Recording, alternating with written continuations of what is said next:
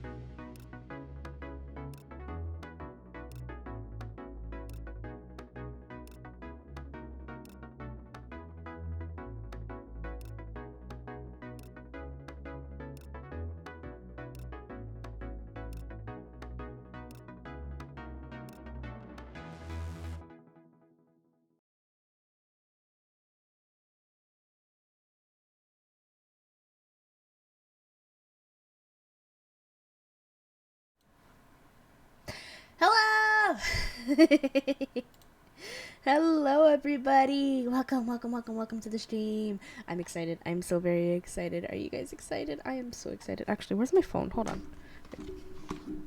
Where's my phone? First off, let me make sure that I remember to turn off the heckin' volume, because that'll be stupid as hell.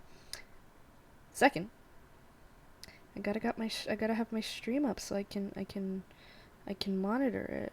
So I can monitor my stream. How do I... Why isn't that letting me actually, like, look at my stream? Excuse me. Please. Please.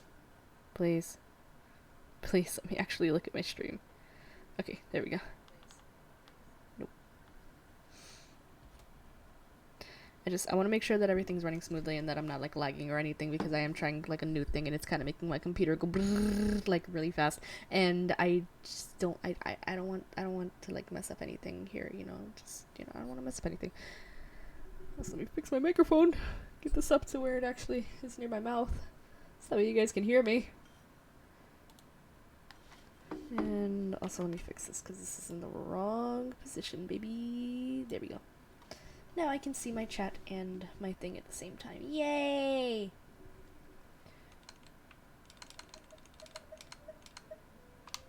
Okay. Alright. We are back, lads. Once, there was a glorious kingdom established. Yep, thank you, Venti. I was gonna say, do I still? Yeah, I do. I was online earlier for a couple hours. I was trying to do things. You know. Ooh, boy. Ooh, boy. Look at her go. Ooh, new area unlocked. Okay. Alright, so we're gonna do the test run in a little bit. I just realized my team is fucky right now. Hold on. You can tell that I was on earlier because I was using these guys for different things. Are you sure it has to be me? Yes, bitch. Fine. Let's get this over with. It has to be you, bitch. Anyway. What's happening? Alright. Cool. Coolie ho. Okay. What else are we doing? My brain just... Okay. Alright. This one. We're gonna go for that. Because, Lord knows, we want to try and get her. Okay? Listen. I have 3 Archons. Okay? I have 3 Archons. Okay? We need to try and get her. Okay? Wait, hold on. My calibration is slightly off. Hold on, this is probably gonna fuck up my thing. I see the value in my own work, but I also see the meaning in all the endeavors of the people of Fontaine. I believe I will continue to take pride in fulfilling my duties. Do this real quick, hold on. I think I'm gonna switch back to my original thing. See, does that work? What about if I close this? Yeah, that's gonna keep it open. Got it. We're gonna try and calibrate this.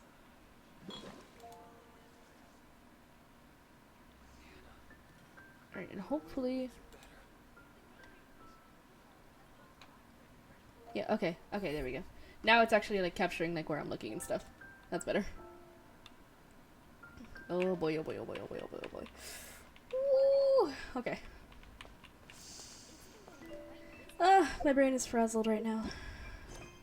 No, so first, what we are going to do is the heckin' thingy. Test runs. We are going to try out the test runs. Okay? We're gonna do the test runs.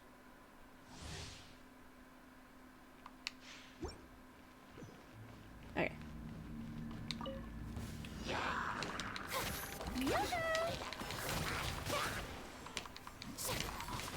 Oh, yep, there she goes.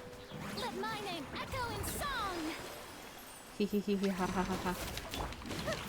Make my ninjutsu. I'm about to pass out over here. Yep. I would just like to, you know, like switch characters. Shower me with praise.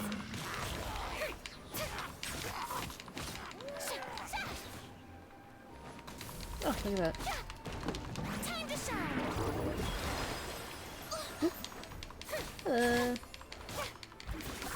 We're going to get Sayu back up here. Oop. Eat this. Yay!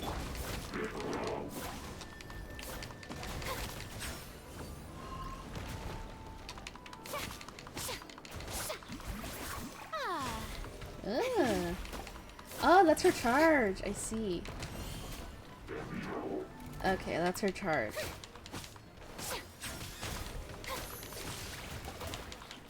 Strike a pose. So she has her little animal friends out when she is in the Uja form, or however you pronounce it. I'm going in.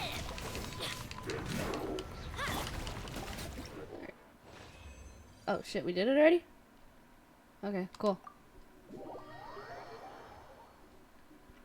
Did I do Baiju before? I don't recall if I did Baiju before. Not gonna lie, I probably did Baiju before. I did not. Okay. Okay, well, I'm gonna get that. We're going to do this. One of my friends has Baiju. Not gonna lie, I kind of bully him every time he freaking coughs mad loud. Come a little closer. You're in for a little shock.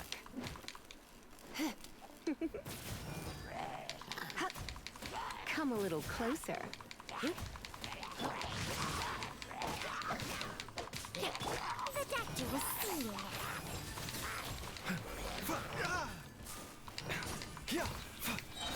Seems like an emergency. Think. Nice. Surrender and be gentle. Not good. Rain cutter.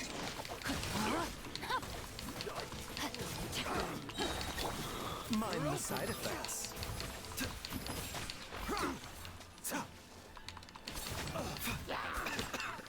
Yep, there he goes. Fucking mad loud. A bitter pill to swallow. Taking a turn for the better. Let me weave you a verse. Try not to enjoy this too much. Not fucking try not to enjoy this too much. I fucking hate Lisa. Cool. Hate Lisa with an affection. I hate Lisa with an affection. Remember, health comes first. A bitter pill to swallow.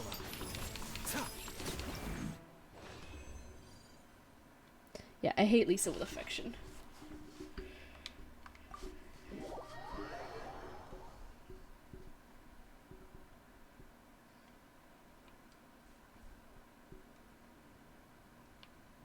Alright.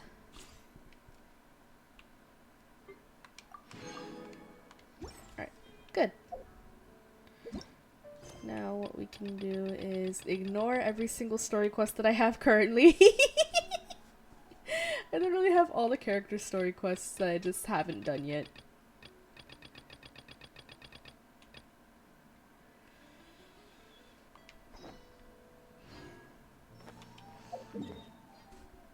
Okay.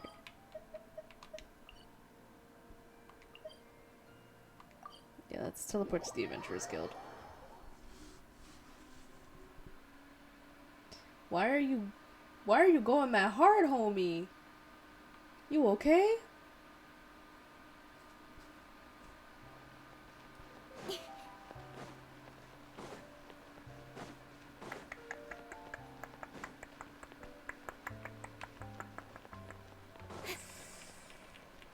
I am so excited, guys. You have no idea. Oh, wait, actually, weird.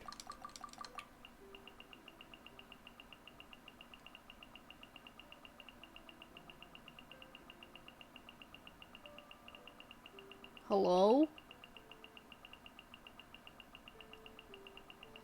Was there just one thing new here that I just so happen to miss?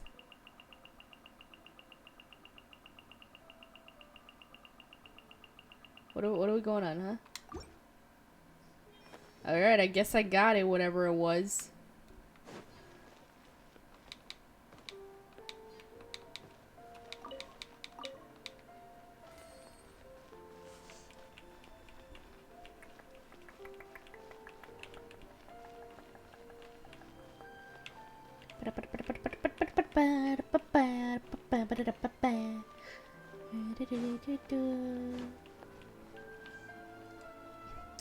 Actually, I just realized you guys are kind of low on health, huh? All right, what time is it? We're literally almost there.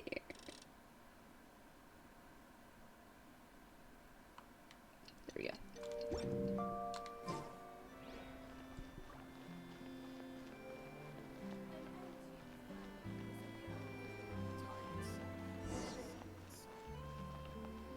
Alright, where are we off to? Over here. In the fortress. Yay! Back here. I want it to be gone. Alright.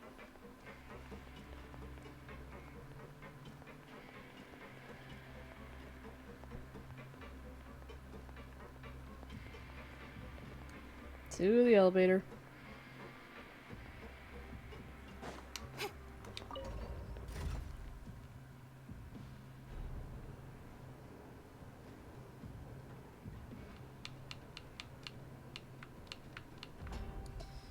Return to the dormitories.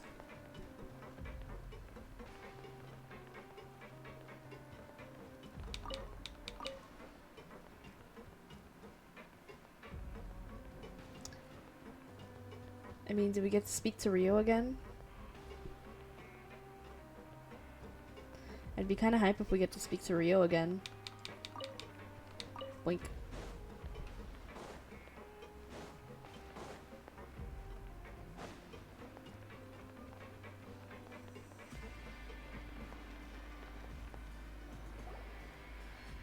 I'd be happy if we get to speak to Rio again.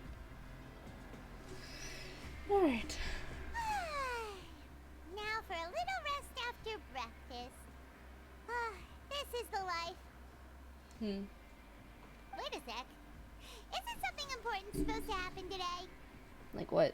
Oh, today's our big day! We're supposed to leave the Fortress of Mirapede! Come on! We've got to go complete the release procedures now! Okay. Alright, we got this. Masquerade of the Guilty, yay! Yay! Oh, I'm not terrified at all. God, I don't want them to hurt Foodie. Listen, I know before I said that she was annoying, but she's kind of grown on me, okay?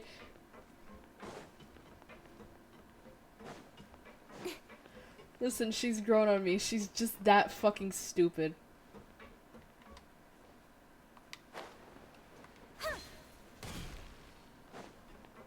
She's just that fucking stupid, okay? I love her.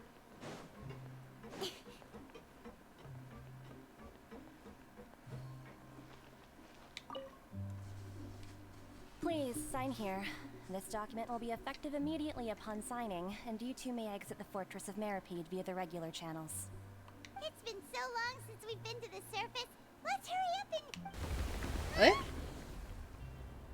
Again? What's happening? You okay?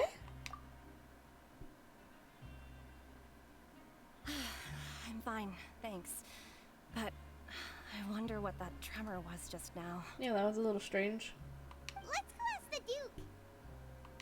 Yeah. Hold on, I gotta adjust my chair. I'm already like sinking down. Hold on. I'm already like sinking down on this thing. Gotta get it close in as I can. Alright, big stretch. I'm all for work-life balance, but I think this is pushing it. Oh, hush up, kitching. Hey, Rio! Rio, what's happening? I gotta put my mic up. Rio, what's happening? What's happening, dude?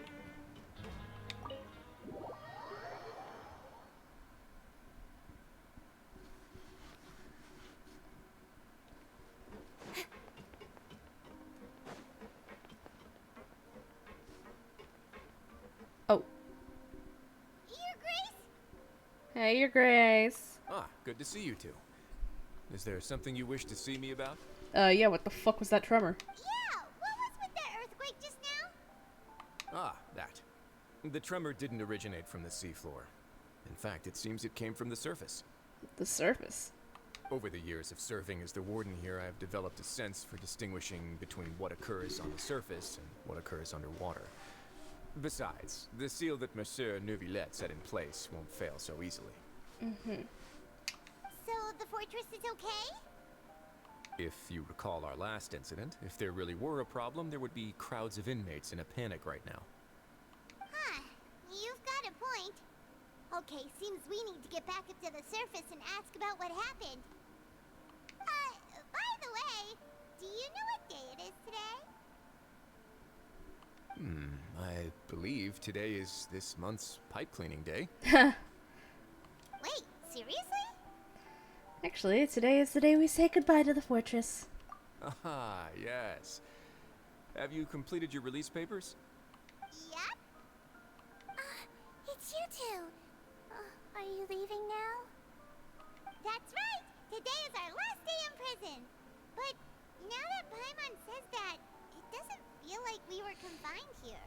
It's actually been pretty nice. A lot of people helped us out. Oh yeah, Paimon feels fond of this place now. Then be sure to come back and visit. I'll miss you. Aww. We're gonna miss If you you've too, little signed the mom. release papers, then you're free to go. The guards will escort you out. You're not going to see us off? I knew you'd ask. All right, sure. Let's go. Yay! Well, you actually agreed. No worries, you must be busy. Paimon was just joking. No, I want him to come with. Ah, so you do have a polite side, I see. After being down here for so long, I imagine you must feel like you're lacking companionship. Shall I come along too? No, that's alright. It's not like we'll never visit again. Yeah, don't worry, we'll come back to see you. Paimon really likes the cafeteria here. The chefs sure do know how to make good grub. I hope you won't be here as convicts the next time I see you. We'll do our best to stay out of trouble. Well, it seems our work in the Fortress of Mirapede is finished. That's the end of another chapter in our journey. And since Neuvillette was the one who asked us to come here, we should probably go report to him now. Next up, the Palais Mermonia. You're going to see Monsieur Neuvillette? Please pass on our kind regards. Will do. I'm sure just your regards will do, no? No, he needs yours too, bitch. I believe it would be the polite thing to do. You dumb big titty having bitch. He needs your fucking regards too. You're right. I've heard the Palais has been terribly busy these days. Ugh. Tell him that I hope he hasn't been overwhelmed by the recent string of troubles.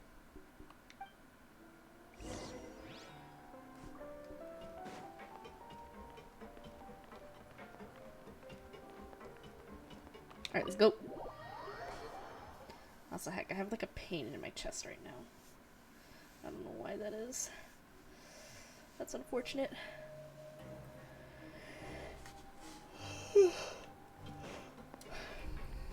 I'm not gonna lie, I think I'm having a slight asthma attack. If I'm being quite honest. Yeah. That is definitely what's happening right now. Alright, gonna hop in the elevator and then just grab my pump real quick.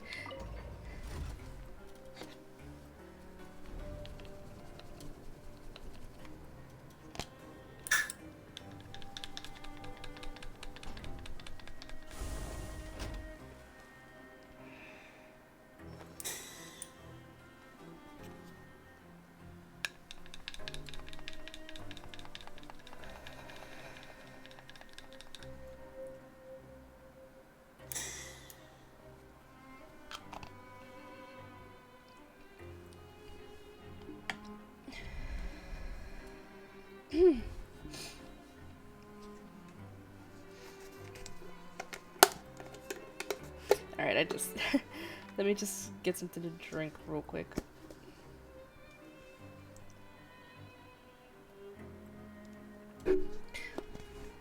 Because for some reason the medicine gets like really stuck in my throat, and if I don't at least like get something to like just wash it down a little bit, I will have a coughing fit, and that is not fun to have on stream.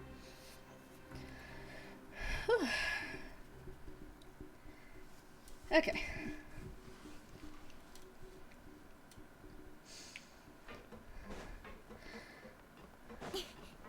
One thing about the asthma pumps is that they kinda give you the shakes.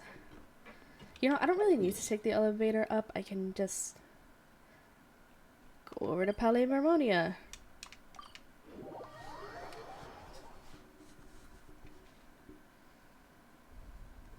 Ooh, I've got like a whole body tremble going on right now. Oh my god.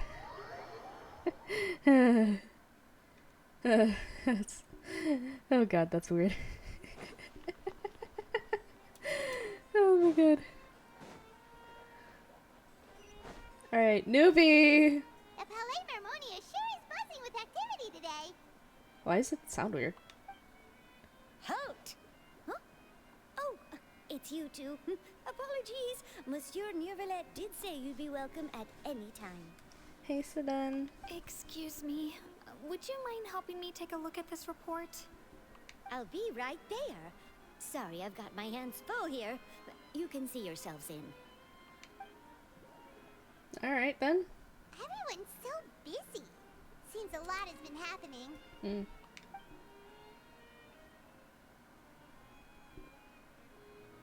Passing through the flowers. Into Newbie's office. Hello, Newbie! Hello. You've come at the right time, but you'll have to wait for just a moment, as there are some urgent matters I must tend to first. Oh. In the meantime, please, have a seat. If you'd like to have something to drink, let the Melusine outside know. That's alright. We just ate. Very well, then. Let's take a break over there while we wait for him to finish his work. Oh, how long is this gonna be? Yeah, that's what I thought. All right. That should wrap things up for now. Are you done with your work? Yes, sorry to keep you waiting. Hey, Newbie! Today should be the day you were released from the Fortress of Meripede. And it appears that you've managed to complete all the release paperwork. Yep. That's right. And we came here to see you right away. Everything that happened since the Primordial Sea incident, yay. A massive whale. Do you have any idea what that might be? Judging from your description, that cannot have occurred in any ordinary waters, but rather something like the Primordial Sea. I see. A whale of that size and shape cannot usually be found in the waters of Tevat. Therefore, we can only assume that Child is presently immersed in primordial seawater. Immersed in primordial seawater? But how? And is he okay? I mean, he's not from Fontaine, so he won't dissolve. Most people wouldn't be capable of entering in the first place. I'm not completely sure how he could have gotten there myself. And there's something we'd like to ask you about. Yes? What is it? What was that tremor we felt earlier? Ah, right. Paimon felt it too. We asked the Duke and he said it wasn't from underwater, so we figured you might know something about it. It turns out that I have just received a report about this particular matter. In fact, that's exactly what I was busy with a moment ago. The source of the tremor was here on the surface near Poisson. Poisson? After the shaking stopped, the water levels in the Poisson area rose at an alarming rate. Oh, that's not good. The water levels rose? Oh no. What about all the people there? Fortunately, the water levels only rose for a short period of time and have already returned to normal now. However, I still have a bad feeling about the whole phenomenon. That doesn't sound good. If the change in water levels is connected with the leaking primordial seawater, then the situation in Poisson may be much worse than it appears. Yeah, no, as soon as I heard rising water levels, that is major cause for concern. We should head over there, like, right now. Navia should be in Poisson, right? We need to go check on her. Yeah, that's Spina di Ursula's headquarters. I would also like to go there as soon as possible, but I'm afraid I can't leave just yet. We must immediately formulate disaster prevention plans for the surrounding coastal areas to avoid potential catastrophes. I'll have to ask you two to go to Poisson first. I'll meet you there to check on the situation once I finish things here. Yeah, sounds like a plan. There's no time to lose. Let's get going. Please be careful. Yep, will do. Alright, 2 poissons. Poisson.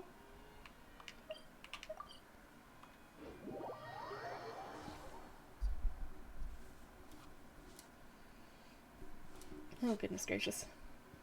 Oh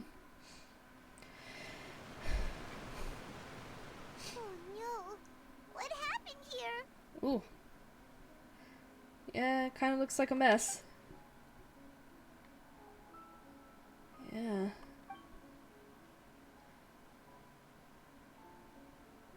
Yeah, don't think about it. Don't think about it like that. Come on. Navia should be around here, right? We need to make sure she's still... that means we need to check on her. Yeah, let's go check on them. Navia? Oh, somebody's on a rooftop. That's not good.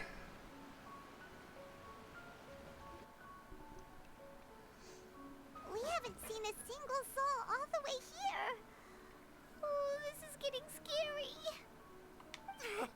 What will I ever do now? Look, there's someone on the roof over there. Just stay put. We're coming up. Watch your balance. All right, just hurry. Oh boy. I'm not young anymore. How will I survive on my own? Huh? My Desiree. He looks pretty sad. Oh no. My leg! My leg! What? How could this have happened? It hurts! Just hang in there. Help is on the way. You can hold my hand if it makes you feel better. What happened?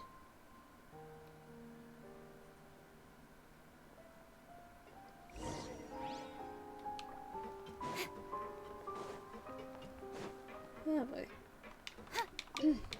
Give.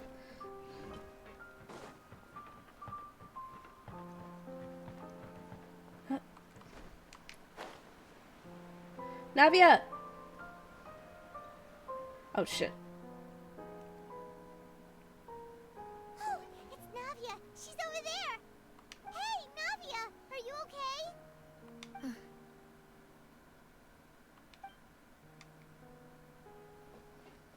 You're here. Hey. We heard there was a situation in Poisson, so we came as quickly as we could. Yes. As you can see, the water level suddenly rose. It caused quite the disturbance, in fact.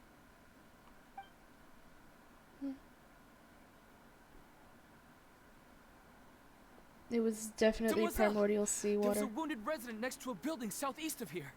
We've already transported him to safety, but we've run out of medical supplies. He's wounded? How badly? He fell, so it's probably a broken leg. He's pretty shaken up. When the water level rose, he desperately climbed up to the roof. Once the water receded and he saw the ground, he became terrified and eventually... He jumped down then. Find the leader of Squad 1 and tell him to take the wounded resident to see a doctor. He should know where to go. Understood. I'll take over his search and rescue mission in the meantime. All right, you'll be in charge. I'm sorry. Where were we? The situation in Poisson? Ah, right. Allow me to explain. A little earlier, we suddenly heard a loud noise. Why'd she get suddenly quiet? At first, everyone thought that something might have exploded in the waterways. But before we knew it, water started pouring out from everywhere. The rushing water seemed a little odd, almost like the unique color of primordial seawater. Ooh. Some people didn't realize the danger and thought it was just ordinary water, leaking from somewhere. Everyone on the street who happened to be close to the water didn't have a chance to escape. As the water levels rose, they suddenly disappeared. they were all dissolved. Oh boy. Those who realized what was happening started to flee in a panic, desperately trying to get to higher ground. Many were injured in the stampede, and some people fell from significant heights. The Spina di Rosula initiated rescue operations as quickly as possible, but there have been a lot of casualties. Fortunately, the water began to recede after some time, and the chaos came to an end. The water that flooded the area contained primordial seawater, so the lower levels of poisson are still hazardous. To ensure everyone's safety, I've asked the people there to leave as soon as possible. No one knows if this could happen again.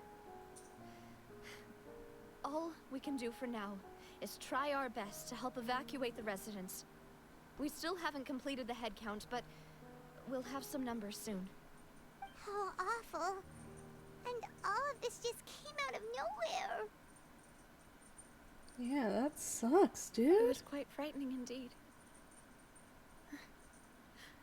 I only wish that everything that just happened was a bad dream. Is there any way we can help, Navia? Yeah, we're here to help. Thank you for being so willing to help in a moment of crisis like this. You don't know how much it means to me. I really can't express how grateful I am.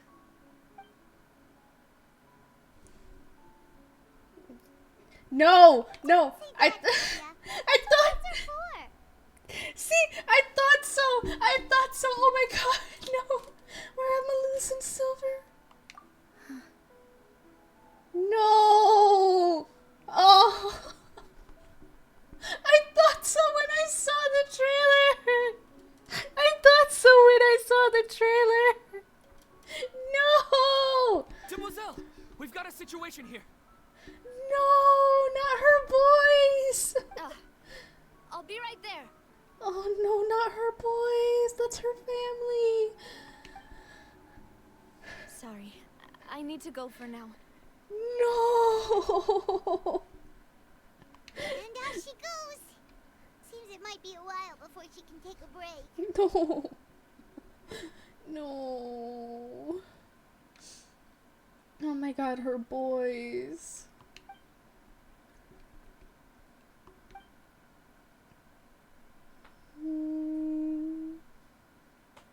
Okay, the wounded are being tended to, and we finished a preliminary head count. More support has just arrived, so I suppose I finally have a moment to focus on my own matters. Oh, honey, you okay? Of course, we should remain ready for anything, and continue doing our best to rescue others. I'll be sure to have everyone at the Spina di Rosula ready to render assistance. Traveler, Paimon, would you two accompany me to my father's grave for a moment? Huh? Right now? Yeah, I understand. Thank you. Oh my god, that hurts.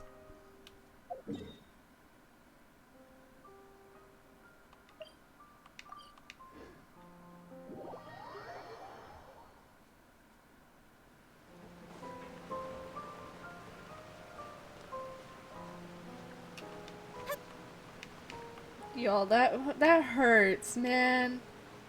That really hurts. Oh heck, my chat is covered up. Hold on real quick. Okay, there we go. Oh my god, that hurts.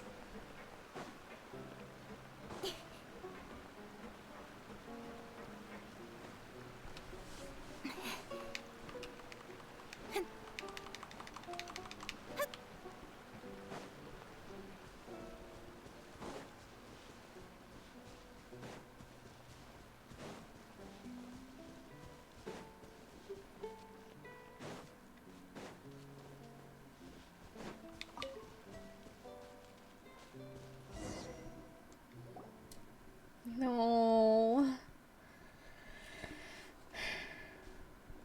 Not a lot of people here, huh? Well, given the time of day and the whole situation in Poisson, Paimon doesn't think there'd be a ton of people here visiting graves. Right. That's how things are now. The living are so exhausted that they've no strength to spare any words for the dead. Navia? Yeah, there's no need to push yourself so hard.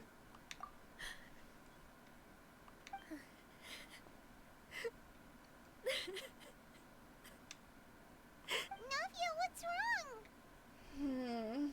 Sorry. I just... Malus and Silver, they won't ever come back here again. What should I do, Papa? Huh? What happened to them? I'm so sorry for your loss, honey. Everyone agreed on the rescue plan, but still, I was the one who initiated it. They were helping evacuate the residents, but they couldn't leave in time. And they were caught in the seawater.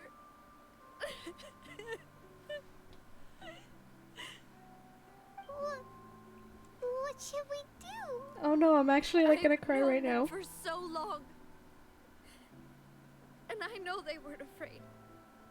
But I could at least hold a funeral for my father.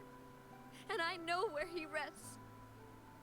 But as for Malus and Silver, they're just gone.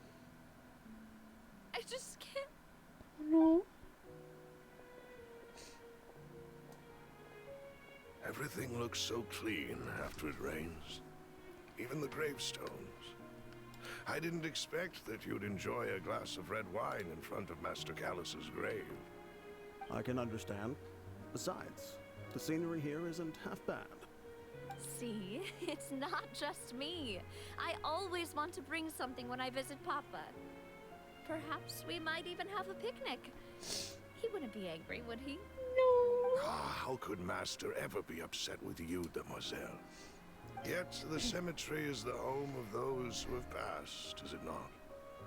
Everyone ends up here sooner or later, no matter who you are. Buying yourself a plot in advance, are you?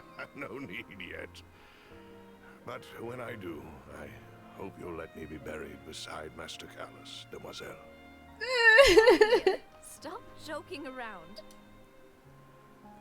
No! I'm quite serious. That way, it will save us both the trip to see each other whenever you visit your father's grave. That makes sense. In that case, could I be buried on his other side? After all, besides you, Demoiselle, the two of us could certainly be considered Master's closest companions, no? Cries. I believe we fill those shoes just fine. Oh my god, I'm crying. Why are you bringing this up all of a sudden? Seriously. All right. I'll remember your requests. But I'd really prefer not to talk about this stuff. And what do you mean by saving me a trip? I'd make the journey even if I had to visit you two somewhere else. I promised to let them rest in peace here. But here I am breaking that promise. It's not your fault, honey! I'm sorry for letting you see me in a mess like this. I don't usually cry, really. Paimon doesn't know how to help you feel better. But, well, she understands how you feel. I had always thought I could make my wishes come true. But now that I think about it, that never solely relied on me. Many things can only be accomplished with someone else's help. Malus and Silver have helped me so much. But by contrast, I could do nothing for them. I'm so sorry. You can spend as much time as you need here, Navia. We'll stay with you. Yeah, we're here for you, honey. Oh my god. Thank you. I'm now, so... You don't know how much that means. I can't. By the way, you can have a look at this. It's a list of victims from the incident that took place here. Obana, Khan, Burnett, Giverny, Francine, Karina, Daisy Ray, Joinville, Julianne, Esson, as well as Malus and Silver. So, everyone else is safe. But still... It's okay. I know what you're thinking. And you're right. We lost Malus and Silver. But we were able to save more than we anticipated. The overall outcome indicates that the cost was worth it. No one's sacrifice is truly necessary. Right. Don't think that way, Navia. One person might be saved at the expense of another, sure, but that isn't something we should ever consider a trade. Malus and Silver were not the price for saving anyone. They're heroes. You're right. Thank you, Paimon. What you said just now was pretty amazing, actually. I'll remember your words. Oh, really? Seems you've become more eloquent in the time since The knave? What are you doing here? Daddy, hi. Is everything going well on your side? Yes. Whiplash. My people are carrying out the mission according to your request. All the residents of Poisson have been evacuated, and we're preparing to relocate them to higher ground. Oh, shit. As for these supplies, we have everything taken care of. There is no need to worry. Oh, shit. Thank you very much. She's helping them out. Wait, do you two know each other? We just met recently. Right, Miss Navia? Usually, I would call this a coincidental encounter. That doesn't quite fit this time. Besides, it never even crossed my mind that a Fatui Harbinger would come looking for me. Oh. Interesting. Thanks to the Knave, Spina di Rosula received generous support from the Fatui, which allowed us to complete the rescue and evacuation work so quickly.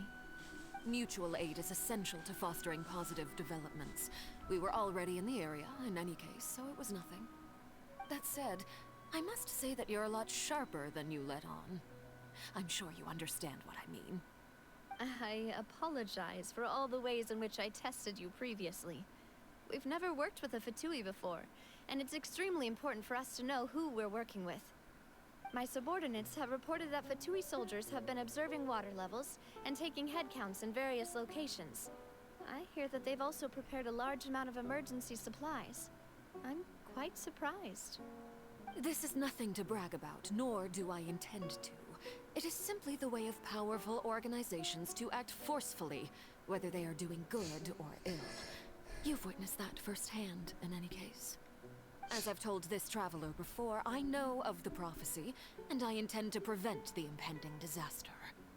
Lending your organization a hand was a natural first step in accomplishing that. As such, do not be troubled by this token of our sincerity. Perhaps one day, you'll also be able to help me in the same way. Without your help, there would have been many more casualties. I won't forget your kindness. Furthermore, I sincerely regret what happened to Malus and Silver. I only wish that my people could have arrived a little earlier to prevent this from happening. Don't say that.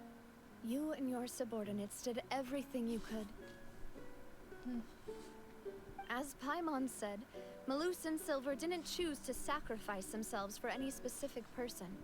And they weren't the price paid for other salvation. They chose to become heroes themselves. I've never liked hearing people put it that way. It's like trying to relieve pain by saying some noble-sounding words. But right now, there's nothing more suitable. They really did become heroes. You're right. I'm sorry for your You're gonna loss, lose Miss it, man.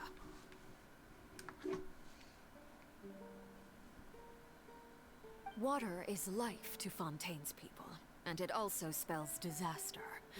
It's no wonder that people always say that prophecies represent fate. Fortunately, I've never been one for such opinions. So, you're one who will try to change fate then? Of course. That is why I'm going to Hotel Bouffe de Terre. I still have some things to take care of, and the children need my attention. Oh. I see. By the way, Traveler, Paimon, one more thing. Alright, then we'll just... Huh? This isn't right. Paimon thought you would ask us to walk with you for a moment so you could tell us something in private. That is a clever and useful conversation technique, which I do like to use when necessary. But there's no need today. It would not hurt to have Miss Navia listening in. Oh. Traveler, I'm sure you remember that I said we could work together when we have the chance. You and I both know that there may be issues with the Primordial Sea. Previously, it was the Fortress of Merapide's sluice gate, and this time it was the water levels in Poisson. These are both signals. So, the time for jolly cooperation has come? Indeed.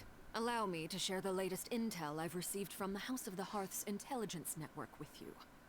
During some recent investigations, a child claimed to have discovered some ruins near Poisson.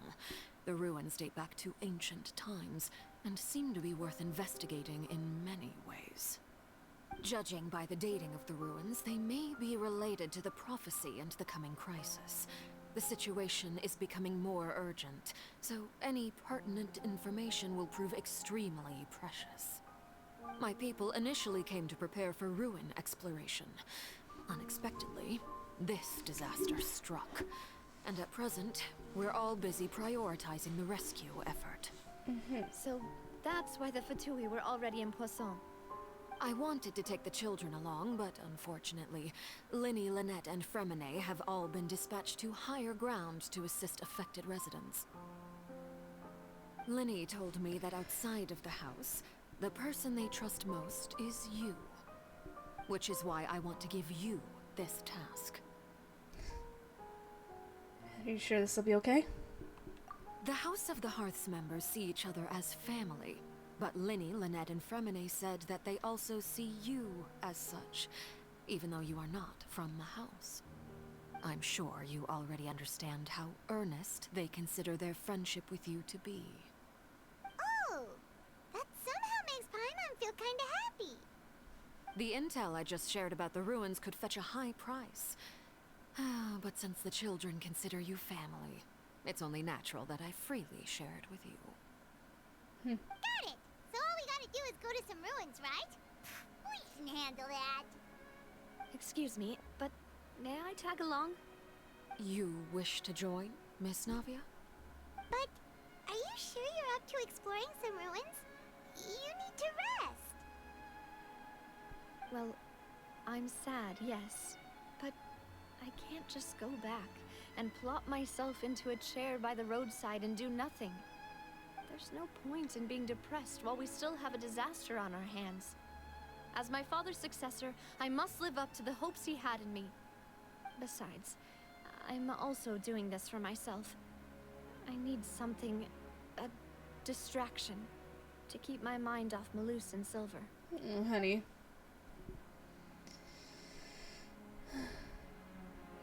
Since you put it that way, I have no objections. What do you say, Traveler? Well, we'll go to the ruins together. All right. The ruins are to the south of Poisson. Here's the map.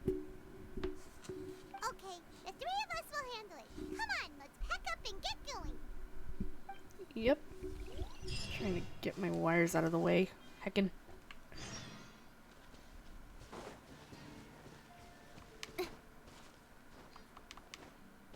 Okay, so ruins near Poisson. Honestly, let me grab this first.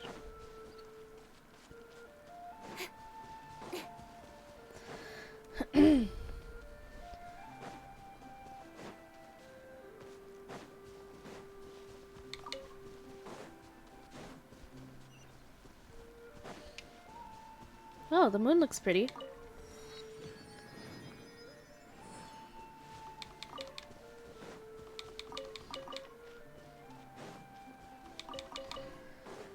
Alright, not gonna lie, that actually, like, hurt my feelings just a little bit.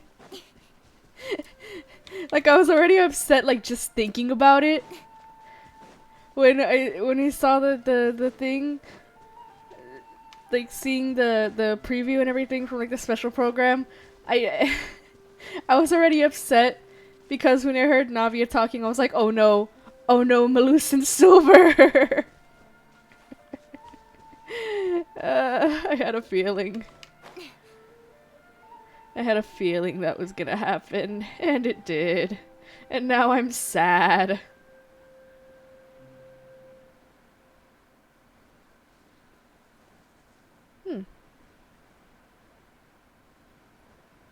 Is there an entrance here? Or is it just these? It's got, yep, there's, yep.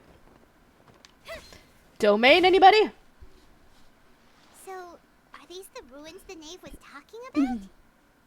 Whoa, talk about old. They seem to be pretty ancient, all right. Let's go in and have a look. Just be careful. Excuse me, sorry.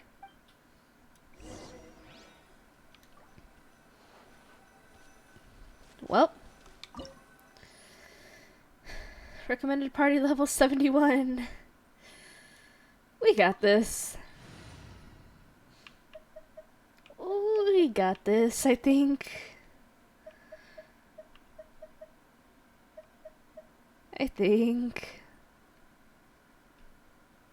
We got this.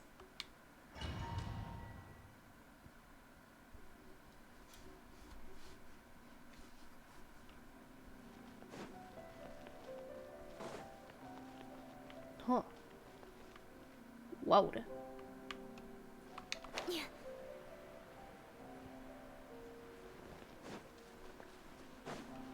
Man, I really probably should have lowered my world level. Oh, not so bad, not so bad. Just some dudes. Hey, dudes. Yep, that's about right. Be sanctified. Rise. Orders given. Orders received.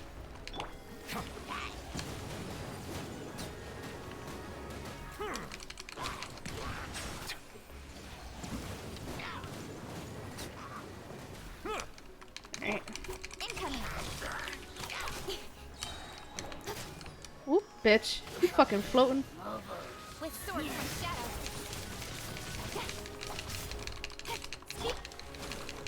Silence.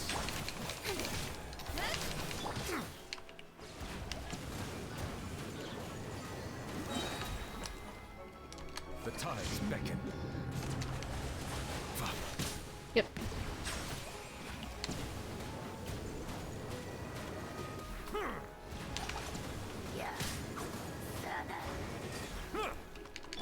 Incoming. Hey. Wheel of life. Settle down.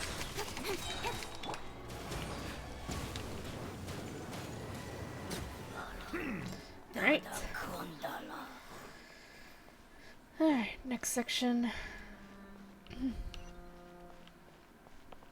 There's no treasure chest here, right? Gotta go around the whole place. Alright, Nuvi's passive is active. Okay. Huh. Is that a fucking fishing spot?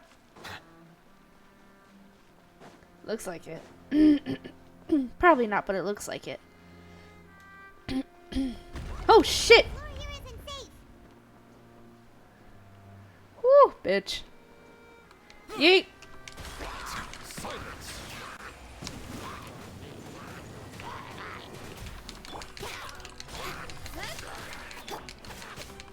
Rise.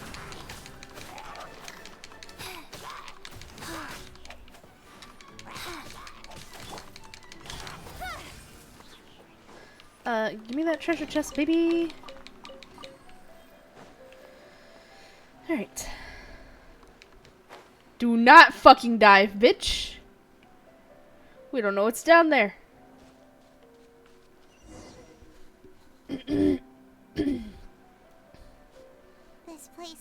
also been contaminated by primordial seawater. Yep. And a lot of it, too. A Fontanian would most likely dissolve the moment they fell in. Yeah, you should go back to safety, Navia. You're kind of looking at it longingly right now. Right. You can't go down if there's primordial seawater. It's too dangerous, and it won't be any help for you to just stay here. Don't get by my wrong. We're not saying you're useless. It's just that... We're trying to protect you. No, you're right. I can't do anything in this situation. I'll leave this to you. Yeah, and from the look of things here, maybe there's no way back.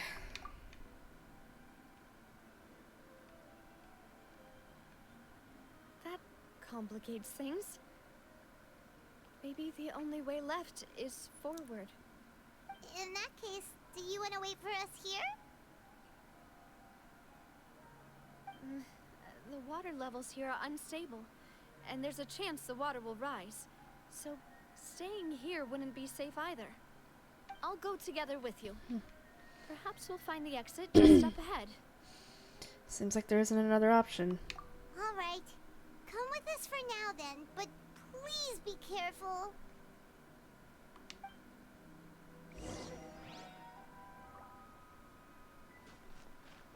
Alright, I need to... Nope.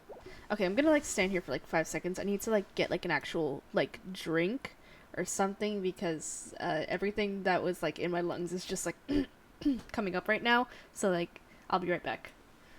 I will BRB. I will BRB to get some water.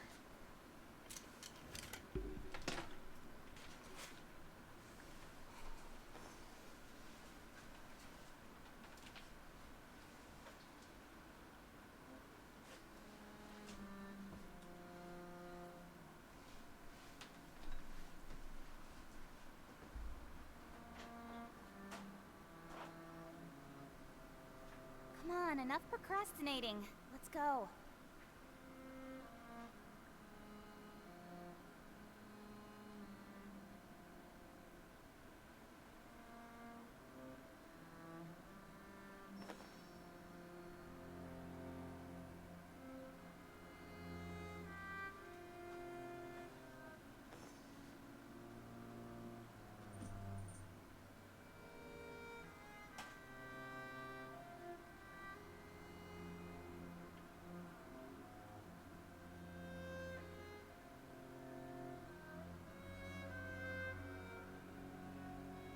In adventuring, as in business, you always have to seize the opportunity while it's there.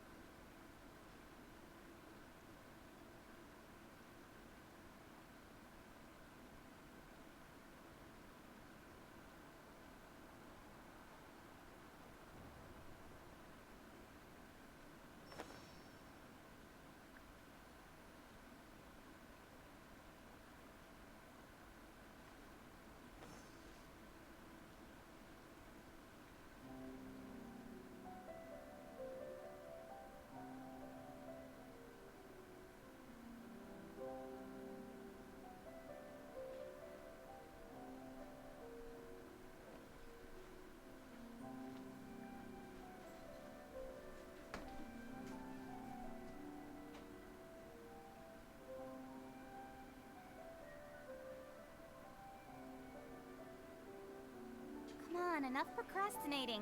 Let's go.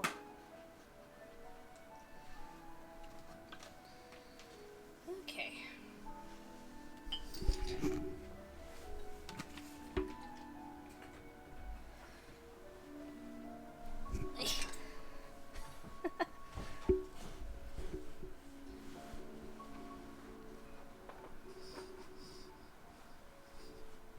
Just trying to like readjust myself in my chair.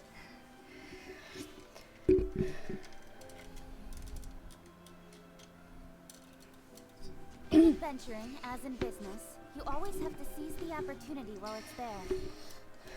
Yes, ma'am. Hold on. Heck. I'm too far away from my desk. Hold on.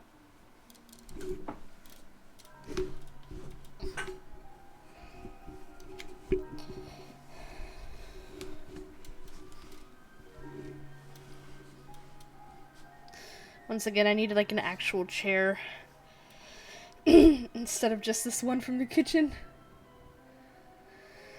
Alright.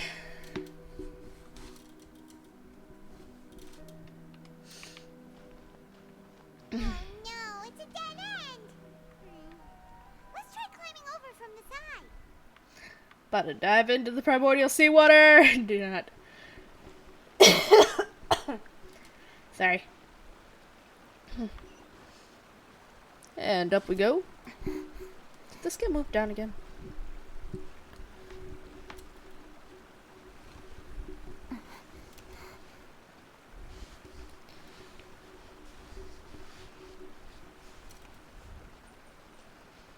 I don't know why my cat feels the need to like follow me outside. This is... God, I have too many wires like in one place. I have to have like 90% of my wires like in front of me because I can't put anything in the back because it doesn't reach to the front. Procrastinating. Let's go. Or rather, I have no space to put it in the back.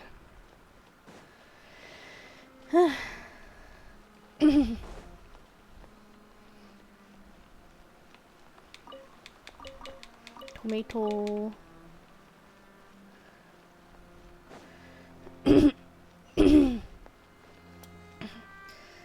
I'm sorry, I'll try and like move away from the mic. I'll try and like move away from the mic every time I gotta like cough.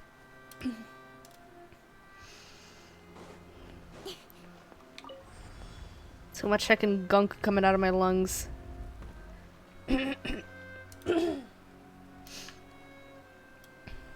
Alright, so oh, that's pretty interesting. Interesting. Take a sip of my water.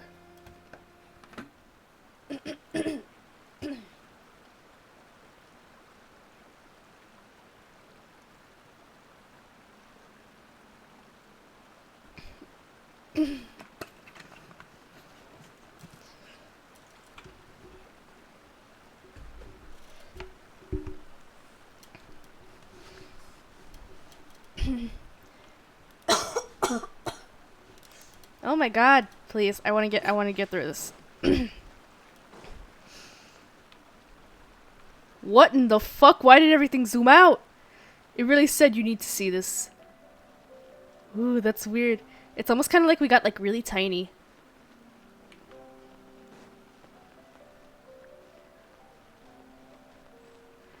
Door of Resurrection activated. Wait, there's something wrong with this bridge. Run for it! Shit. Navi!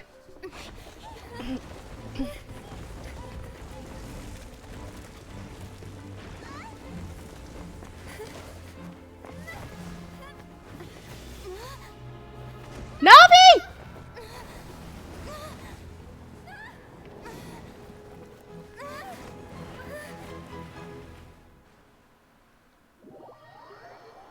What just happened? What just happened?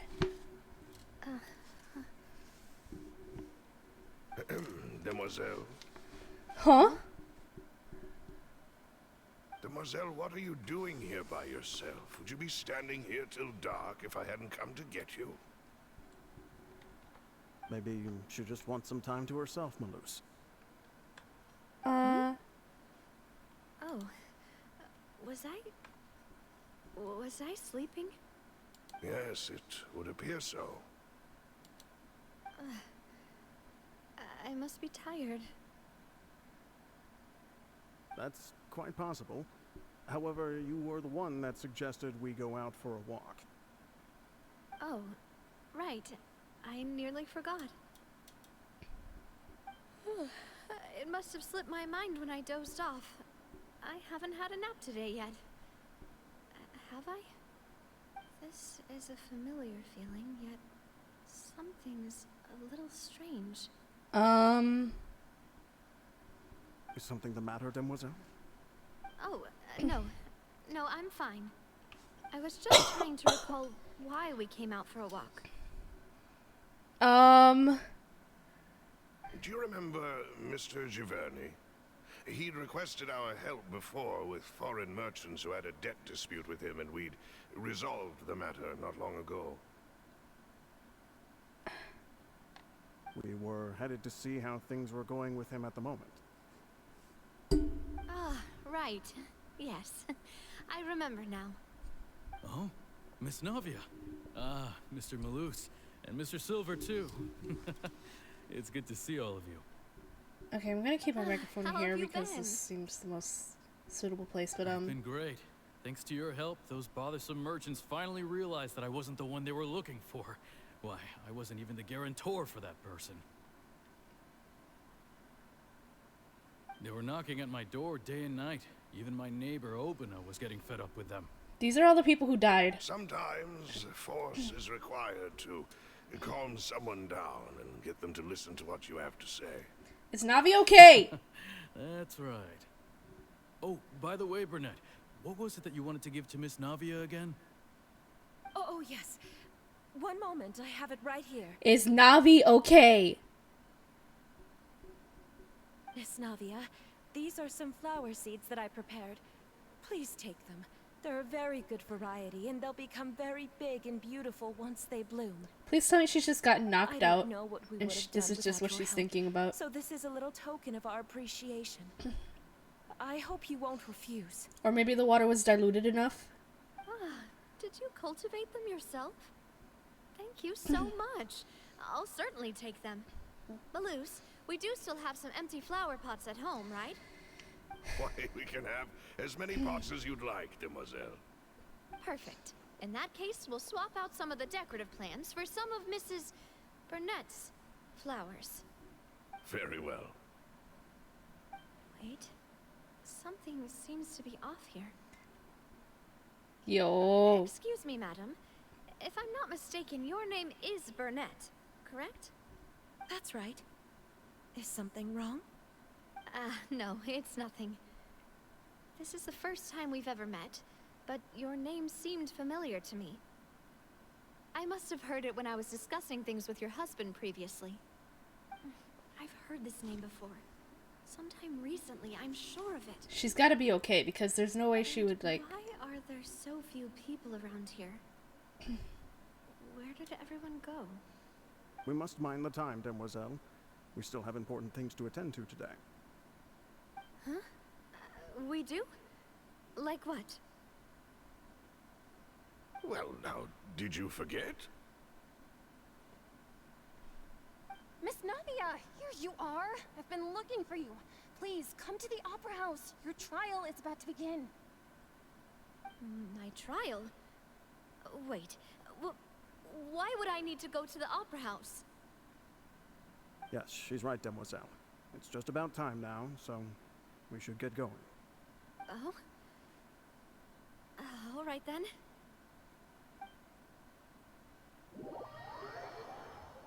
What is happening? What is happening? Look, it's Navia. She's here. What is happening? And her two attendants are with her. Goodness. Everyone's finally here. There sure are a lot of people here to see the trial. And they all seem to be oddly excited about something. I even know some of these people. Furina, Desiree, Joyville, Jolien, Essen. Why are so many people here? And why do I have no recollection of this case? And as for the judge... Huh? Where's Monsieur Neuvillette? Please sit in the defendant's seat. Don't worry, Silver and I shall accompany you. All right. But are you sure you can stand behind me? Typically, it wouldn't be allowed, but today is an exception. What is happening? Please, I need an explanation. I need an explanation as to what the fuck is going on. do they think this is? Come on. Do they have any idea what they're doing? Seriously. Enough with the whispering! Could someone please tell me where Monsieur Neuvillette is? And why I'm standing trial? My dear Miss Navia, have you not yet realized what you've done? In that case, allow me to explain. This As is her all guilt here manifested. know, you are Master Callus's successor, the head of the Spina di Rasula. She's just someone knocked held out. in high regard by every soul in Poisson. She's just knocked out, and After this is you her took guilt over the manifest. Spina, you treated all of us just like the late Master Callus had. If anyone in need reached out to you for help, you responded. Not only you, but your butler, your subordinates, nearly everyone in the Spina di Rasula fought for the well-being of those in Poisson. Wait a moment. Aren't you just proving that I'm a good person? Yes, correct. Absolutely right. And that is why you stand accused. You have helped so many people get through so many difficulties. You are one with us. We are inseparable. We are one big family, all of us who are from Poisson, inextricably linked. And with you What? being so important, The ore traces. we couldn't possibly do without you. Therefore, this fair and honorable court shall declare you guilty, and you shall stay here. You will be together with us forever. Huh? What are you saying? Everything you have said is correct. I have indeed done a lot for my hometown, and I would be willing to be with you all, but what is the purpose of having me stand here like this? What is there to discuss? Oh, well, if that's what you think, then I have no further comments. How wonderful, Miss Navia!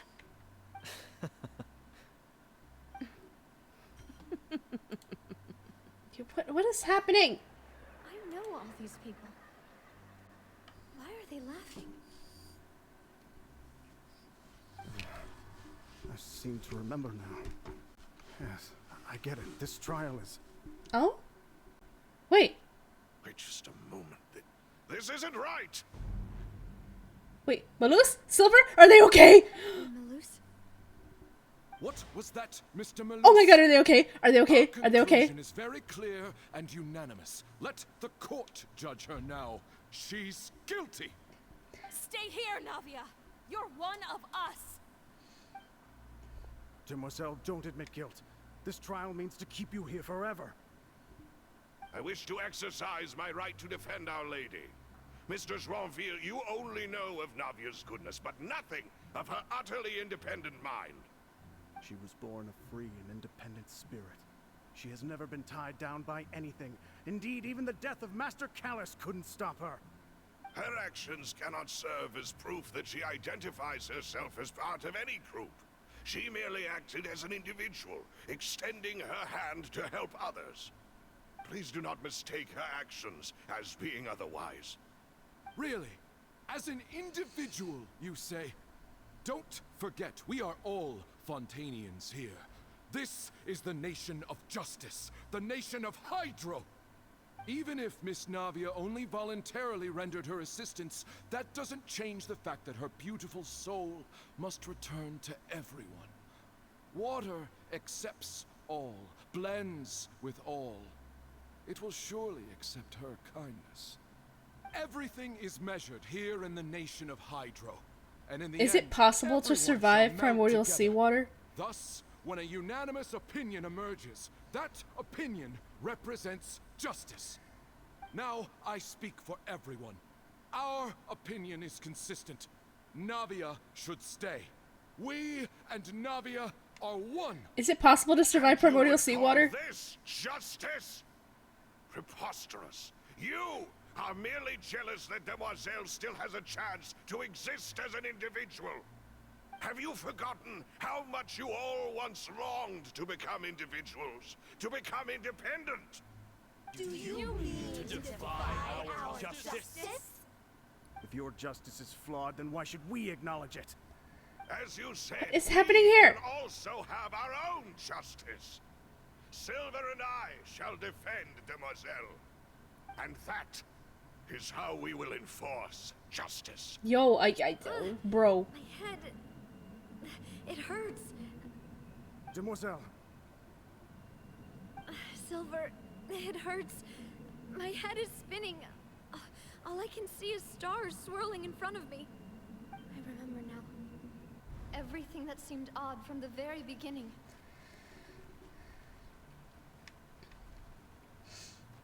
Is there a chance that she could survive? Please. Karina, Desiree, Joyville, Jolien, Essen, and Mr. Giverny and Mrs. Burnett, who we met earlier. Even Malus and Silver. I don't want to admit it, but they're all dead. Don't be afraid, and don't admit guilt. We will protect you to the very end. Absurd! Who are you to say that she cannot be judged? We are the majority, and in the nation of trials, the majority is absolute justice. We are the will of all. Don't let them escape! We shall keep Navia here with us! Mr. Malus and Mr. Silver, must you be so stubborn? How could the two of you possibly hope to stand against the collective? Do not resist. This judgment is fair and just. Navia belongs to us. After all that happened, she should not be left alone in Poisson. What are you saying? It's an oceanid. No more excuses. They're all oceanids. She says we're jealous. Jealous? How could she possibly be an independent individual? What's with these people? Who's jealous of her?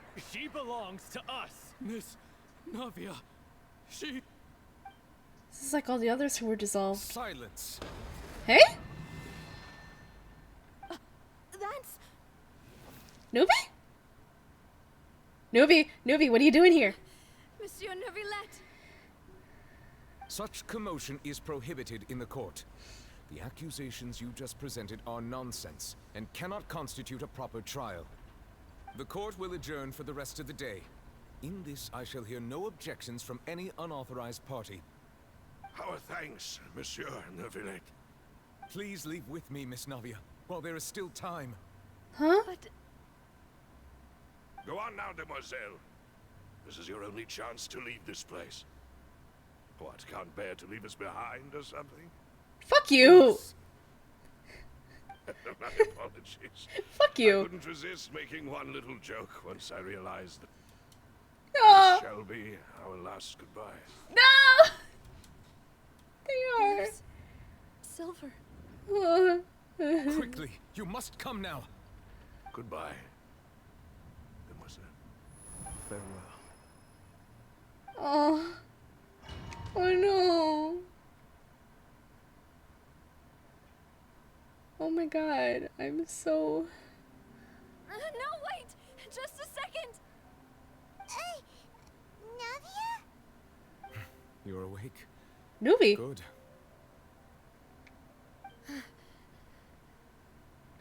I must have been dreaming.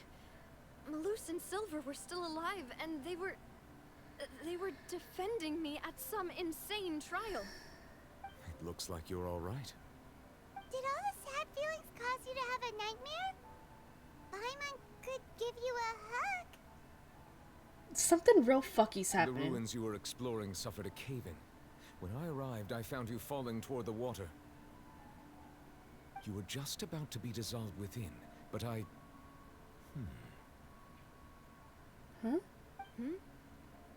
What is it? I think I saw two Oceanids protecting you. It was only for a moment, perhaps even a fraction of a second. They gave me the chance to retrieve you. Were it not for their intervention, I would not have been able to rescue you before your consciousness dissipated. Did you say Ocean? I can't. Why would you do this? I hate this shit, man.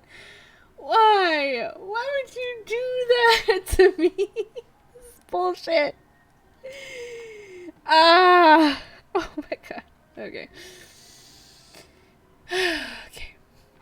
We're fine. We're fine. We are totally fine. We don't worry about it.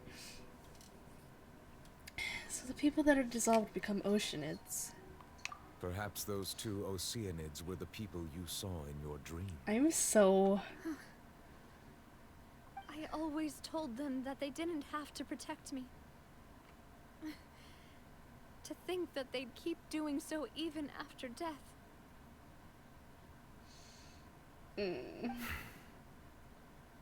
Please come with me. Fucking... Neverlet, are you okay? Hmm? Oh, I am quite all right. Perhaps there's something we could chat about? Yeah, what? Why do you look so stiff all of a sudden? What is this? What's going on, Nuvi? Oh, Paimon knows. You're the Titan feels awkward when there's nothing to talk about, right? No, Paimon, there's something very serious going on. I merely thought that we should give Navia some time to herself. You're fucking lying. Why didn't you just say so then? Don't you think it's even more awkward to call us over like this and then have nothing to talk about? I suppose so. By the way, Sijun sends her regards. Ah, Sijun. I hope all is well with her these days. Her work in the Fortress of Meropide has not been too much for her, has it? No way, don't worry. I love how he just lights up at the mention of any metal scene. I see. Well, that is good. I have always worried that Sijun would need a lot of time to understand the world of humanity, just as I have. Oh, and the Duke also says hi. Even though Sijun made him do that. He hopes that you haven't been overwhelmed by all that's happened lately. Thank you. I have indeed been busy lately, and I also hope that everything is going well in the Fortress of Meropide. God, his eyes are so fucking pretty. He still doesn't know what to talk about. Let's chat about something else then. Hey, you're the expert here, Paimon. What should we talk about? So, Neverlet, you're probably quite the swimmer, huh? Okay. Yes, of course. This isn't going anywhere. Let's try something else. How did you find these ruins? Did the knave tell you? Yes, in fact. I had arranged to meet you in Poisson, but when I arrived, I discovered that the Fatui were helping the residents evacuate. They had even transported a large quantity of supplies to the area. Amid my astonishment, I ran into the knave, and we had a chat. She informed me that she had asked you to investigate the ancient ruins here. Yeah, we originally planned to meet up with you, but we thought you might still be busy with all those official documents. We didn't think exploring the ruins would take very long, and who would have thought you'd wrap things up so quickly? I hope Navia can get back on her feet. Love is destructive. Okay. I'm sorry to have kept you all waiting like that. I'm feeling much better now. I guess we should get going again. Will you come with us, Monsieur Neuvillette? Yes, if you wouldn't mind my company. All right! Another one joins the party! Let's get going then! Okay. We gotta check around first.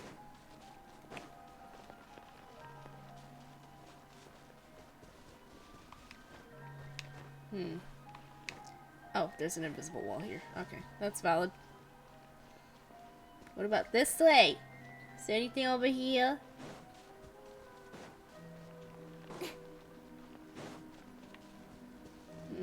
Looks like a lot of broken pots.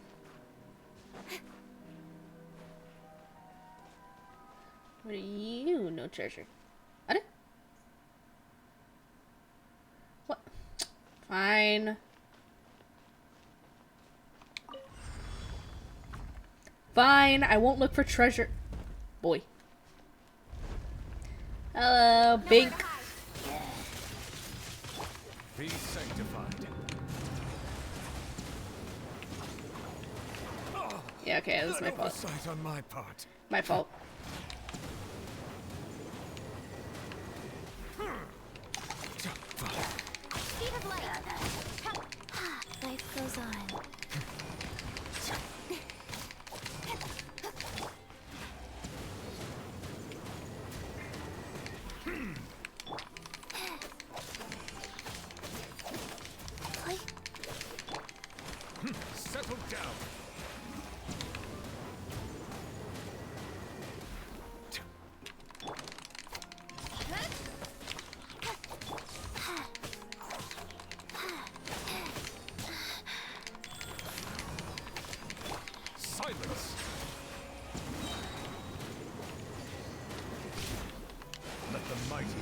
humbled. Oh shit, he broke out of it just in time.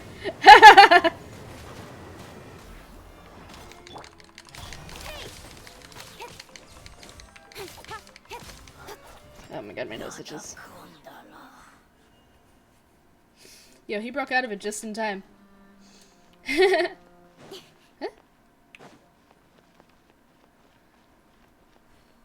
Didn't I just... Oh, no, I didn't. Okay. Oh no, another unstable path. Watch your step. Okay. Fuck.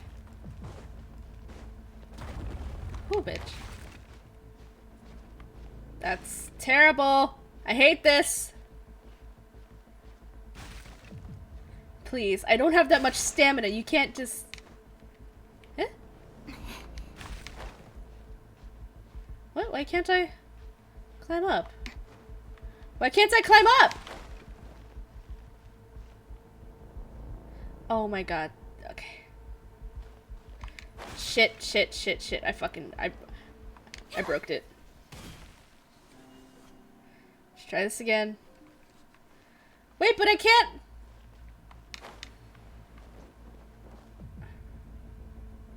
You're fucking with me, right? Okay.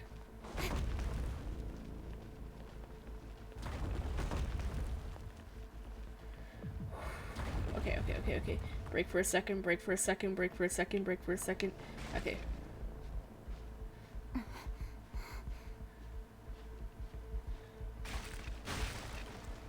Alright.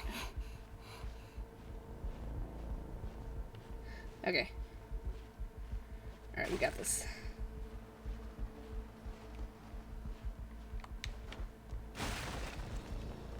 Alright.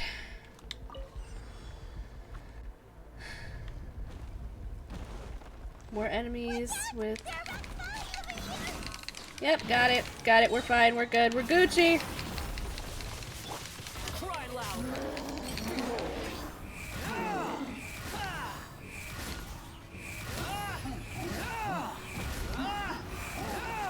That's far enough. Wheel of life.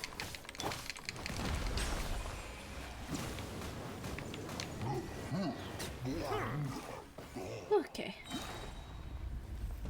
Get the fuck out of here. Wait, hold on. Yep. Oh shit, okay. We got this. Got this, lads. Alright. We're almost at the top. Keep it up. Ooh, bitch.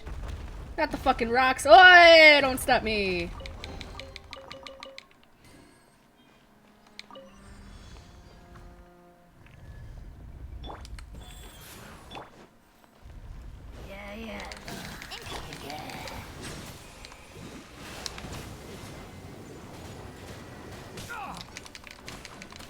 Be sanctified.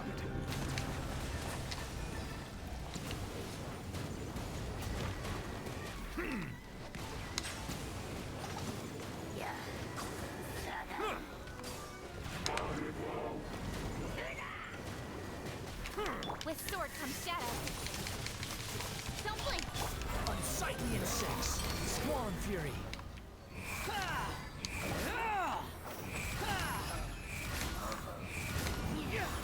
You're dead. Opening box of Adeptitrix. Bow your head.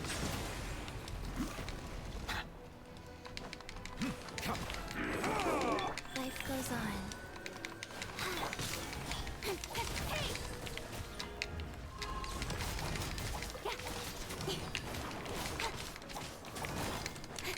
Speed of light.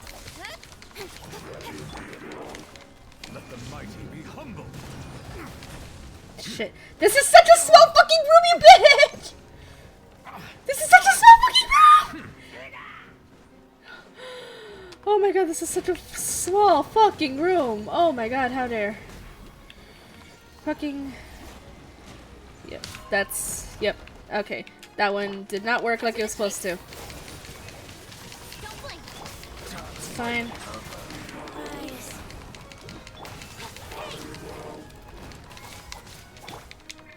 Wretched vermin!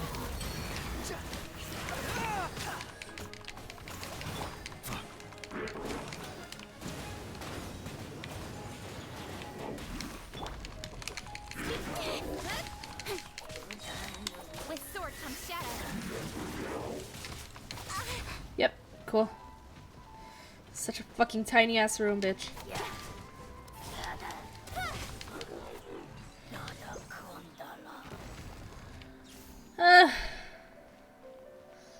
Alright. We get everybody. We all survived for the most part.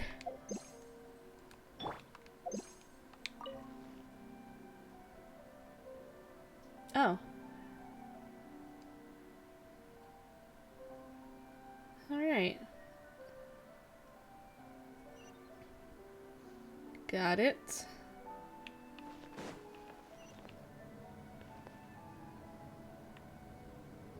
Okay, we gotta go to that.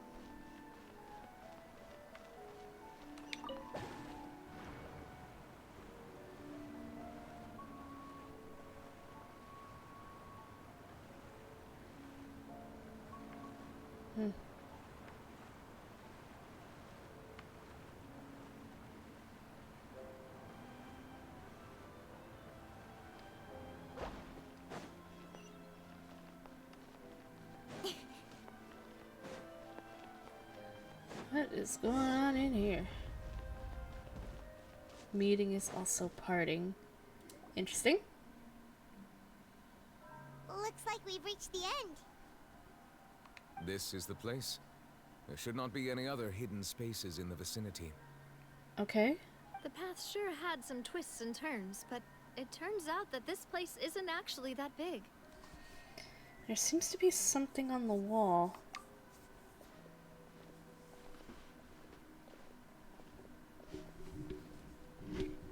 Oh. Stone slates. It seems like they were put here as an offering. Could we take them down and have a look? Offering? Perhaps we should just leave them be for now. There are 4 locations in total, but only 3 stone slates. The slate that should be in the first empty spot is missing. Or destroyed. The surrounding walls also show signs of damage. I need to adjust my seat again. Written below. Let Paimon see. Reason dictates that this nation be destroyed. I shall record the history of its future here in its past. Say what? It feels like someone left these slates and these words here for a purpose. But does he mean that Fontaine should be destroyed? That would fit the circumstances dictated by the prophecy, yes. Indeed, the slate's contents correspond to it. Take the second slate, for example. There's a person kneeling here. She seems so dedicated. That looks like And there's a Celestia. whole bunch of other people behind her doing the same. She's facing this... what is this? Some kind of island in the sky? Looks like Celestia. Is that Lady Furina in the third image?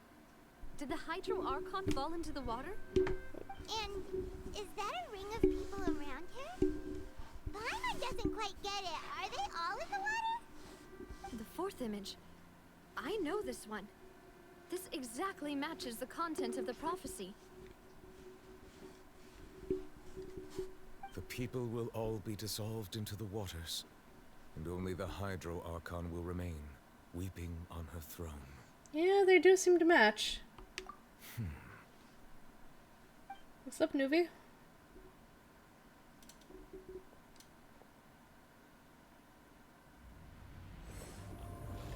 Oh?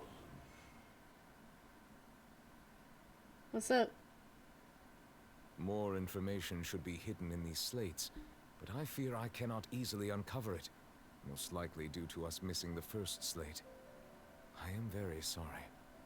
Don't blame yourself, Monsieur Neuvillette. Deciphering ancient stone slates isn't one of your duties. Ooh, Paimon's getting the chills just looking at these slates. This says that it's the history of the future, right? That means the prophecy's sure to come true. I really hope it doesn't mean that. Still, Paimon feels like these images are kind of weird when you look at them together. How so?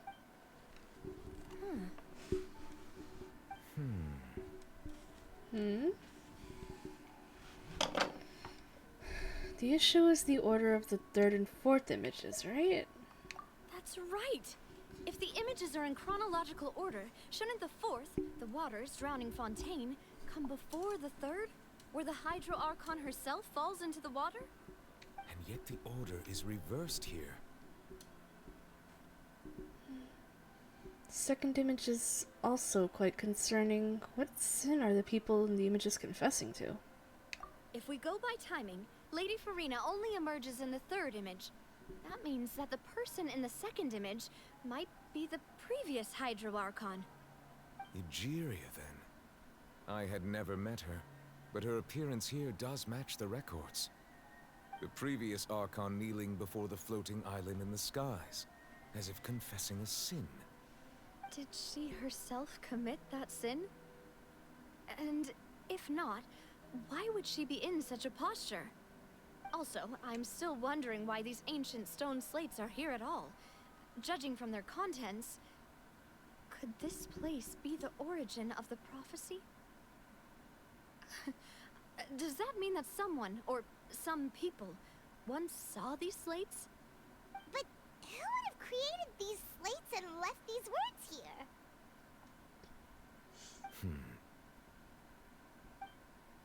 It seems that any further clues will have to come from Furina. In that case, there's no time to lose. There's nothing else to be gained here, so let's head back first. Yeah, we'd better get somewhere safe for now. Whoever created these slates doesn't matter now. The real question is whether things will truly play out as the prophecy foretells or not.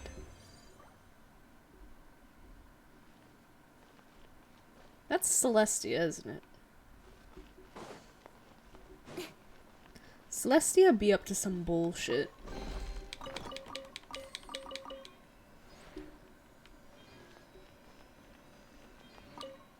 Celestia be up to some serious bullshit.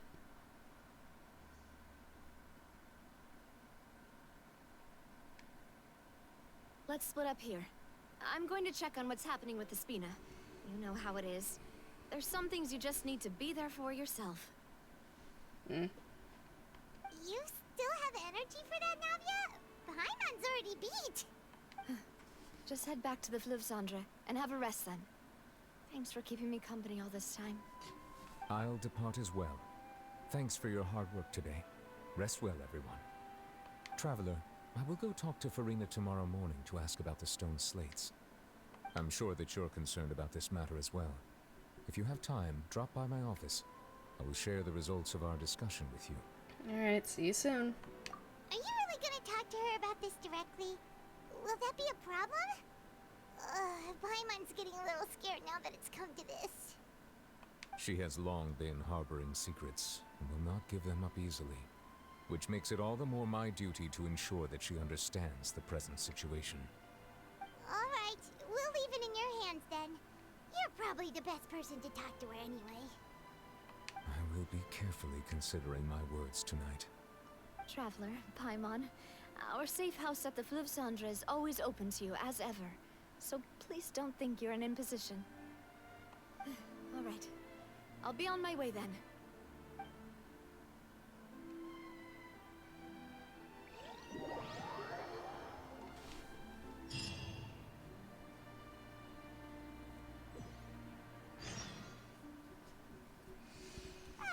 We're finally back! Welcome back. We've got a special menu prepared for you two tonight. Yay! And there's good food too! Navi, no, the boss is the best. Yeah, boss! You did great as well, Paimon. Ooh, desserts! Nice, these are all Paimon! Paimon's already starting to forget what happened today. Huh? Mona? That voice. Is that who I think it is? Mona? Huh? Mona? It's you two. What are you doing in Fontaine? What are you doing in Fontaine?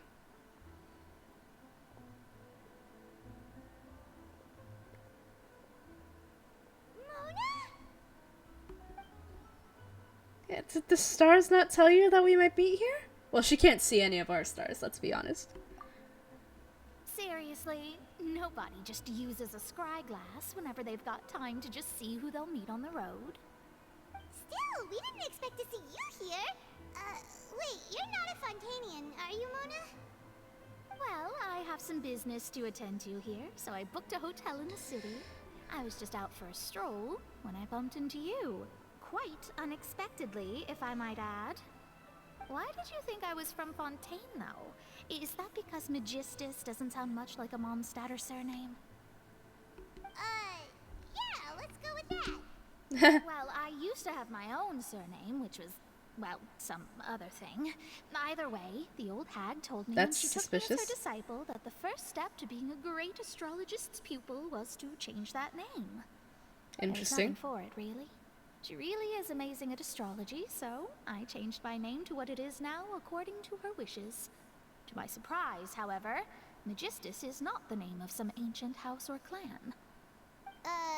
It isn't? Nope. Although it is used by us in place of surnames, it generally just means great. So Mona the Great. Got it. Wow! Imagine including a boast in your name. Wait, are you gonna have to put that into your genealogy as well? I reckon so. In any case, I'd give my disciple a name like this as well, if I were to take one. And may I ask what your master's name is? Astromancer Barbeloth Trismegistus. Whoa, Trismegistus? That's a long one. Does it also mean great or something? My name means Mona the Great Astrologist. As for the old hag, hers is, in plain speech, the thrice-as-great Scholar of the Stars. Just take it as a title specific to astrologists. Thrice-as-great? That's so heavy. It really is. I know, right? That's just how she is. She used to call herself Magistus, actually, but when she took me in, she changed her name to Trismegistus. Talk about excessive. Magistus is thus the calling card of our school, so to speak, which makes it about the same as a surname. It's all right if you don't get it. You can look into it further should you need to study astrology more deeply. How about Triple Strength Traveler? Or Triple Appetite Paimon? That sounds terrible! But anyway, you're not Fontainian, are you, Mona? You're from Mondstadt, right? Well, I was born in Mondstadt, yes. My parents migrated to Dorman Port, and I traveled with the old hag for a while, after which I settled down in Mondstadt City. Oh, that's a good thing then. At least we know you won't be dissolved by Fontaine's waters. Paimon! Speaking of that, I'm sure you're aware that a bunch of things have happened here in Fontaine, right? I know you're not a local, but I'd avoid getting too close to any water that looks strange all the same. There's something ominous about it. Well, the water, I mean. So, did you come to Fontaine because of the prophecy, Mona? That was the main reason, yes. Just a while back, the Steambird invited me to take part in a panel and speak about the circulation of the prophecy as an astrologist. The invitation was sent quite early on. I don't think anyone expected Fontaine to be in this much trouble. What do you make of that prophecy, Mona? Just tell us what you think as an astrologist. Your word would go a long way to make things more certain and less scary. What I can tell you is that I'm an astrologist, and that this prophecy concerns the fate of Fontaine, even that of all Tevat. Ascertaining this is akin to reading the fortune of the whole world. Holy crap. I'm afraid that this is not something that just anyone can do. If I could do it, you would no longer call me an astrologist, but a visionary. But on the flip side, the prophecy is so huge and powerful that it must surely come from a powerful visionary. Its contents involve the fate of the world. Disregarding it would be a mistake. A visionary? Sounds really powerful and all, but does such a person really exist? Whoever made those slabs in the ruins. The old hag could do it. And I'd bet there are others amongst those Hexenzirkel colleagues of hers who could do something similar. Need to ascertain the accuracy of this prophecy. Could you help me get in touch with your master? Huh? Are you sure? All right, I'll help you. It isn't often that I see you with such a serious look on your face. I'll tell you once I hear back from her. Alright then, thanks. Mona, you're amazing as always. Oh, well, this is something only I can do after all. So yes, your praises are quite welcome. That's the greatest of astrologists for you! Of all the people we know, you know the star's the best! Indeed, indeed. That's the spirit. Oh, sorry. I came to see what all the commotion was about.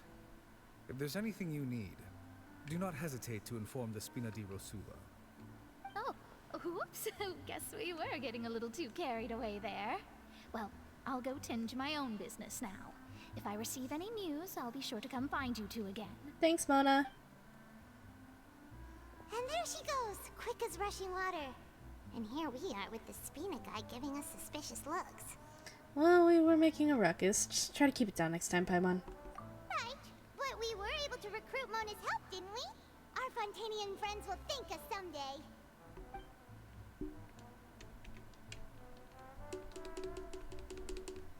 Alright. Good morning. To be honest, Paimon's still feeling kind of sleepy. But it's time to get up, traveler. We agreed to go see Novelette, so let's pack it up and get going. Yeah, boy. Let's go see Nubi. Also, oh boy, this is something else. Alright, to Pele Marmonia.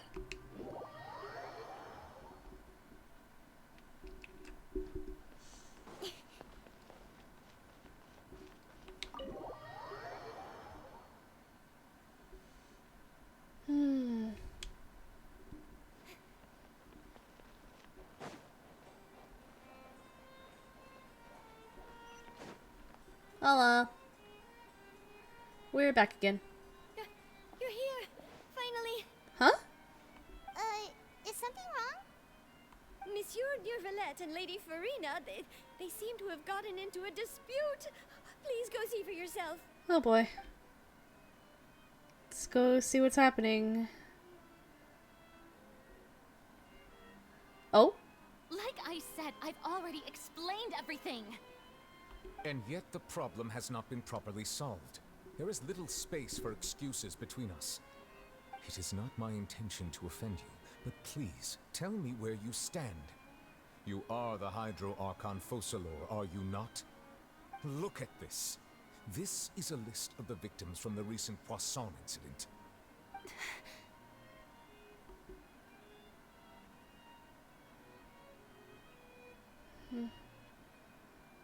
You mean they're all... We did not arrive in time to avert this disaster, and I will not have it happen again. I will say this once more. You must tell me everything you know. Yesterday, I found 3 stone slates in some ancient ruins near Poisson. Do you know anything about those? Seriously? You're questioning me like this is a court case now. I don't know anything about that. But you found them in some ancient ruins, you say? That's correct, which is why I came to ask you some questions. There should have been 4 slates, but one of them was missing.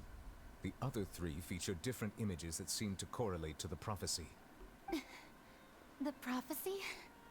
The second of these slates depicts the previous Hydro Archon Egeria kneeling before a floating island in the sky, as if confessing something.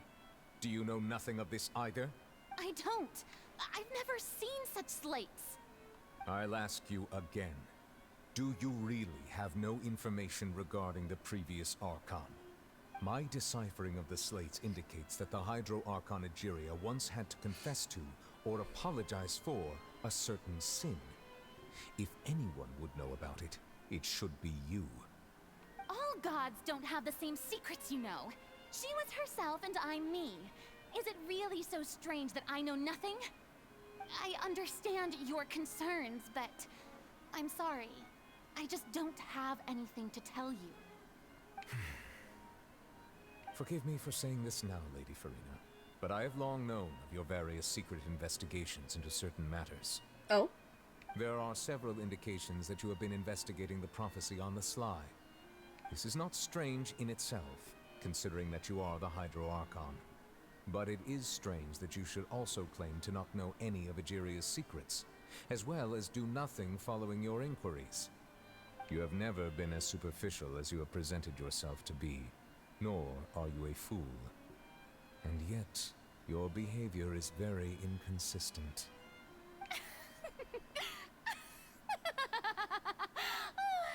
So you've been watching me all this time, have you? I didn't think you were that type. You... Well, since you know about my secret investigations, then you should know I'm actually working to take care of it. There's no point questioning or suspecting me. You're the Eudix, but you're still my subordinate. You should be following my lead. Just trust in me, you're Archon, and do as I say. Never mind whether you can truly convince yourself to or not. It'll all turn out fine. That's all I have to say. We do not discuss this matter again. Oh, the opera's about to start. Toodles! Opera? Like an actual opera, or is there a trial you're trying to run off to? Oh, hold on. Oh.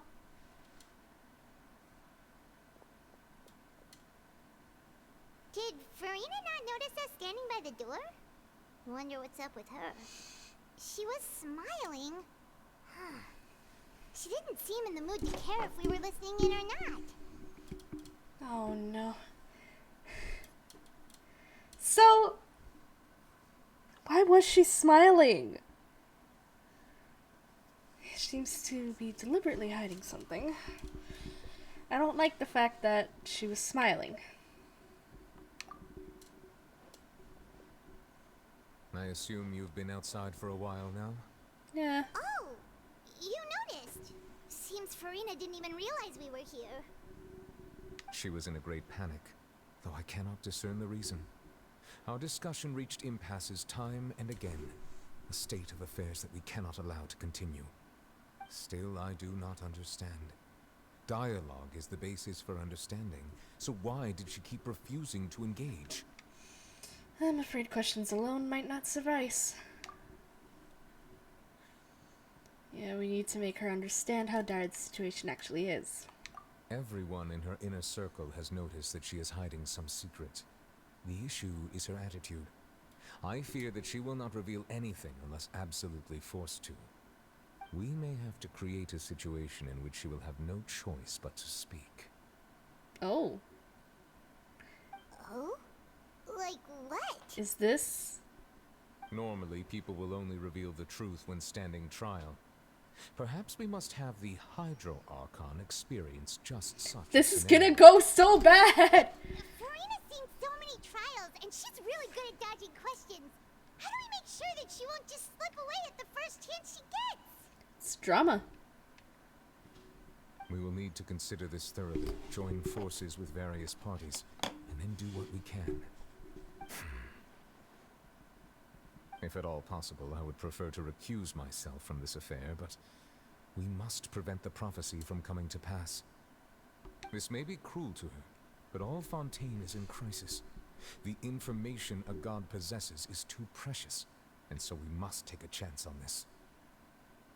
In that case, we will need help. But who will lend us their aid to do such a thing? I think I know who to call.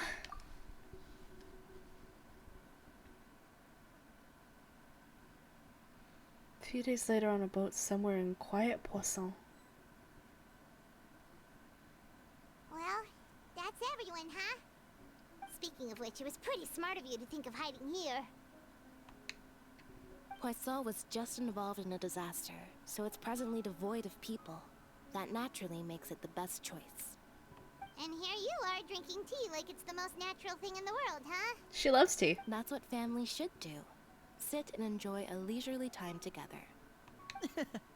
It's nice to enjoy tea here, you know? Hey, boy! Care for a cup?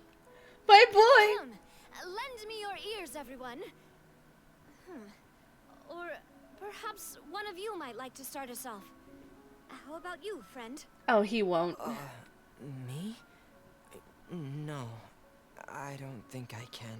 He's so baby. Then, how about you, good sir? I fear that I will cause the mood on this boat to become as somber as it is in court. Well then, I guess we're lucky we've got a local like me to organize things. Wonderful, the spotlight at last. I guess I'll be facilitating things from here. Oh, Claire. That was a little long-winded, don't you think? Oh, you might be right. Anyway, to cut to the chase, our friend here, the Traveler, has brought us together to discuss something.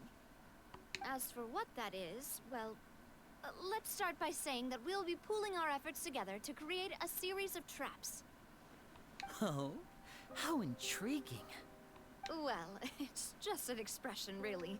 One that I just learned from Chlorand, and used on the spot.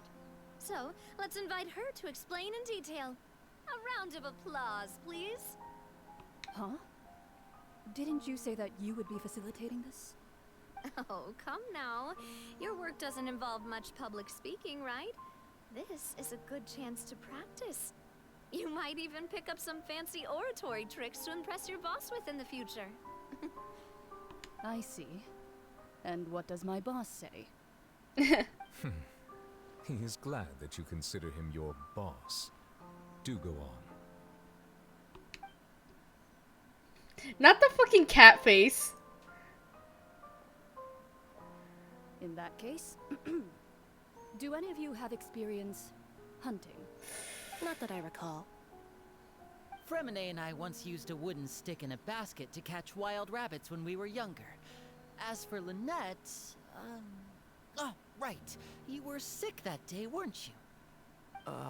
I've also gone diving to catch some fish before. Does that count? I'm afraid not. You may or may not have heard. Corinne, your shirt. Fontaine once played host to a group known as the Marechaussee Hunters. Though that was their name, they did not hunt animals, but rather various monsters left behind by the ancient dynasty of King Remus.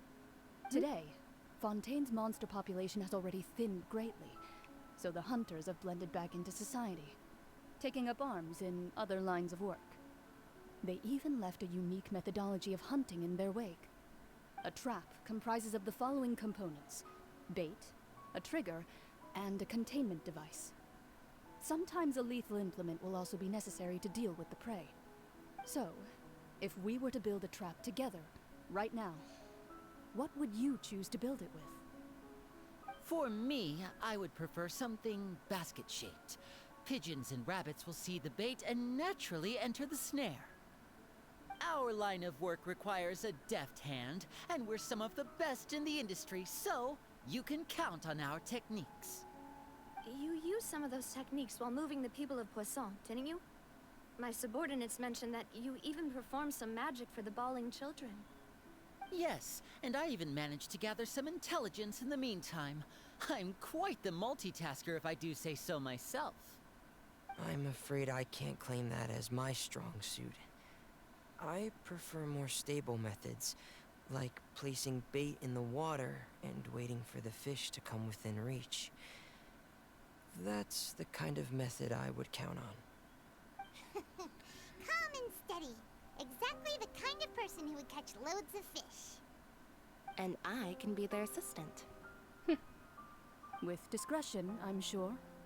I'd probably use some sort of mechanical animal. Papa once bought me some small clockwork squirrels, mice, and such. When placed in the forest, they can attract others of their kind. I remember that you liked those too, didn't you? Aww.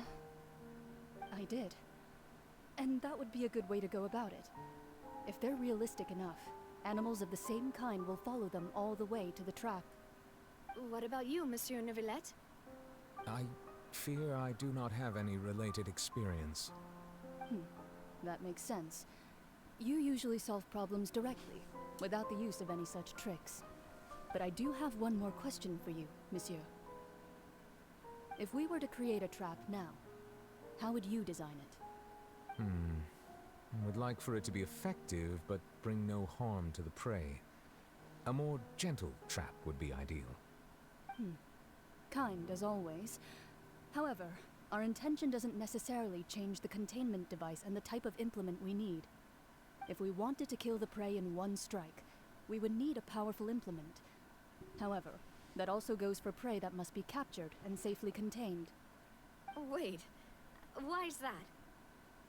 Only a hunter who's a true expert at subduing their prey can snare it without harming it. The line that divides life and death is often exceedingly thin. So are we going hunting together? For an Archon.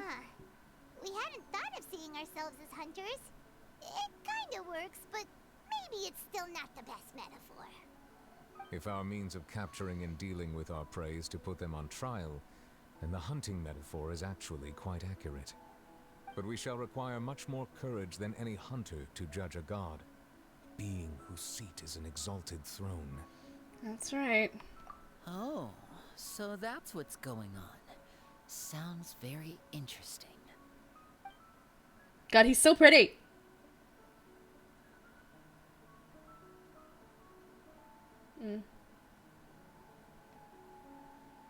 Oh, it wants me to continue. Okay. Alright, what you need is simply the secret she's keeping. Attempting to take her secrets is an act of sacrilegious disrespect, but must be done to prevent Fontaine from sinking into the waters as foretold in the prophecy. There is neither hunter nor prey, but there must be a trap. That is what you will need. Ah boy, oh boy. Oh boy. Hunter's profits go to Spina di Rosula base. Aren't we already? Huh? You mean their second base?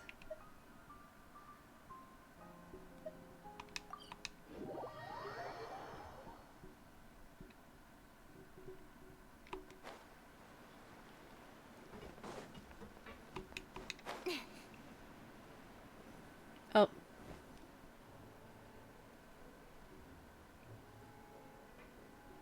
Oh, goodness gracious. It's been a tough few days, hasn't it? So much has been happening. Those meetings sure did make me hungry. Hyman didn't think the meetings would go on for so long, but everyone seemed pretty fired up, huh? Hyman thought they'd be at least a little frightened. Well, Fremine was, now that Paimon thinks about it, but everyone else just looked a little surprised. Do you feel more confident after the meetings, Paimon? Well? It's hard to say. Paimon doesn't have any experience with this sort of thing. But with you around, Paimon sure will do great. After all, you're the most reliable person in the world, aren't you? Huh? Is something wrong? Did you just pour some tea? Paimon didn't notice you doing that at all. No, I didn't. Then what's that? Huh? Paimon's never seen that cup before. Don't be frightened. I'm just joining you two for tea. I merely refrained from saying anything till now. Barbeloth? Who's that voice? But there's no one here. Aw, have you forgotten me already? Wait, you are familiar. You're the voice we heard from the sky in Sumeru. The voice from the sky, I fear that description is wrong. Though, not completely wrong. Right. You're feeling lost now, just as you were feeling previously. I sensed that confusion and thus came to you. Guiding people is an irresistible hobby of mine, after all. Who are you and what do you want with us? Consider me a passerby. Just accepting a commission from my friend's disciple on a whim. Oh, so you're not Barbeloth, but you're part of the Hexen Circle. N. Okay. So then, allow me to ask you, will Fontaine's prophecy come true? The prophecy. Yes, what has been prophesied will be fulfilled. You may view such things as the history of the future. What? Then is there any way we can stop it? I believe you have witnessed a failed attempt with your own eyes. Can everything in Tevat so easily be changed? Can there really be no exceptions? Ah, so you've caught on. Just as prophecies are usually only the future as seen from the perspectives of the gods, could things be happening in hidden corners where the gods' gaze does not fall? Are the things that you shall see different from the fate that the gods perceive? What is she talking about? It all sounds really impressive and important and stuff, but it also sounds kind of scary.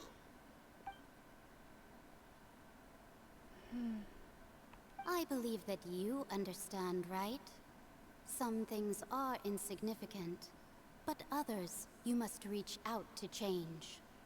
Ultimately, fate shall serve as your only guide, no matter what will happen in Tevat's future. All you need to do is to play your part. This was good tea, by the way. Thank you for your hospitality. Well, that'll be all for today. The voice. It's gone. Mage N.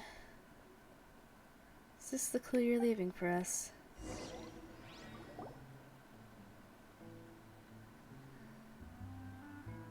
Huh? I want to hear someone talking. Alright, coming. You're getting more diligent, Paimon. Hey, it's you who's getting lazy, okay? Well, I see I've walked in on some lively banter. How have you been these past few days? Fine, just fine. I went to take part in that Steambird panel. It turned out to be more interesting than I expected. Not all Fontainians are pessimistic about this. One journalist mentioned that sitting around and waiting for the end to come would be wrong, and that they should make their own rescue preparations. I agreed, so we had a brief chat with her. Did she have pink hair by any chance? Why, yes, it was Charlotte. I assume you've heard of her, no? That daredevil journalist? I'm in full support of her view. Prophecies are very important, but how can people allow their lives to be commandeered by just a few words? That's right! Paimon's glad to hear something sensible for once. Ah, yes. About what we had discussed before. I did try, but I'm afraid I couldn't reach the old hag. I'll try again tonight, but I wouldn't get your hopes up. Actually, someone already came over. Huh?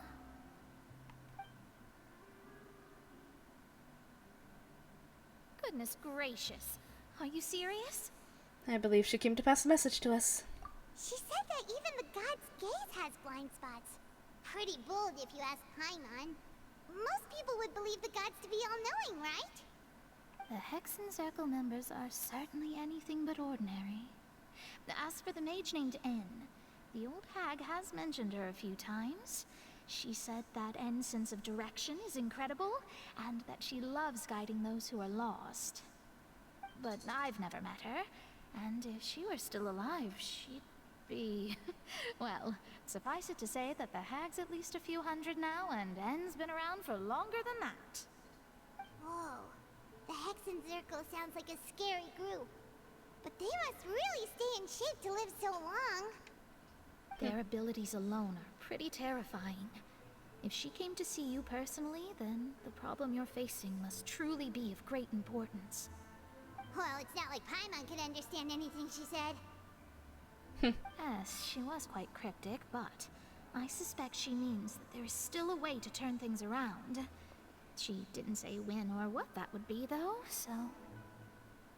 perhaps it is something that you cannot know right now. True, her words were meant to be as helpful hints, but will we realize the value later? Okay. Traveler, Paimon, are you two alright? Oh, we're fine. We're just a little down right now. It kind of feels like the end is coming, you know?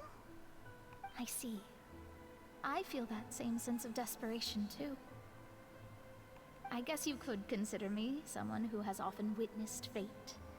So far as I have seen, it cannot be swayed. But even so, I still hope for and believe in miracles. Astrology is eternal and rational, but fate may not be. It is cruel, but it can also be beautiful.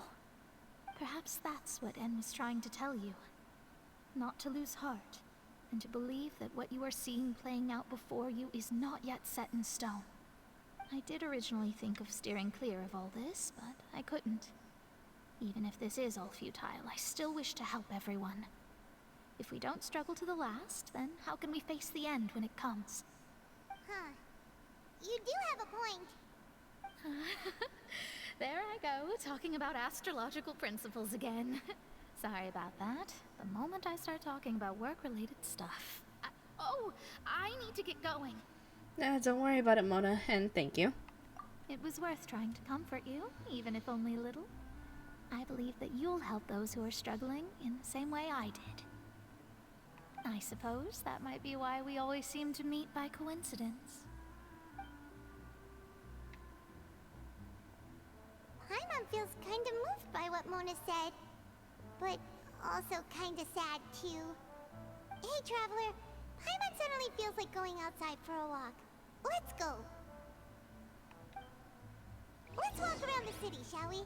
There's a few spots we always like to walk by. Go to the newsstand. Got it. No, let's go over here. God, I'm like so on edge right now. Not gonna lie. Also, I was gonna say depending on how I'm feeling, but that might not even matter. I want to try and get through all of this in one stream. Like that is just like my thought process right now. Just like I am very jazzed about this. Huh? Our names are written in this newspaper. What's going on? Maybe we're famous? Let Paimon see. The underwater stronghold, the Fortress of Meripede, has continued in its noble autonomy, but that does not mean that others cannot interact with it. My recent attempts to enter the fortress bore little fruit. Huh. Guess Charlotte still hasn't given up on that. Thus, did an Outlander friend become the focus of this report? A blonde adventurer with their white fairy legends trailing in their wake. It is said that this mysterious traveler once visited the underwater fortress. So while the fortress's interior remains a mystery behind closed doors, do not fear, for the tales of the traveler contain surprises in spades. Journalist Charlotte's biggest scoop yet, the Traveler's Trail, World Walker. Huh. Charlotte took so many awesome photos of us and we never even noticed her. She hasn't been able to get a hold of anything at the fortress, so since we're easier to find, she's using us as the subject matter instead? That sure seems to be the case. Ugh, seriously? Well, fine. Those headlines and photos do look cool, so Paimon will forgive her this time.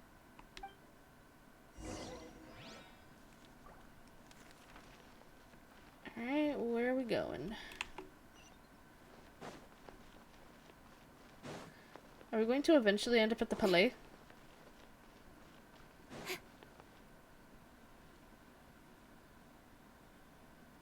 Oh? We're here! Paimon's hungry. Should we go in and get something to eat? Strange. Odd.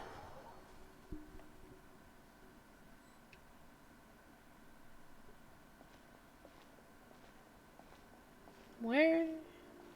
It's not a lot of people. Hey, quick! Look! That's the limited edition only 16 slices a day cake! Hasn't already sold out for the day? It was so delicious the last time we tried it. Despite the tense situation we were in, let's give it another go. Paimon's sure Yeah, we can't let anyone get ahead of us. One slice of cake, please. Oh. Someone showed up after all. Oh, wait, you're the one from the Palais Mermonia. Oh, are you here to buy cake too? It seems Monsieur Nervalette was right. You really can eat. Wait, did he really say something like that? Hilarious. It's accurate for Paimon. That's right. Even he has his own preferences when it comes to food. As for me, I love the cake and coffee here. Do you come here often? Usually every day. Every day? It's part of my daily schedule, apart from work. I shall have my cake and coffee. Then what if someone told you one day that this place would be closing soon, and you wouldn't get to eat cake here anymore? What would you think? Paimon? But why would it close? Well, Paimon doesn't know either, but maybe the waters will rise tomorrow. You know, like in the prophecy. Oh, the prophecy. To be honest, I haven't paid much attention to that. No, still, even if there'd be no more cake tomorrow, that wouldn't keep me from having some today. No, it's the same for eating in general. You might not be able to eat tomorrow, but if you can do so today, then you should carry on. That's what people call living, you know. Huh. Don't be sad. Excuse me, could I have 2 more slices of cake to go? These 2 slices are for you. Sijuin said that this kind of expression you're making is what humans call being sad. That's cute. Oh, you know Sijuin? I sure do. She was born before me, and she sometimes comes to the surface to teach us things about humans. She said that humans are creatures that are saddened easily, yes, and you can only lift their spirits by feeding them delicious food. So please try the cakes here. I've got something else to do, so I'll be going now. You two try to stay in a good mood after eating, all right? Bye. That's so cute. I love the Melusine so much. Oh my god, I love them. Here she goes. All right, let's dig in. I'm unsure this cake will be delicious.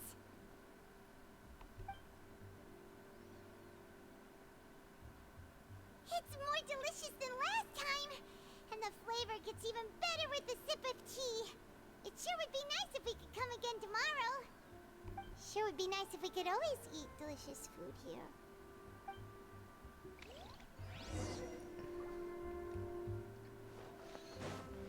Oh, it's over here.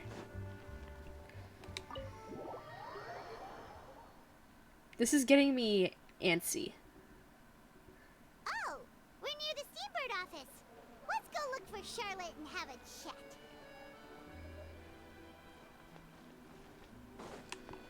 Shit. Shit, hold on.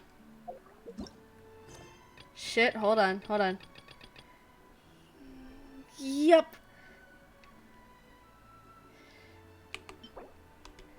Fuck. See, because I didn't mean to start this. I was just walking around with my friend and I just so happened to run into Charlotte. I didn't mean to start this. Fuck me. Okay, maybe can I fucking...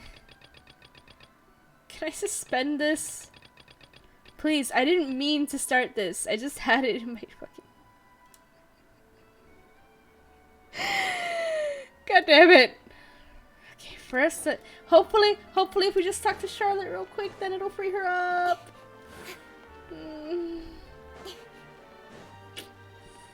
God, I'm so mad.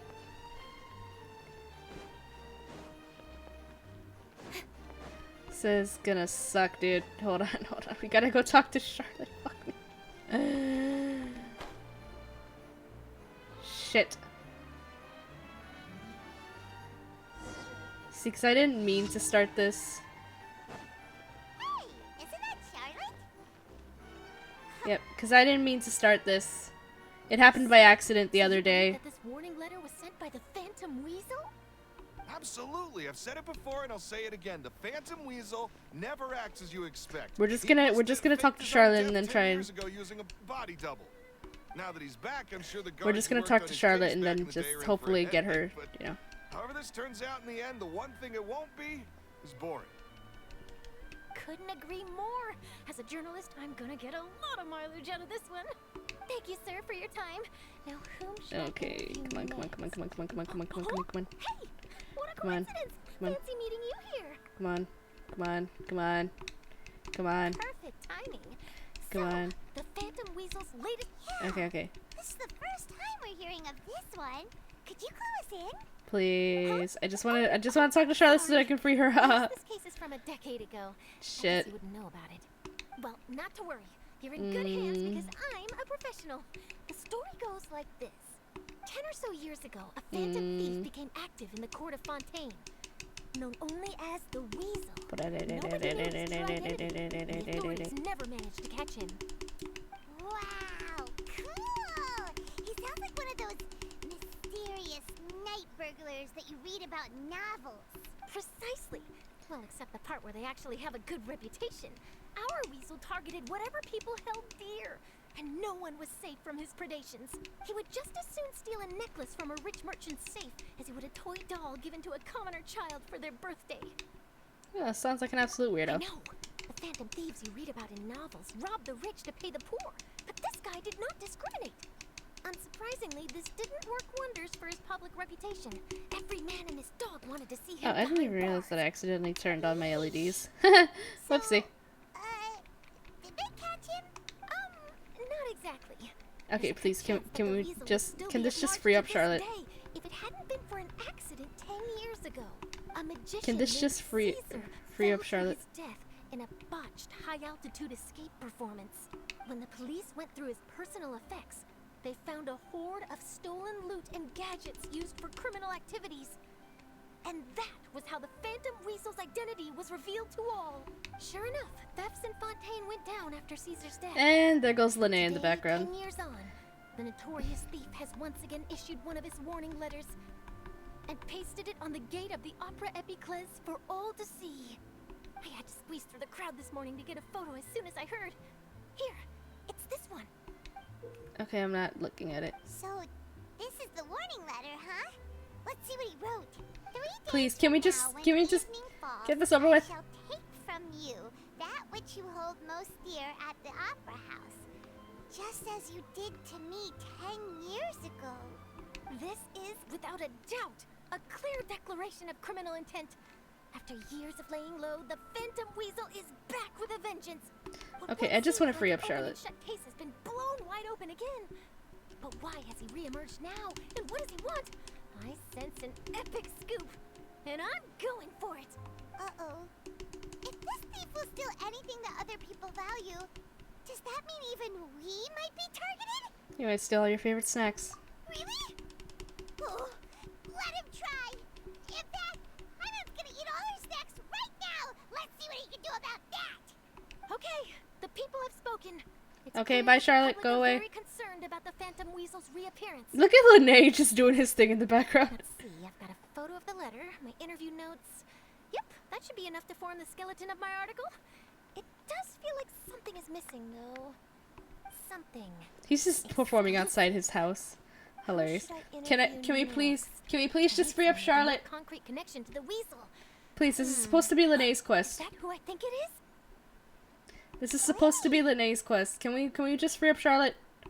Magic, magician, Caesar, the Phantom Weasel. That's it. Let's go interview Linny. Please. Okay, I don't give two fucks. The original Phantom thief Caesar was a magician too. And what do Phantom thieves and magicians have in common? They both have an air of mystery about them. Perhaps there's a connection there.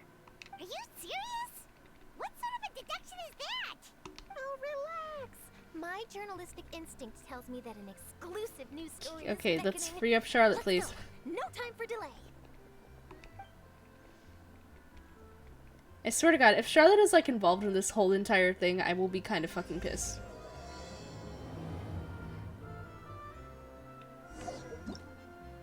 Can I? She's still?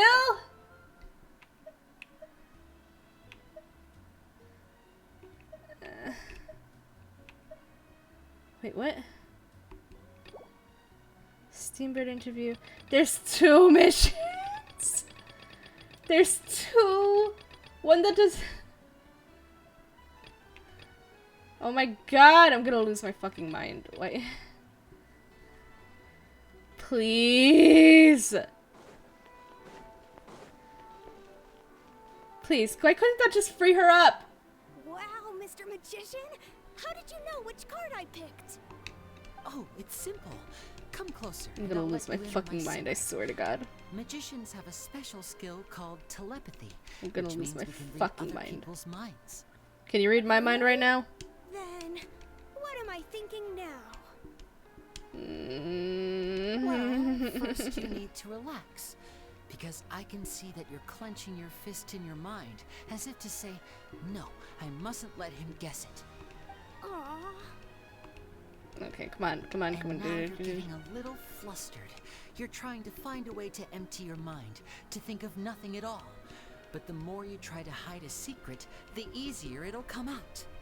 You snuck out from home today, didn't you? You told your family a little lie so you could come out and play. Man, I wanted to do this. I wanted to do this on my own time. You can tell? Oh boy. You really can read my mind. Man, I fucking hate this game sometimes. And that's the end of my performance. You should really be heading home. Remember to apologize to your family, all right? They must be worried about you. All right. Got it. Bye, Mr. Magician. What happened to the thing from last time where it's like, oh, would you like to suspend this quest so you can do this one instead? It's like, what happened to that last time, huh? Please. Hey, Winnie? Charlotte doesn't need to be involved in this. We meet again. Are you looking for me? What's the situation? Well, why don't you guess, Mr. Telepathic? Oh, please. You didn't believe that spiel, did you? The power of telepathy is quite beyond me. I'm sure that child would beg to differ. I should have just done this morning when I was on. I should have just done this morning when I was on, but no. That was nothing more than a little trickery. I made an educated guess based on his micro-expressions. That, plus the fact that he was the only kid here without his parents, and he looked as guilty as sin. He made it easy for me. You guys, on the other hand, let me guess. Don't tell me you're here for the Phantom Weasel, are you?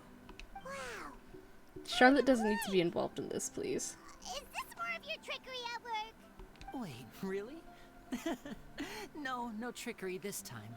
It was pure luck. His warning letter's been the talk of the town, so I figured that maybe you were asking around about that. Bingo! I plan on writing a column reporting on the latest news about the Phantom Weasel. So, Linny, what are your thoughts on this infamous thief's reappearance? Charlotte doesn't need to be involved in this, please. To be honest, it makes me angry. Angry? Why? You read his letter, right? The Phantom Weasel claims he's planning something in 3 nights' time at the Opera House. That's the night I'll be performing there. What are the chances? Wait a minute, you don't think he's after you, do you? Charlotte doesn't need to be involved in this, If please. then his warning is clearly a direct challenge to me personally. And if he's not, then it's still going to be a huge I headache really for me. wish I didn't have to fucking do this The right mere now. mention of the weasel's name is enough to scare people off. So once the contents of that letter get out, barely anyone will be showing up to watch my show. But I've been preparing for this for a long time. I'm not about to let him ruin my big day.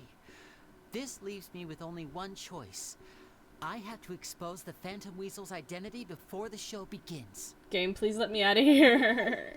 So what you're saying is, we might get to see a live duel between a famous magician and an infamous thief?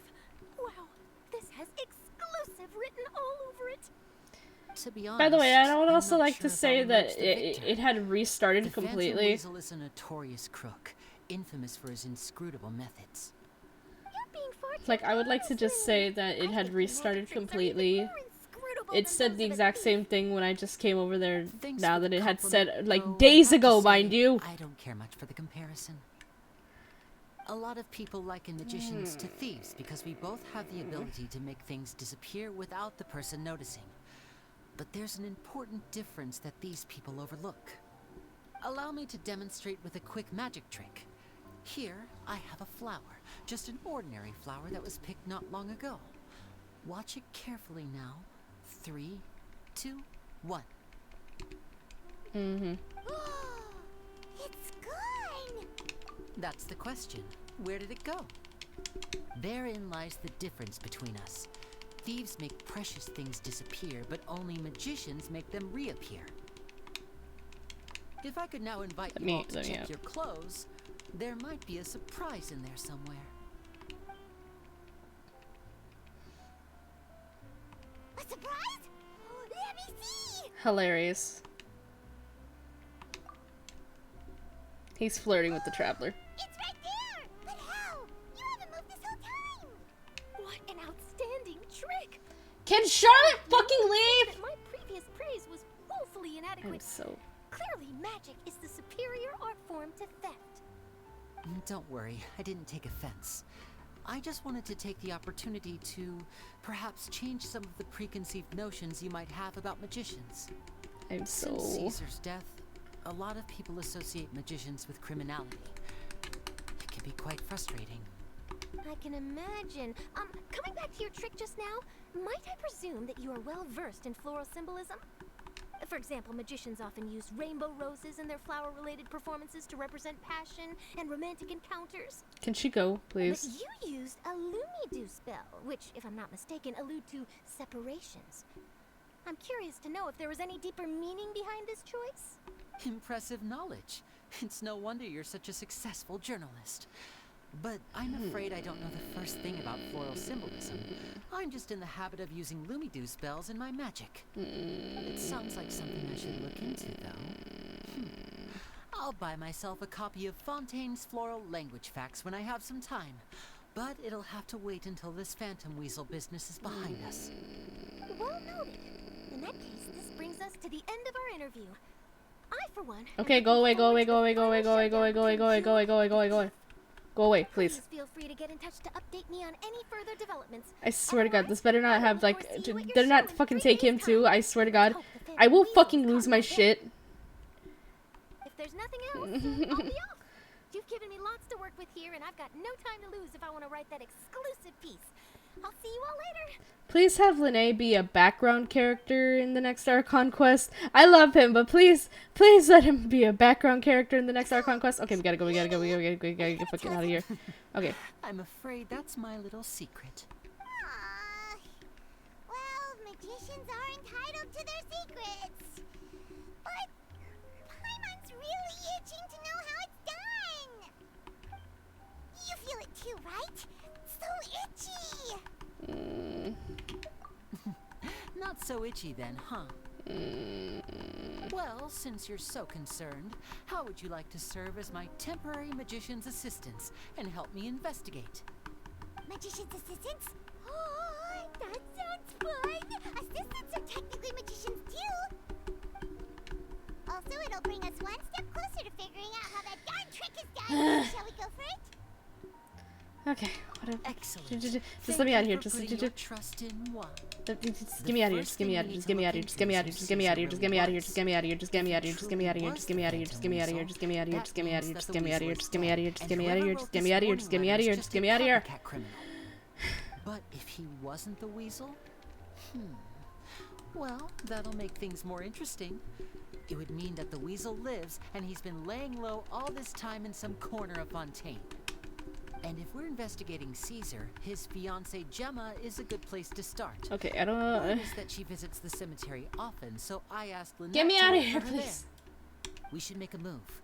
Please tell me I won't have to like actively speak to Linné.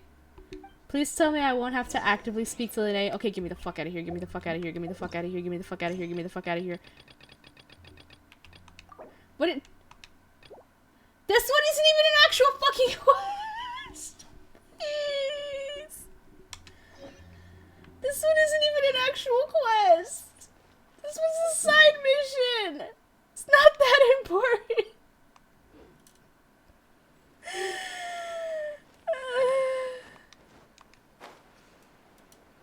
I mentioned how excited I am to be doing the new Archon quest, and the game does this to me, please.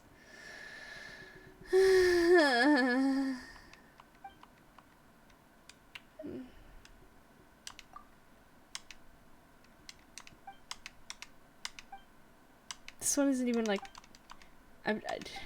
this one isn't even voiced. I'm barely even reading this, please. Just to free up the area! Okay. Let's fucking get me out, get me out, get me out, get me out, get me out, get me out, get me out, get me out, get me out, get me out, get me out, get me out, please. Please. Please. Please.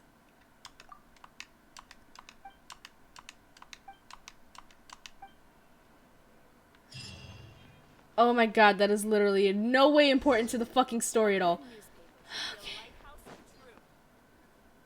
Wow! If it isn't the Traveler and Paimon! Oh, have you seen the article I wrote about you? Ha! You've got some nerve! You just used us to make some quick mora! Swear to god, if I actually have to, like, if I have to actively speak to Linnea or Lynette at some point, I'm fucked. I'm so fucked.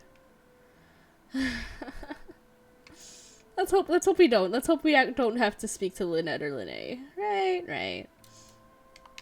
Oh, you needn't worry about that. I heard that you were in Poisson some time back, so I sent you a letter to discuss just that. It appears you didn't receive it, though. It's all right, though. I've set aside the amount intended for you. I've even set the table with some food. Really? Oh, you're the best! You're almost a little too easy to win over, Paimon. If I were a journalist with ulterior motives, you'd be in trouble now, you know. Oh, Paimon knows you're not like that. Still, what brings you here all of a sudden? Were you looking for me? A friend of ours met you a while back, and when she mentioned it, we thought of coming to see you. Her name's Mona. Ah, so you know Miss Mona as well. She's a guest columnist for our paper. A really good one, too. She's so young and already such a brilliant astrologist. So she mentioned me? What did she say? She said that you're a real daredevil of a journalist. Nice. In which case, can this daredevil journalist dare to request an exclusive interview with the legendary Traveler and Paimon? Huh? So your article in the paper today doesn't count? Oh, of course it doesn't. That was more like live photography. What I'd like to do is dive deeper and ask you to talk about the things you've seen and experienced. Okay, you seriously want to interview me? Yeah. Are we even qualified enough? Why not? If I say you're worth an interview, then you're worth it. But not right now, of course. I'll need a few days to prepare. Oh, in that case, we'll just chat when you have the time then? Oh, so that's a yes? Ooh, splendid! I'll tell the editor-in-chief immediately. I'll have to apply for lighting, a venue, some props, and... Whew, so much to get done now. Talk to you later. Okay, bye. Wait, Charlotte. Paimon's still got a question for you. And what's that? If, just for example, Fontaine were to be flooded tomorrow, what would you do today? Huh. That's the prophecy you're talking about, isn't it? I mean, I do hear about it often, but I've never once thought that the day could be tomorrow. If you're seriously asking, then I might try and think of a way to leave Fontaine. Oh, but I'm still a journalist first and foremost. That means I have a duty to be reporting from the scene. And secondly, I wouldn't forsake my homeland that easily. From what I've seen, most people don't know what they'd do should the worst come to pass. In truth, it might be better just to behave like normal rather than worry over such an end. So in all likelihood, I'd probably still be prepping at the office for that interview of ours. I know what you're thinking. That sounds a bit sad, but I've always believed that it's best to do what you enjoy. Just think about it. If this nation really were to be suddenly destroyed tomorrow, but I still successfully finish an exclusive interview with a truly unique person, then the story I would wind up writing would truly be timeless. And then do you know what I'd do? Well, I'd write that story, send it for printing, and use messenger pigeons to get copies out to the various nations as soon as possible. I'm not a dreamer, nor am I a workaholic, but I do love my job, and I'd be proud of leaving such an article behind. I guess you could say that I was born to be a journalist. But anyway, that's my answer. And on that note, I'll get back to my preparations. That's so nice. All of a sudden, Paimon actually kinda envies her. Anyway, let's go and take a look at the sea, shall we? Okay, looks like I won't have to actively speak to them. Which is Good. The sea breeze and scenery can be a pretty soothing combo, huh? Hyman's been thinking. Yeah? If it wasn't Fontaine, but all of Tevat that would be destroyed tomorrow, where would we go and what would we do? No, Paimon should ask, if you could choose, what would you like to do? If I could choose, huh?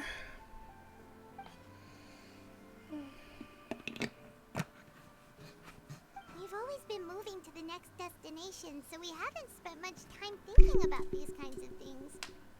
We didn't have to either, with us always being on the road and whatnot. Well then, I think until that moment comes, I think we'll just keep on journeying. You mean, still traveling? Yes, cherishing every single moment that I have to look upon this world. Huh. Wait, isn't that what we've always been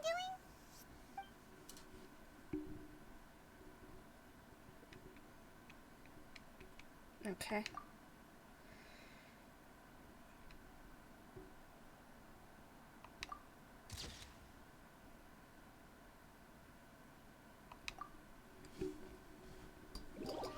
So shit is about to go down.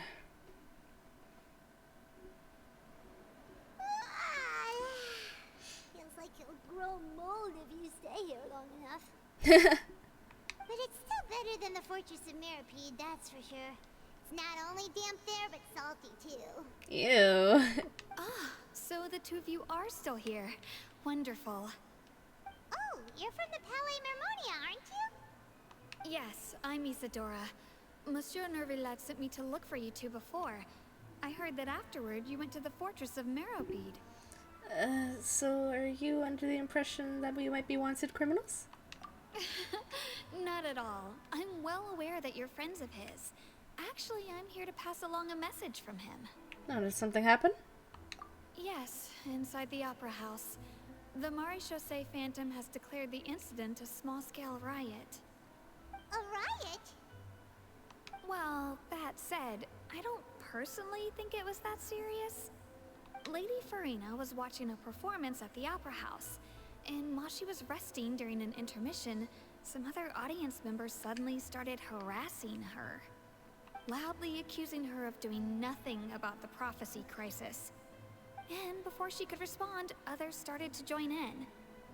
The crowd continued to grow, and protests against the Hydro Archon started to break out.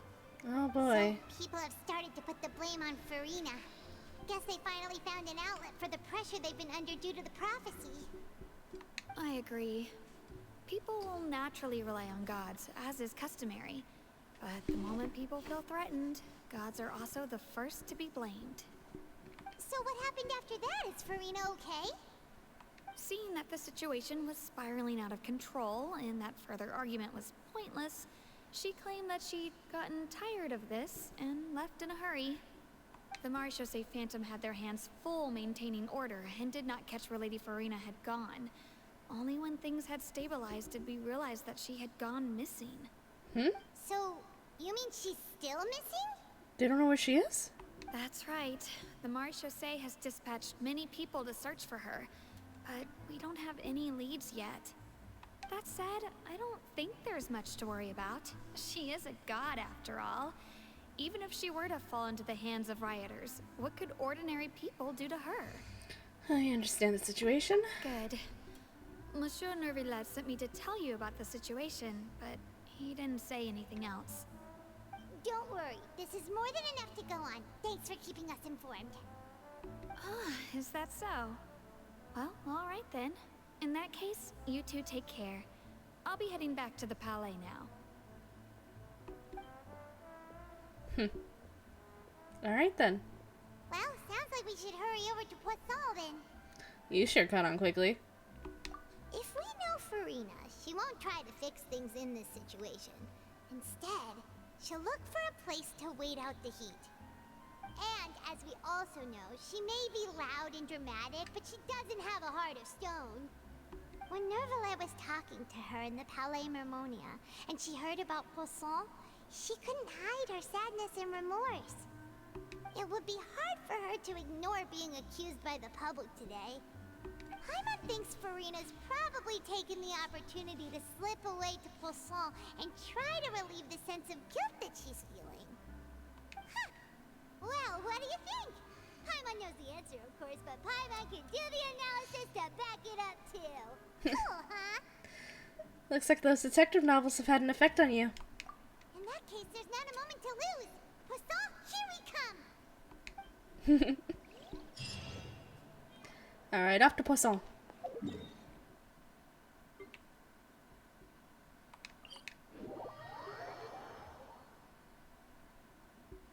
This place looks deserted. Guess all the survivors must have evacuated already. All that's left here are signs of devastation. Could Furina really be here? Let's try to find her as soon as possible.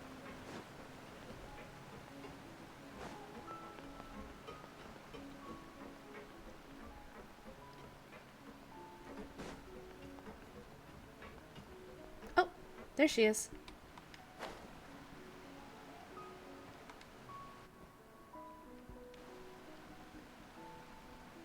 Hey, honey.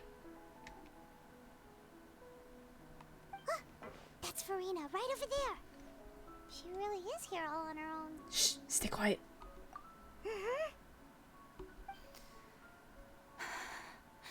Should I just give up?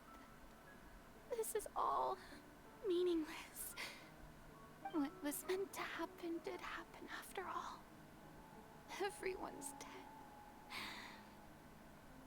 I'm sorry. I am so sorry. Give up, Furina. There's no point in holding out. I'm sorry. But what can I even do other than to repeat meaningless apologies over and over? Furina. Who's that? Don't worry, Furina. It's just us.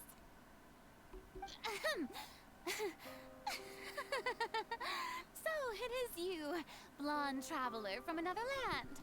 Why, I almost thought you were someone from that mob of my ignorant subjects, come to kneel and beg for my forgiveness. Furina, you were crying just now, weren't you? The tear stains on your face are obvious. What do you mean, tear stains? Oh, I remember. The show at the Opera House earlier this morning was so moving. I'm still trying to process it. Who did that uncivilized rabble think they were, disturbing my enjoyment of the arts? They even dare to tout their Archon. I must teach them a lesson. I can just imagine their twisted and frustrated faces once they realize that I'm nowhere to be found. Oh, and I'm sure Nouvellette and those people from the Marish Chaussee Phantom are freaking out right next to them, too. Stop trying to act tough, Furina. You're actually beyond devastated right now, aren't you? Of course not. Hey, there she is! The Hydro Archon's over there!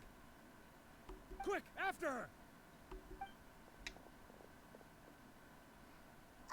Furina, those people seem to be after you. They are? They're just some rabid fans who want to cut the line because they haven't been able to meet me in person, aren't they? That's against the rules. I can't let them get their way. Furina just ran off! Quick, we have to catch up with her!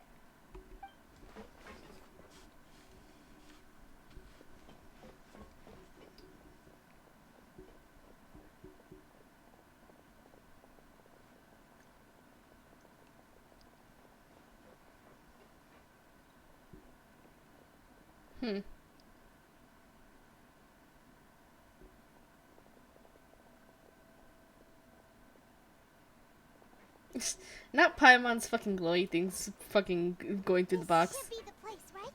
Hey, Furina! There's a good hiding spot over here. Quick, come to Paimon before the rest of them catch up to you.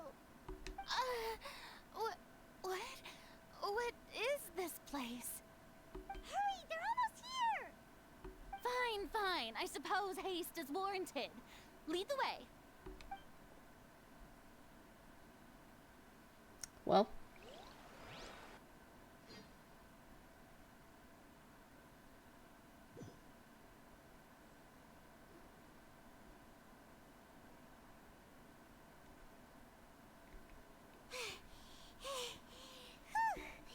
Everyone's exhausted.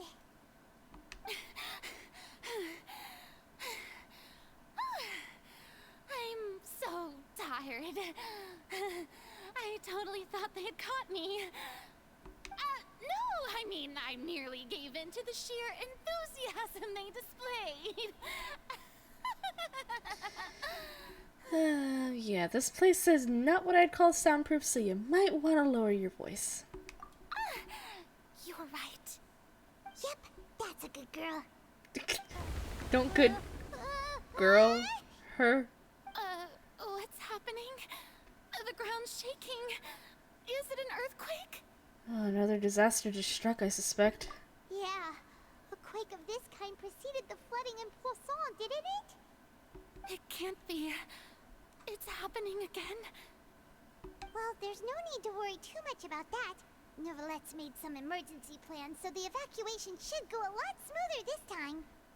Yeah, I hope you're right. But the people of Poisson, they've already...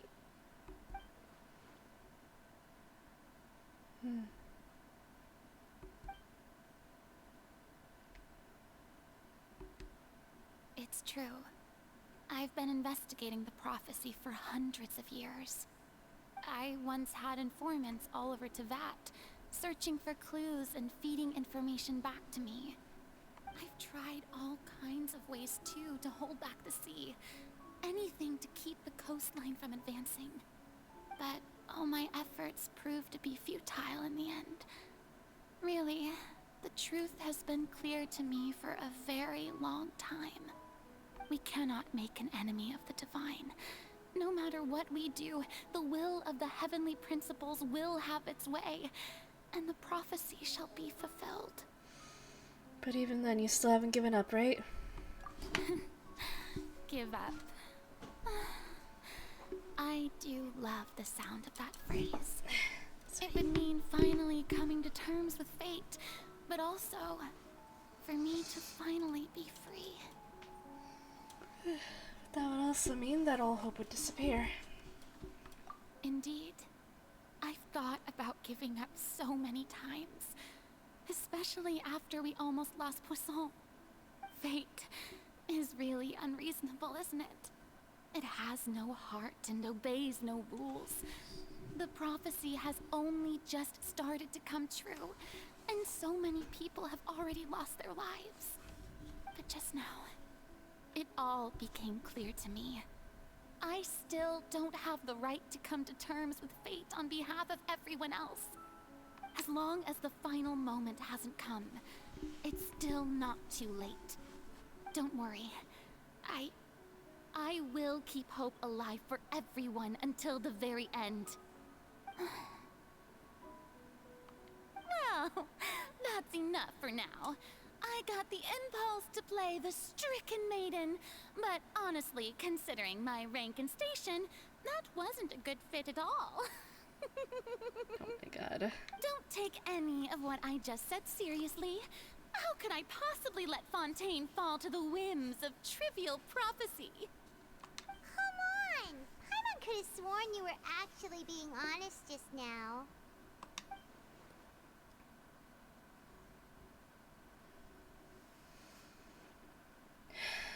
Furina, you might not have to shoulder this burden alone. Although I don't know what you might be keeping from everyone, your people are more than willing to share the burden with you. Share my burden. That's impossible. It was fated right from the start that this would be my duty alone. But even if your burden doesn't need to be shared, you can still choose to confide in someone. Just share it with me. I'm what you'd call a witness. A witness? Yes. I've heard But you came to Tevat from beyond the stars, yes? In other words, you never belonged here. Why do you know this? And if Tevat is, in its entirety, a show on a stage, then you're just a spectator, aren't you? If that's the case...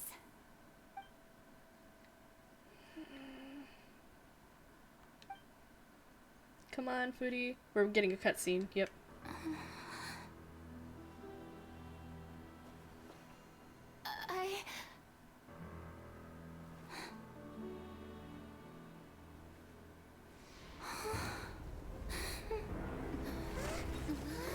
What? Oh, there it goes. Shit.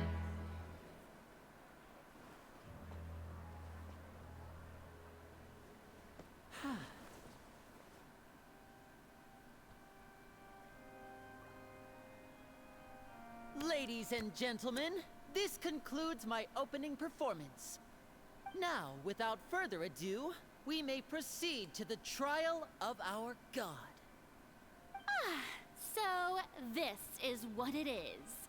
Yes, you deserve praise for the effort you took to raise the dramatic stakes. Do not forget, however, that I am Focalor, the god of justice, the embodiment of justice itself. Does it not strike you as even the least bit absurd to bring the very concept of justice to trial?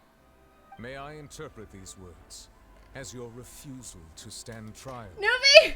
In that case, you will have the opportunity to defend your honor through a duel. You would draw your blade against a god?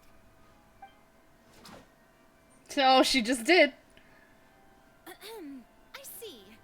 It seems like you have made up your mind.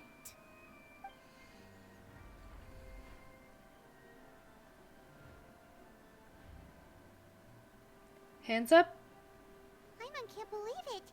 She just surrendered. What the heck is going on? Did I just see an Archon surrender to a human? Wow, how utterly humiliating. Lady Furina, what is the meaning of this? It would seem that there has been a misunderstanding. To be clear, the raising of both hands is not always an indication of surrender. Looking for excuses again, huh? I raised my hands just now to indicate my acceptance of the trial. No duel shall be necessary. I will admit that I've been running away for a long time. I'm sorry, everyone. I was unable to protect the people of Poisson. It is my duty to stand trial for my crimes. You are not the only ones to be disappointed in me. I, too, am exceedingly disappointed in myself. But now, it is time for the Hydro Archon to show you her courage and resolve. I, Furina, will use this trial to show the world the true meaning of justice. This time, I will protect you. This time? Applaud and rejoice. One of the most outrageous and fantastical arcs known to the opera epiclese is now unfolding before your eyes. Mark my words, this shall be one of the most exhilarating and brilliant shows ever to grace the stage of Fontaine. The trial of the Hydro Archon, Focalor, will now begin! Woohoo! Oh my god. Now we're making history. He's like, I hate these fucking people, man. Just took over the whole thing. Like, come on. Didn't she just get forced to stand trial for her crimes? She's good at what she does, which is bullshitting. Super dramatic. She is taking this seriously this time, right? All right, then. Who will be my opponent in this trial? The court asks the prosecutor to please take the stand. Thank you, Your Honor. Is that so? Very well. Then please speak, witness of Tivat, my accuser and fated opponent.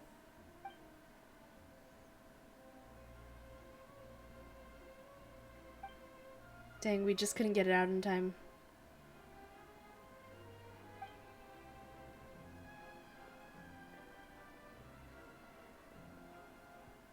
We couldn't get it out in time. Sucks.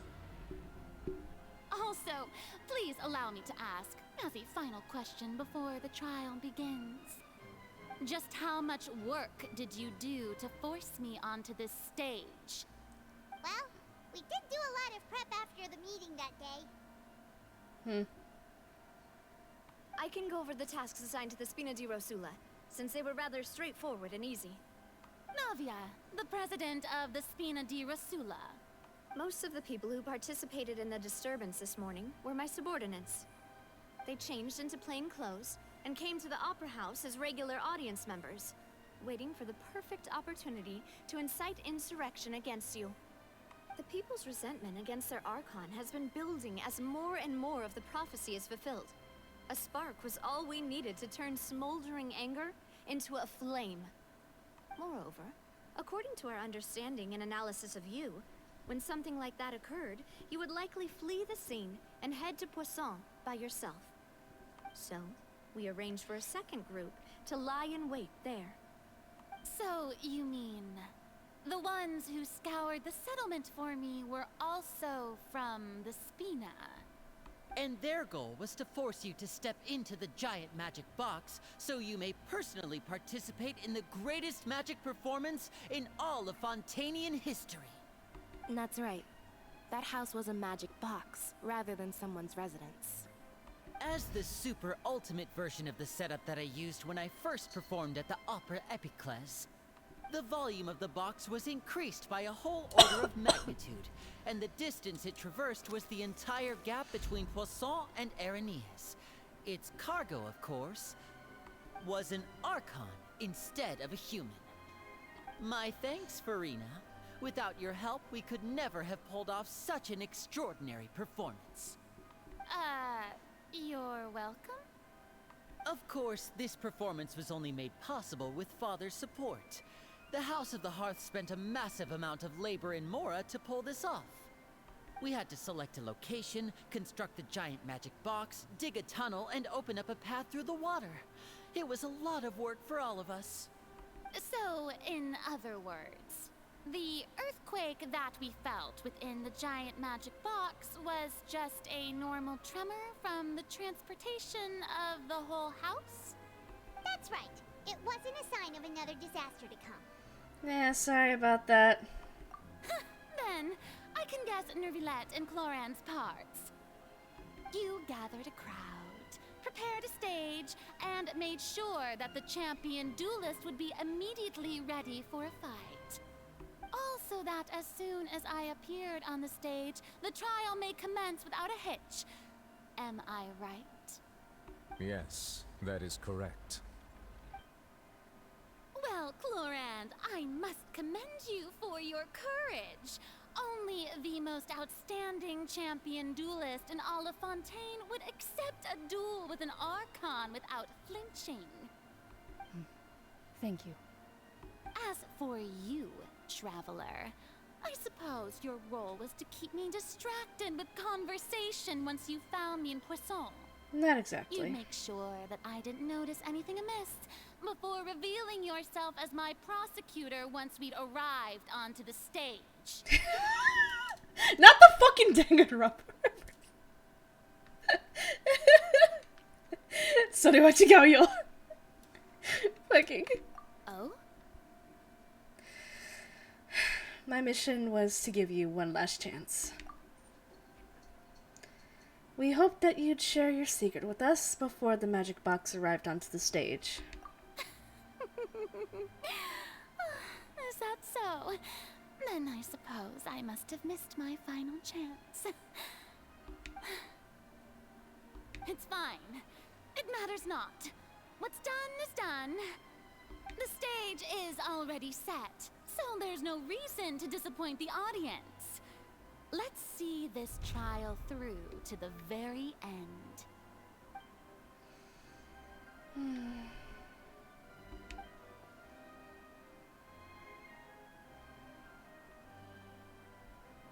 Madam Prosecutor, please allow me to pass this along.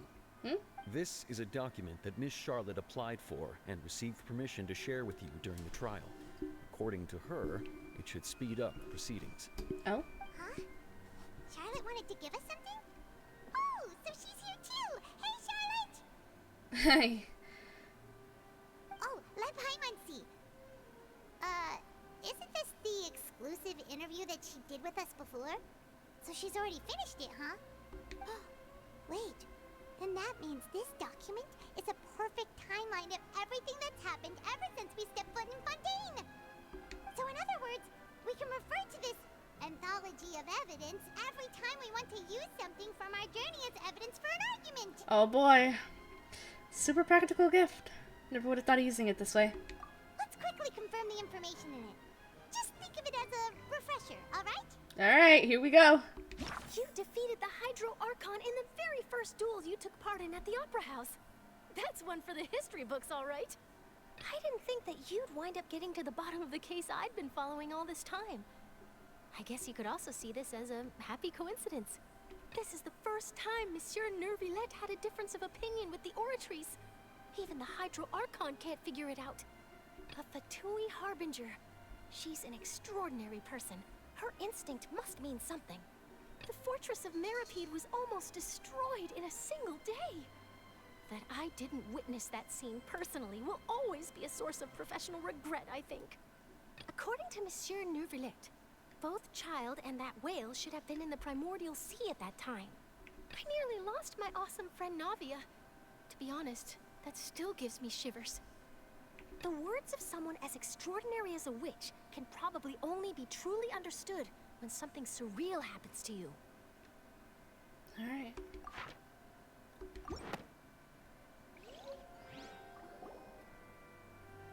The prosecution and the defense are both in position. The trial shall now begin. Oh, come on, Nervillette.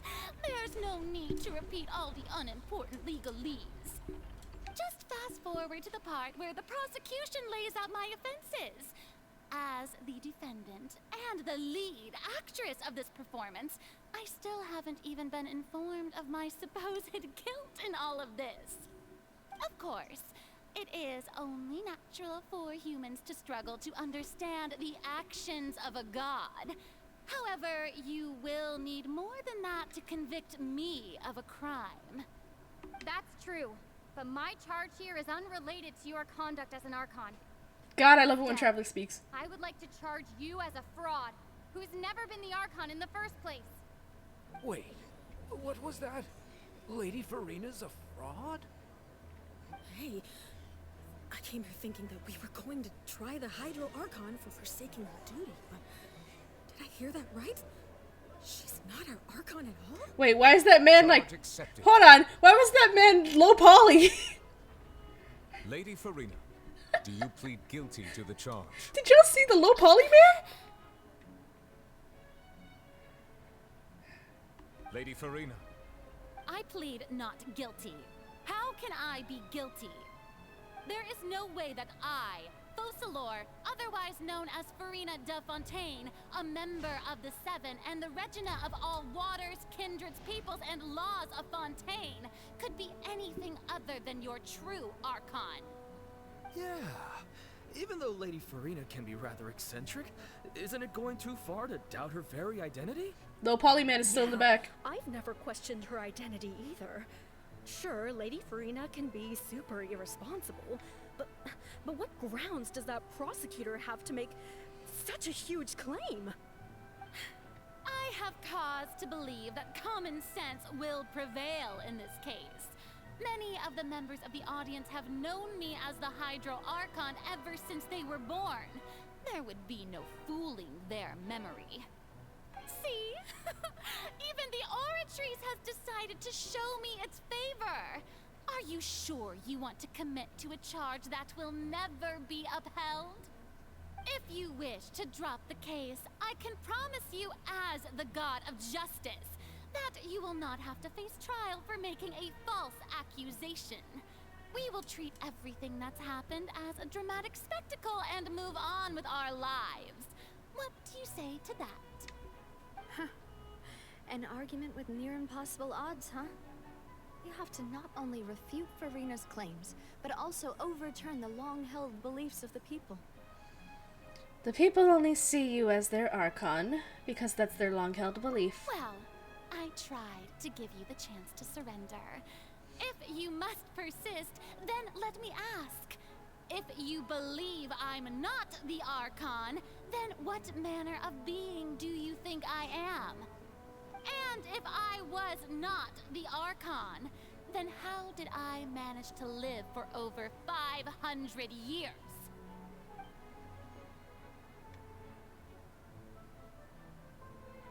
What do we know to be special about Furina? Irrelevant. Okay, so child's conviction, meeting with the knave, and tea time with N.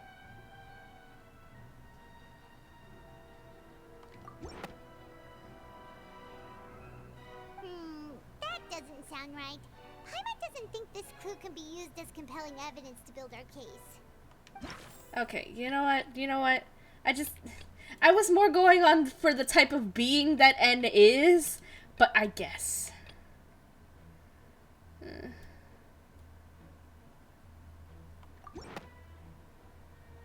Okay, I need to read. You may be a member of another long-lived race, which would allow you to naturally possess an extended lifespan. And second of all, even if that wasn't the case, there could be other ways to extend your life. Such as a curse. Who gave you that idea? Was it the knave? You'd sink so low as to use a harbinger's words against me. Doesn't matter who gave us the information. What matters is the veracity of the claim. A curse? I once thought it possible that the aura of an Archon might naturally resemble a type of curse. But in light of this claim, perhaps what I sensed was not your divinity, but a curse after all. You sensed it too, huh, Neverlet? So, Furina, instead of an Archon, could you just be a cursed human? Lady Furina like a Conrian? is actually a human? Well, it is true that it's extremely difficult to tell humans and gods apart just by looking at them. It's not impossible.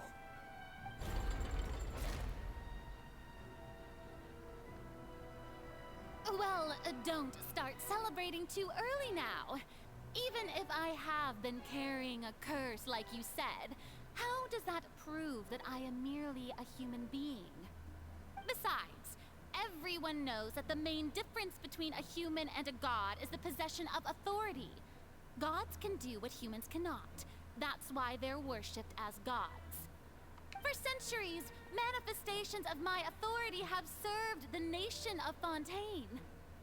One need only to turn their eyes towards the Oratrice Mécanique d'Analyse Cardinal in this very opera house, or consider the endemnitium that is used in every aspect of life.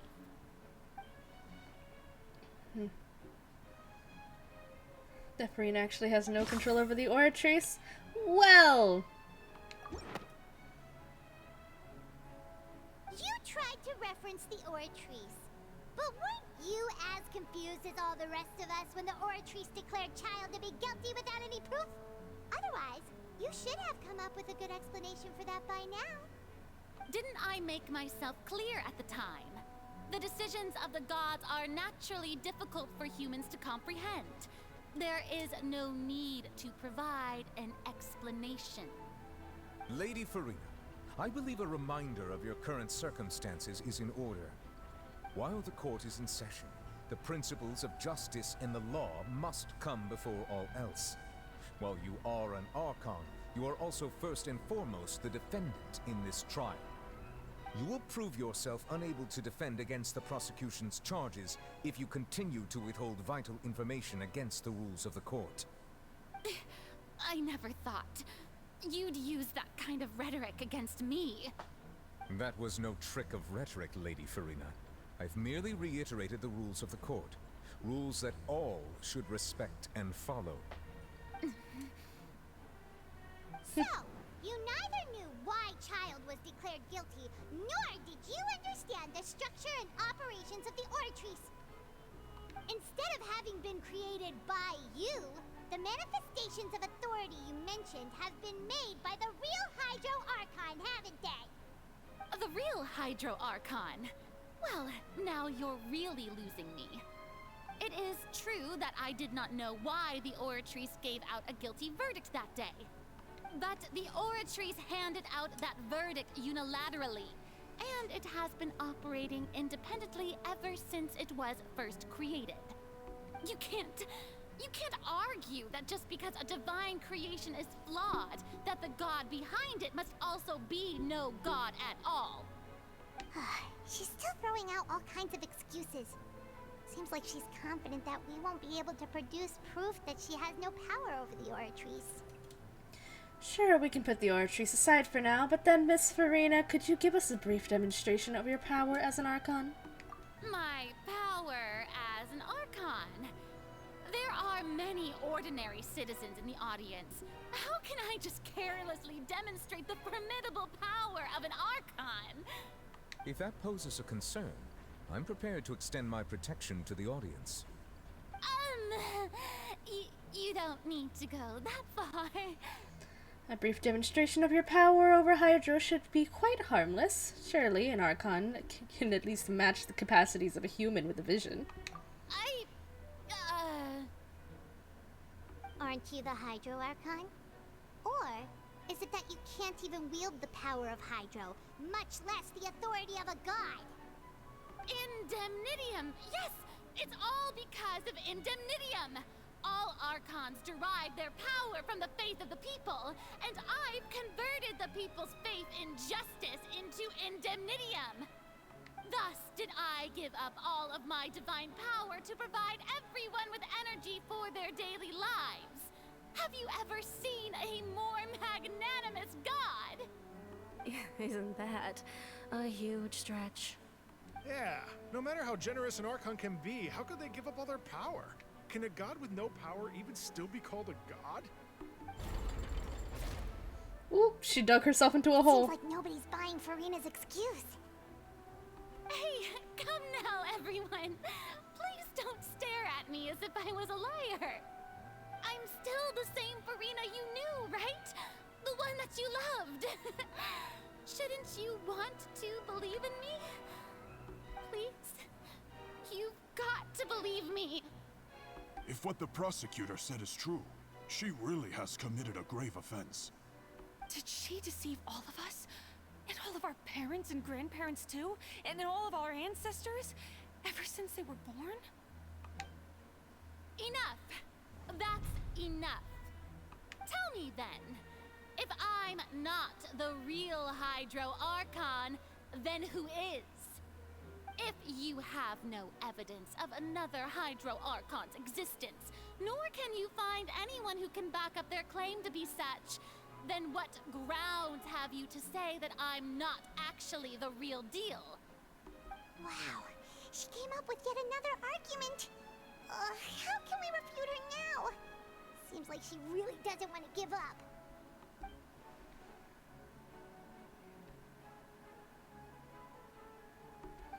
If she's only human...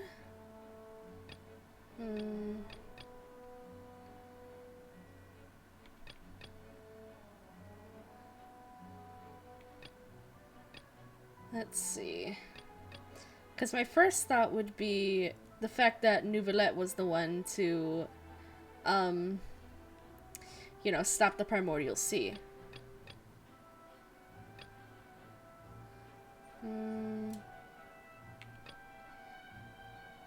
Yeah, let's see. It turns out, okay.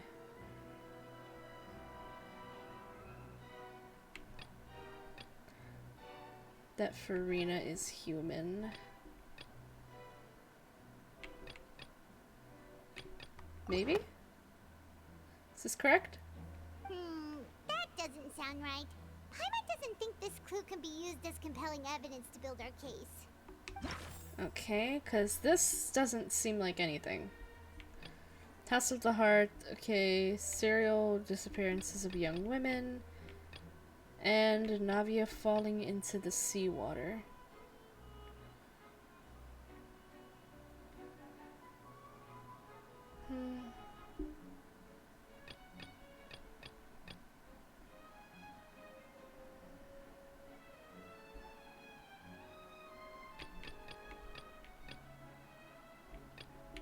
Okay, I would try this.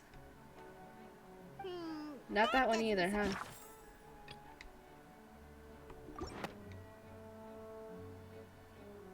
It has been established that all Fontanians can dissolve in water from the primordial sea. And that means... Since you insist on claiming to be a god and not a human, then there's a method that you can use right here and now to eliminate all suspicions of you being the latter. Miss Navia, please apply to serve as a temporary attorney for the prosecution before addressing the court.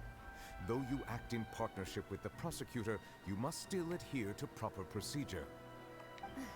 Super sorry, Monsieur Chief Justice. I swear this really will be the last time that I'll speak out of turn. Now, I've brought some seawater from Poisson.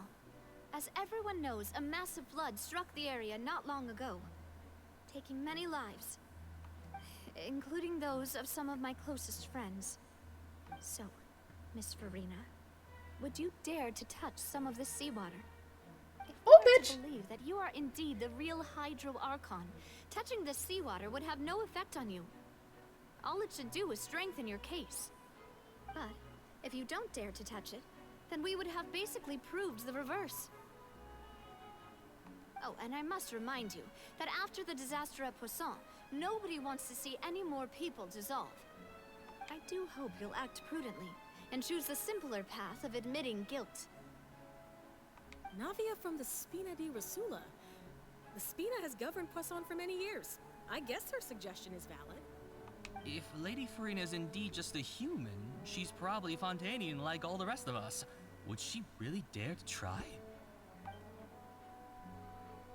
Oh, she's going down.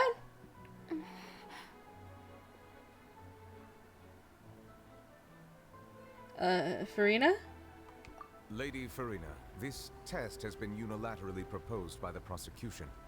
As it falls outside the realm of standard court proceedings, you possess the right to decline participation. Well, of course he had to tell her that. But refusing to participate is basically the same as a confession of guilt. She's just staring at the water without saying a single word.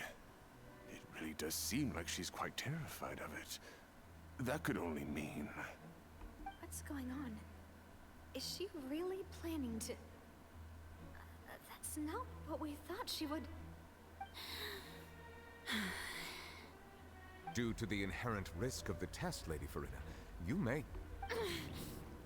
Oh. Hey! She actually... She doesn't even know what she is. I'm fine! Look at me, everyone! My hand is still here! I haven't been dissolved! Will you believe me now? I really am your Archon! I'm nothing like a normal human who would fall apart as soon as they touch this water! Really? Was this not the most obvious thing in the world? Miss Siegewin? If you're present, Miss Siegewin, please come forward and attend to the defendant. Siegewin? Don't be nervous. It'll just take a few seconds. Let me see. That should be enough. Please announce the results of your evaluation to the court, Miss Siegewin. As everyone doubtlessly saw, Miss Furina was displaying symptoms of hyperventilation and flushed skin. These indicate that she was experiencing the adverse effects of exposure to primordial seawater. The extent to which she was affected is the same as other humans when exposed to primordial seawater of a similar concentration. Thank you, Miss Siegewin. Lady Furina, you may return to the defendant's stand. Oh wait, what did she just say? I didn't get dissolved! Shouldn't that be enough to prove my innocence? It was hyper diluted. Well, considering your tendency to run from your problems, we did originally prepare a direct sample of the seawater around Poisson. However, after extensive discussion, we exchanged it for a sample that is not concentrated enough to dissolve an actual human. After all, on the off chance that something entirely unexpected might occur, we don't want anyone else to lose their life to the sea. Yeah, so it's just synth. Out of regard for Furina's life, you secured a low concentration sample and asked the head nurse to serve as an expert witness. It's a great thing that the direct sample wasn't actually used. Furina could have... I can't believe... You...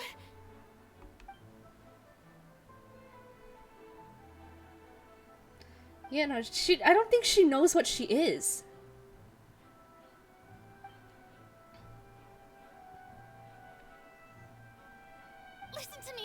Listen to me, everyone. Please don't give me such cold and disdainful looks. What happened just now didn't prove a single thing.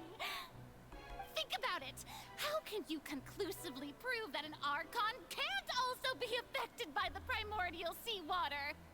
Also, if I was really just a human, why would I dare to just put my hand in that kind of water?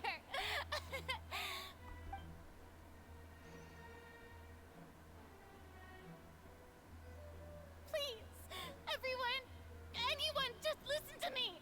I swear, I really am your Archon.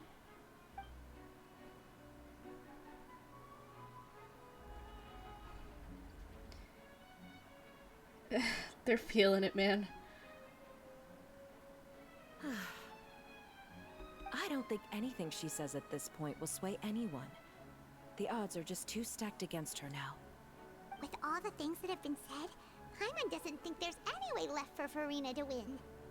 I believe the time for arguments and presentation of evidence has come to an end.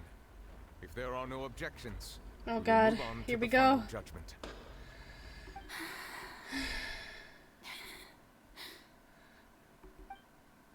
Oh god. I don't think anything she says at this point will sway anyone. She's too stacked against her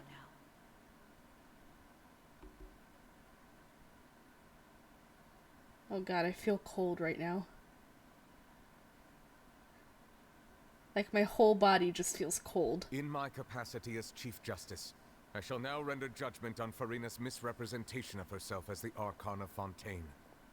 As a human who knowingly deceived her fellow citizens, Furina is guilty.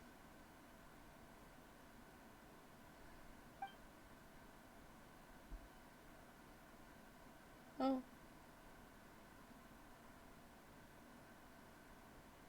Oh, that's what... We shall now turn to the Oratrice Mécanique d'Analyse Cardinale to render the final verdict on that the charges. looks like the prophecy.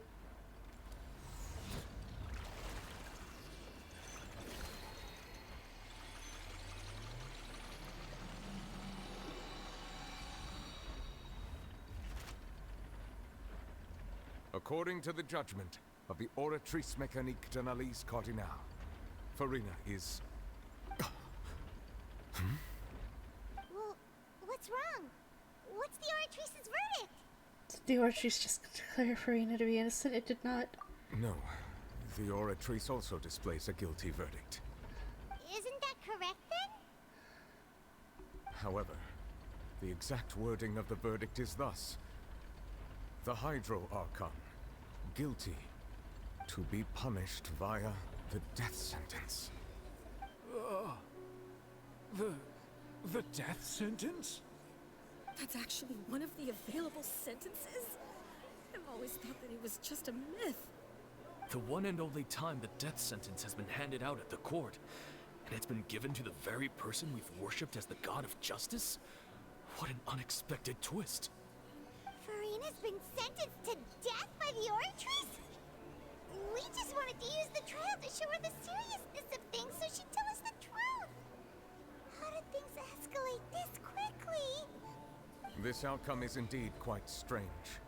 According to Fontaine's current definitions of justice, as well as its recommendations for criminal sentences, Is this sentence really appropriate for the crimes that have been committed? Yeah, even Fauché wasn't sentenced to death by the Oratrice. You know, the real evil mastermind behind the serial disappearances case.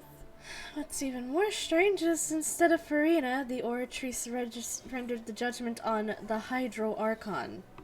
Indeed. Not only is Furina's sentence overly excessive, the very point of our trial today was also to prove that Furina has never been the Hydro Archon in the first place. But now, the Oratrice seems to have deliberately invoked the title of the Hydro Archon. What does this mean?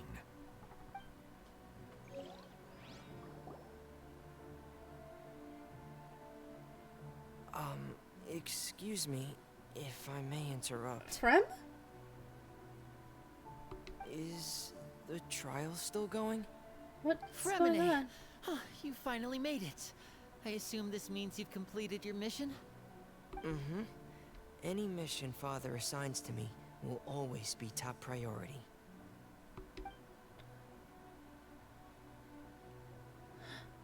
They found it. That the first prophecy slate?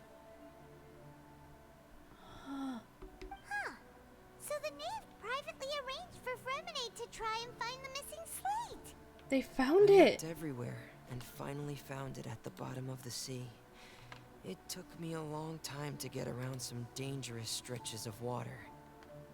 Oh, wow. But has the trial already concluded?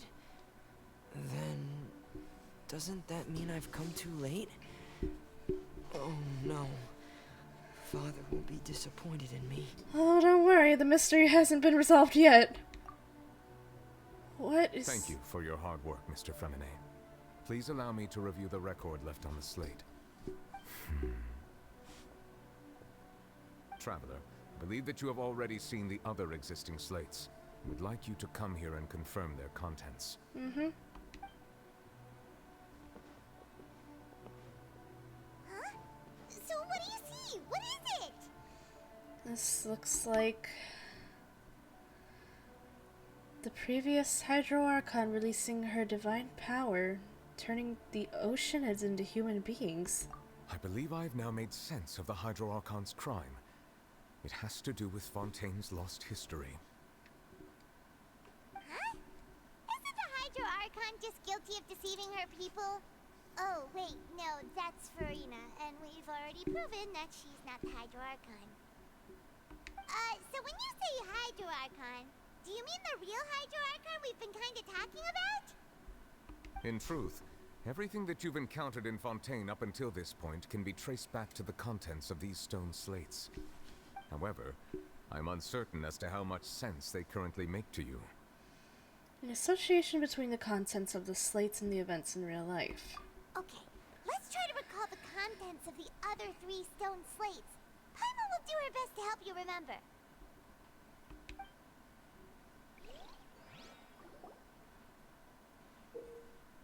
Oh, jeez.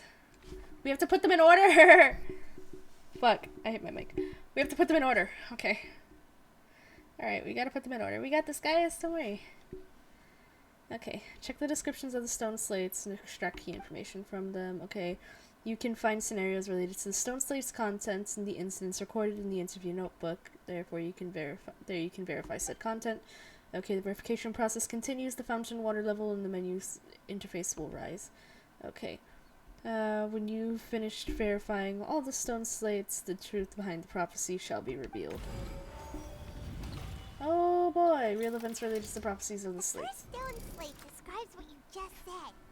It seems to show the previous Hydro Archon using her divine power, and then the Oceanids turn into humans.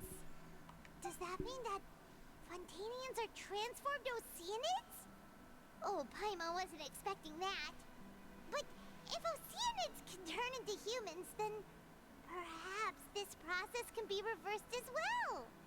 The second stone slate shows Celestia floating in the sky, and the Hydro Archon and her people worshipping it together. But the heavens still brought judgment down upon them.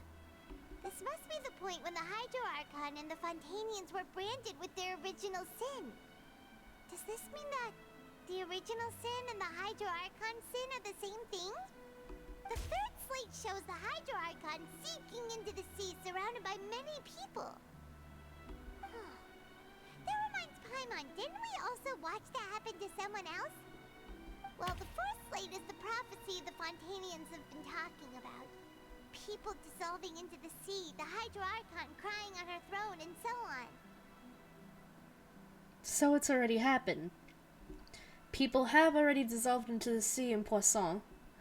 And the Hydro Archon sat alone on her throne, crying. We didn't believe that such a crazy disaster could happen at first, did we? But after that incident, it was just a question of when and not if.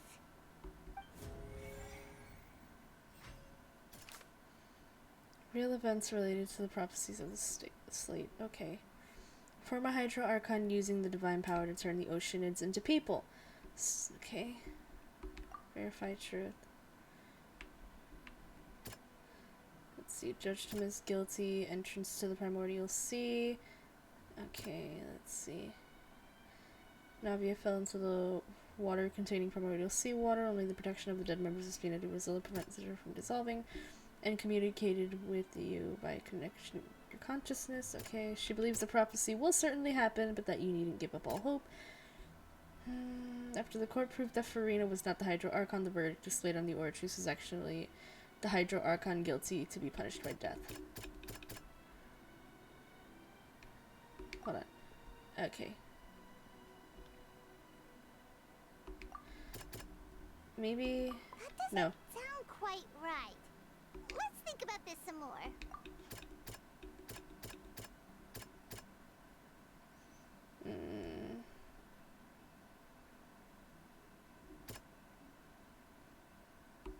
Nope, that's not it either. Okay. We know from the case of the serial disappearances of young God women fucking that Fontanians can be dissolved in primordial seawater. And the first stone slate tells us that long ago the Hydro Archon used her power to turn oceanids into humans. This... Oh shit, whoops. Didn't mean to hit that. Okay, proof of their origins. Okay, Celestia floating in the sky and the Hydro Archon and her people worshipping it together, but heaven still rained judgment upon them. Is it this? Yep. Perhaps what is about to take place has all happened before. The true sin of the Hydro Archon that Nervilette mentioned, and the original sin cast down on the people of Fontaine by Celestia as recorded on the stone slates. Okay. Hydro Archon sinking into the sea surrounded by many people. It's not as simple as falling into the sea. When Navia fell into the sea, her consciousness was subjected to judgment. The stone slates show the people gathered around the Hydro Archon in the sea. Could that be alluding to the same thing? And finally, just now, identical to described in the prophecy, circulating through Fontaine, Fontanians will eventually be dissolved into the sea, and the Hydro Archon will sit alone on her throne and weep.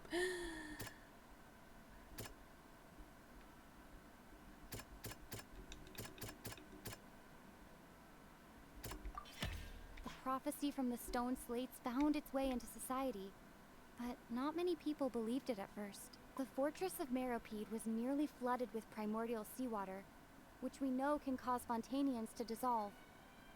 It seems increasingly likely that the prophecy may come true. If we hadn't dealt with it in time, things could have gone very badly. They'll dissolve into the primordial sea but won't cease to exist. Their essence will flow in the seawater, converge, and take the form of an oceanid. The Hydro Archon was sentenced to death in court, shocking everyone present. Perhaps this means that her sin was actually Fontaine's original sin. Navia fell into the water inside those ruins, and she nearly dissolved.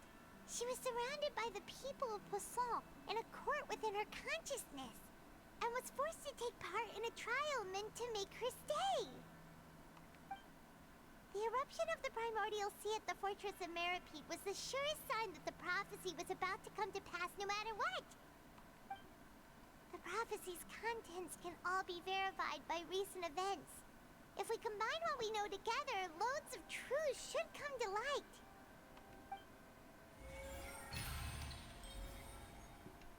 All right. Let's go.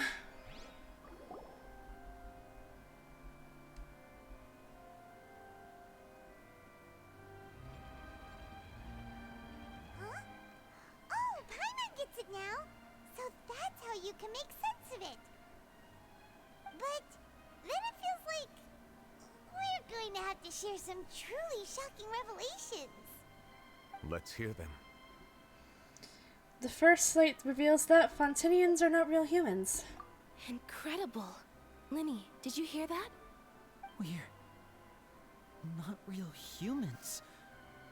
All Fontanians were originally created by the late previous Hydro Archon, with Oceanids as their basis. The evidence for that can be found in how only Fontanians could dissolve in primordial seawater, and how all the girls Vacher dissolved were also turned into Oceanids. Oh, and according to Navia, when she was about to get dissolved, she also saw everyone gathered around for a trial, all of them in the shape of Oceanids. Indeed. The second slate reveals that the crime of the Hydro Archon was her creations of the Fontinians from Oceanids. Yeah, and it follows from the content of the first slate that she probably angered Celestia by creating humans without prior permission. That could also explain why the Oratries judged the Hydro Archon to be guilty. It's to account for that ancient sin. The Hydro Archon's true sin was creating us? And yet, after many hundreds of years, the Hydro Archon's creations have turned around to try to judge the Archon within the Opera Epiclese. The twists of history are often the most unexpected of all. As for the third slate, I'm still convinced that it should come after the fourth slate. Yeah, isn't the image here just like when Navia fell into the sea? So wouldn't it be trying to show the image of the Hydro Archon also falling into the sea once the prophecy has been fulfilled in the fourth slate? The fourth slate depicts the fulfillment of the prophecy that is already known. In the end, the people will all be dissolved into the waters, and only the Hydro Archon will remain weeping on her throne. Only then will the sins of the people of Fontaine be washed away. Did Paimon get all that right? Yep. You've made some keen deductions. I must say, given how much you still don't know, it is impressive that you've already managed to connect so many pieces of the truth. However, while you were able to decode all the information on the slates, they've also been etched with an additional layer of hidden information using a different power source. Oh? When we were at the ruins, I tried to decipher the hidden information recorded in the slates. But since we only had 3 slates at the time, I was unable to come to a full conclusion. Now that the slate collection is complete, I shall make another attempt to decipher the narrative recorded within. If everything goes well, we should finally be informed of the unadulterated truth.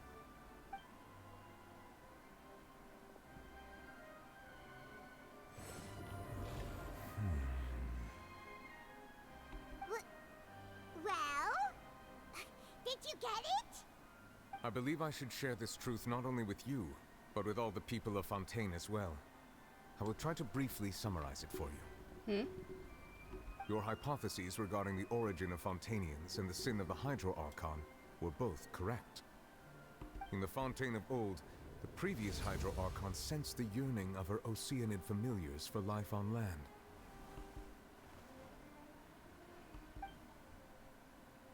The Oceanids were enamored with the beauty and romanticism of human beings, and wishing to have those experiences for themselves, expressed to the Hydro Archon their desire to become of a similar kind. However, even though water as an element is intricately linked with the power of life, the Hydro Archon, as one of the 7, did not possess the authority to create a new form of human life. Not one to give in, She eventually found a way to create permanent humanoid bodies for her familiars by appropriating the power of this planet's primordial sea. She poured primordial seawater into the Oceanids' blood vessels, creating humanoid mimics in the process. But if Fontainians were to ever come into direct contact with water from the primordial sea, the power within their bodies would escape these artificial restraints and return to the sea. As a result, their forms would collapse, and they would be reverted to their original forms as Oceanids. Of course, the Hydro Archon never received permission from the heavenly principles to create a new human race. And thus, the Hydro Archon and all of her creations came to shoulder the original sin of appropriating the power of the primordial sea. That is the true history of how the people of Fontaine first came into being. So we were all Oceanids before we turned into human beings? That's way too much information for me. I think I'm just going to pretend that I never heard a single thing. He's so valid. Wait, but if that's the truth, we can't let the Hydro Archon be sentenced to death. After all, her only sin was creating us.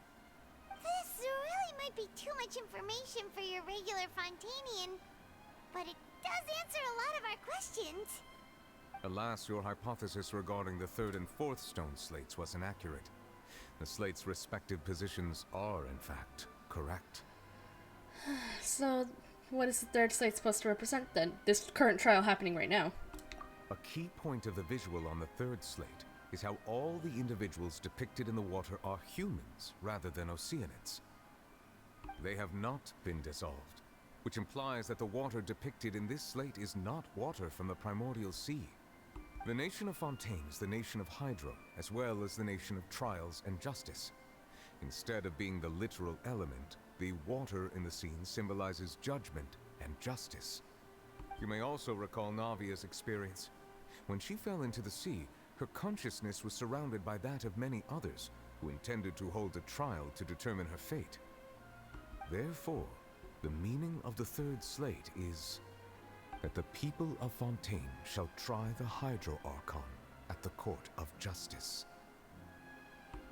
Yes, it refers to our present situation. Which means next the flood is happening. I'm following now. So, what you're saying is, even though we decided to put on this trial to avoid fulfilling the prophecy, we've just... in truth, everything we've done has happened exactly as the prophecy foretold. So now, it seems, we're the ones making sure it comes true. What should we do? It feels like there's no way out of this. Huh. No matter what, the prophecy will be fulfilled. Is this what it feels like to be a prisoner of fate? If that's the case, does that mean the scene in the fourth slate will also be fulfilled soon? Traveler, I would like to point out another small fallacy in your deductions. About the fourth slate. You probably thought that the eruption of primordial seawater beneath the fortress of Meropide served as the surest sign that the prophecy was about to come to pass, yes? She's already sitting on her throne weeping. I believe that rather than being a sure sign, that eruption could in fact only be a small warning of something far worse to come. As for the root cause of the catastrophe, I believe you've already encountered it once before. Oh, god damn it, not again! I swear to god, why couldn't be? Not again, motherfucker! You can't keep trying to drown the fucking... This eruption was just a small warning of the things to come. We must find the root cause of the disaster.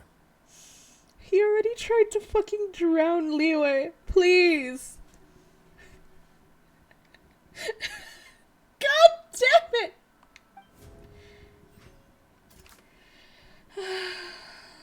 What is the true source of the catastrophe?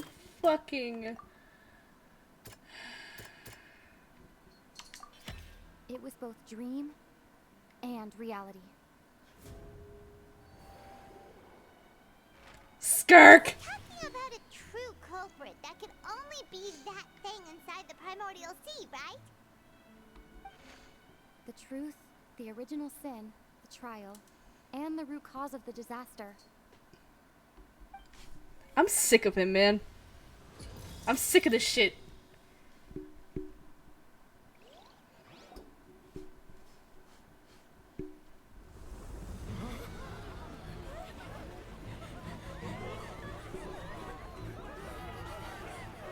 Why is he always involved? Oh, fuck me. There she is! Oh, goddamn.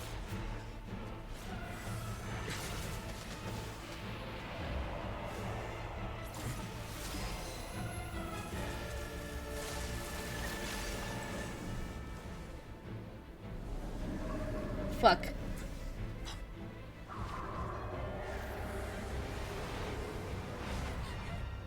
Oh. Wait, is he stopping her? Oh, he's stopping her! Alright, point for you, sir.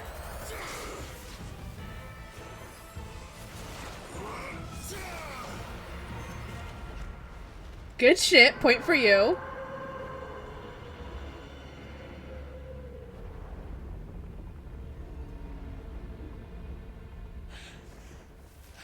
Oof.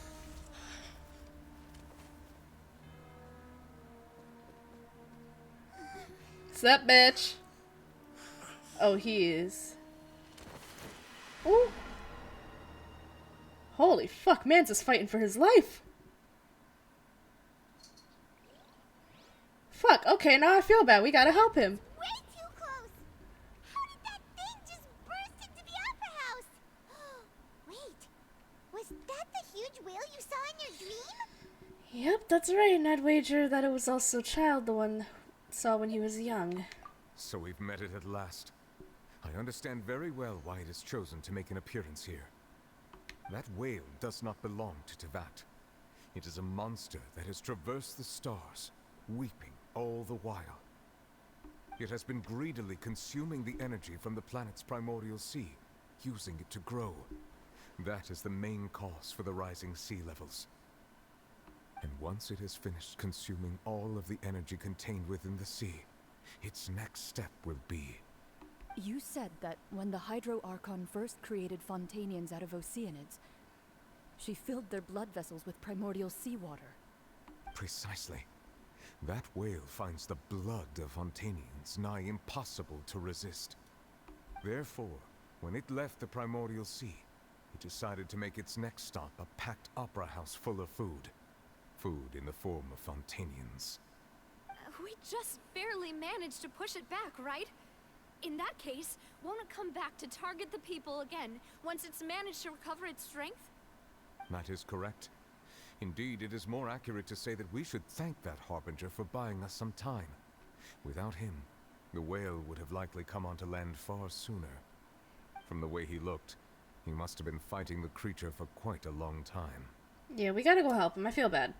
That battle maniac. We've always known that he had a special connection with that whale, but we definitely didn't expect it to help us out like this. Anyway, now that we know that this whale is the actual cause of the disaster recorded in the prophecy, all we need to do to stop the prophecy would be to find a way to beat it up, right? It is too late. What do you mean? It had already absorbed too much of the primordial sea's energy before we could notice it. At this point, it has become practically integrated with the sea itself. So, if it's here and it's that Even connected if with the sea, does that mean... were to be destroyed, it could still survive and swim off towards some other world. That's not something I will accept. We've already done everything we can, and we even found the true culprit. We've come so far. You can't just tell me that the last hurdle is some impossible foe. That's just not fair. Indeed. That's not how a grand performance should end. I'll fight it to the end.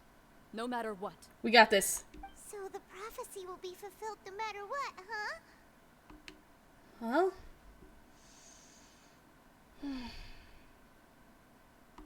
The prophecy. Yes, what has been prophesied will be fulfilled. You may view such things as the history of the future.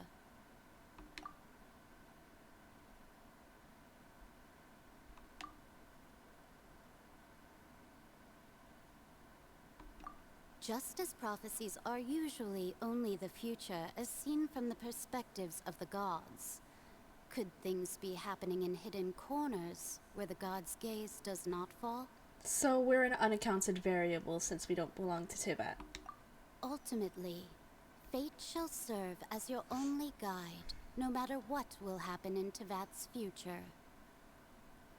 All you need to do is to play your part. Places where the gods' eyes do not reach.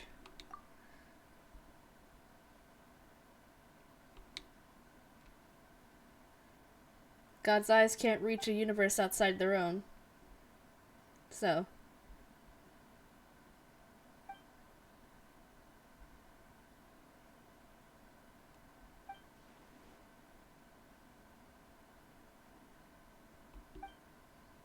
Why don't we go up and ask her? Is she still there?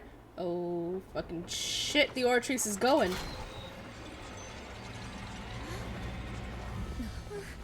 What's happening with the Oratrice? I believe it is preparing to carry out the death sentence. What? It can do that? Furina! I didn't know it could do that. No, I still need answers.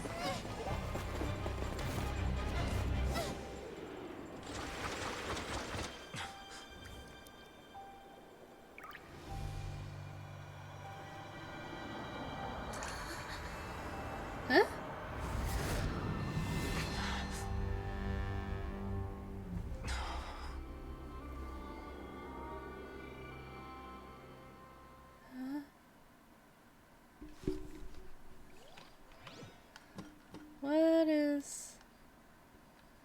What is happening? What is happening? Huh? Oh, she's gorgeous. You.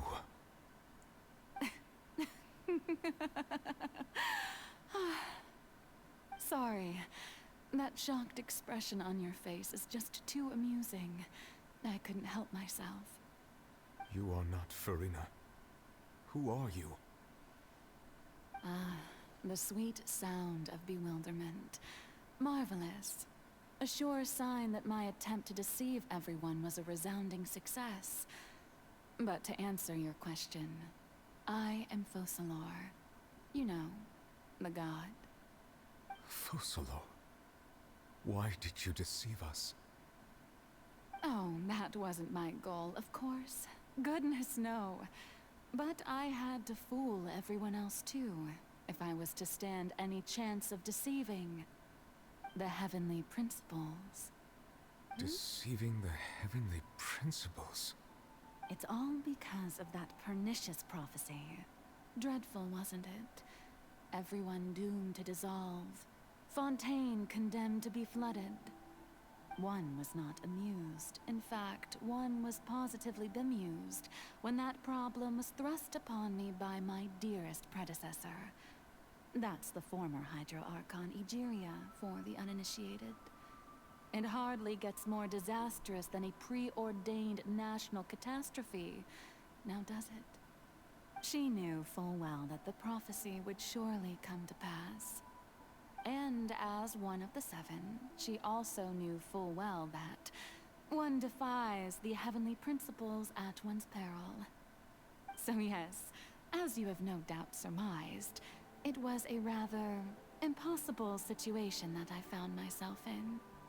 I spent a terribly long time mulling it over, alone on the ocean floor. And I was almost growing barnacles by the time I finally realized there was only one possible solution to this confounding conundrum. I had to outwit the heavenly principles, allow the prophecy to be fulfilled, ostensibly at least, while saving everyone at the same time. I'm a genius, I know. I can only assume that's why Egeria chose me as her successor. Although, looking back now, it was hardly the inheritance one dreams of. between the task of saving the nation, the quotidian duties of the Hydro Archon, and not to mention the original sin of creating a new race of humans, I dare say she left me quite a colossal mess to clean up. But one can only play the hand one is dealt. I did not choose this, any more than I chose to be one of her Oceanid familiars. So you were also once one of the Oceanids, transformed into a human by Egeria's hand. Yes, I was. I always dreamed of becoming human. And I still do, even now. In my eyes, to be human is to be part of the greatest opera ever known. After becoming a god, I separated my divinity from my body and spirit, leaving behind only a self that was as naive and bewildered as my past self on her first day as a human being. The me you see before you now is that divinity. And the human counterpart I left behind, I named Furina. She could feel joy, sorrow, and everything in between. She could be as vain and conceited, or as meek and vulnerable as she wished. Her strengths were of a kind only a human could possess, as were her shortcomings. But in my eyes, Furina's humanity was what made her perfect. She was perfectly human in every way. The person I always wanted to be. Anyway, so then I cursed her. All part of the plan, of course. The plan to deceive the heavenly principles. Do you still remember the final scene of the prophecy? The Hydra Archon alone, weeping on her throne. In order that the prophecy might appear fulfilled, I invited Furina to be an actress, to play the part of the Hydro Archon in the prophecy. Under the curse I placed on her, so long as I, Focalor's divinity, continued to exist, she could not die. But nor was she free to live her life in the pursuit of happiness. Instead, she was forced to take the stage in the opera house, to embrace the role of leading lady, to forever play the part of the god from the prophecy, all to create a deceitful appearance of that prophecy coming to pass. I suppose now you probably understand why your court is called the Opera Epiclese. But Furina is only human, isn't she? Even though she has had a long life, her mind is no stronger than that of any other ordinary human being. I cannot begin to fathom what she has had to endure. It must have been torture for her. It has indeed. And although she is, in a sense, me in human form, I most definitely owe her an apology for it. It's been 500 years, and all along, she's been playing her part in the most unimaginably long, unbearably lonely, and agonizingly painful opera of all time.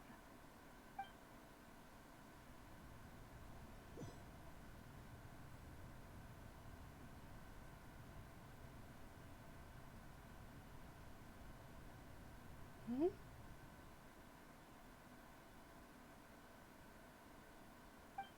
Wait, am I about to witness?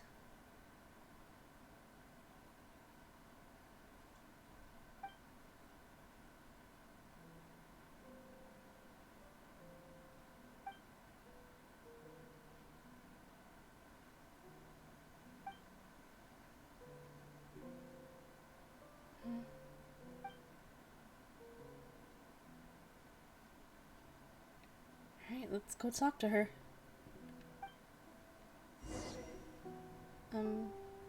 Foodie?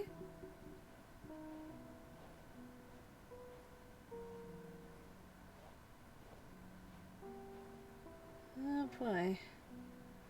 Can I, like, climb up here? Genuine question. Let's see. Can't climb up there. I have to...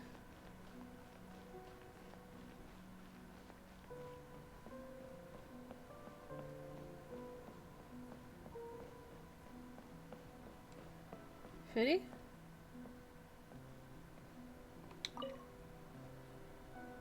Fitty? Oh? Who permitted you to come onto the stage? Now, I understand your admiration for my august self, but I must ask you to keep to the rules. Furina? All right. It is not my intent to reprimand you. Don't look at me. There is no need to state your name. Just be off with you. Do not distract me from my performance. But I don't see an audience here.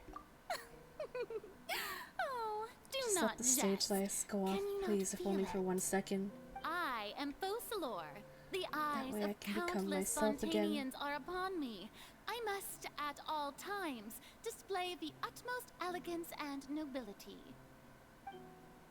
Something's off. There's no getting through to her. Even in her heart of hearts, she's still playing her role.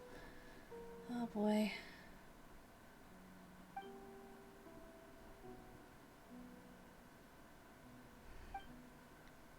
Foodie. Foodie.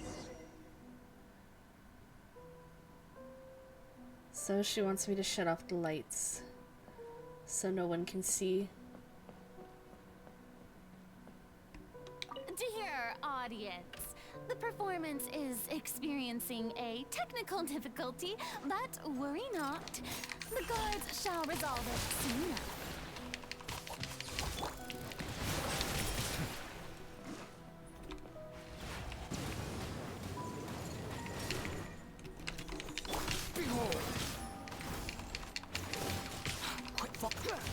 Wheel of life.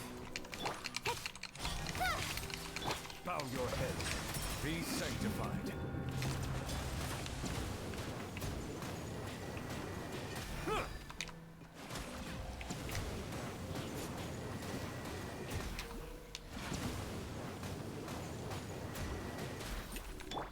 Cut to the chase. Hey! Rise. Yeah, don't blink. Silence.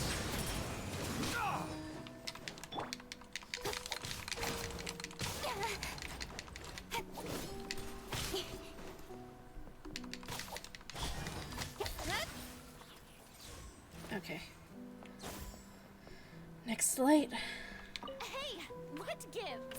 The audience is still watching me, you know. Guards? Wait, where are the guards? Guards! Don't worry about it, Foodie. Orders given. Orders received. Silence.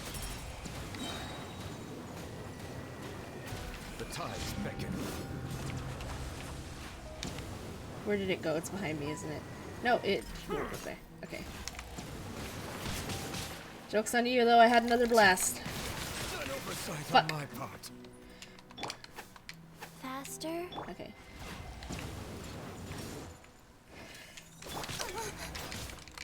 Speed of light.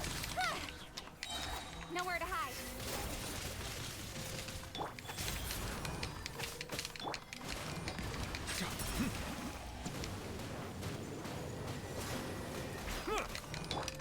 Don't blink. Hey! Unsightly insects.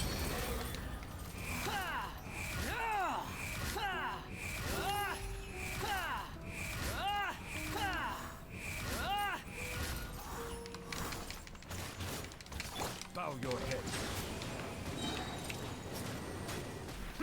Let the mighty be humble. Oh shit. I didn't see her charge.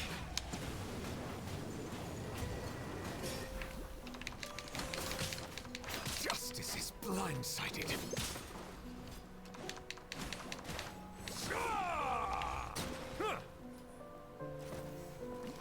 Alright. Last one.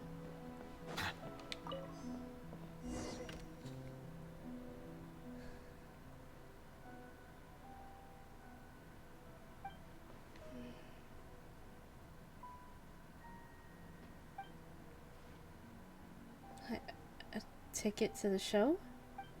Is that it? Oh.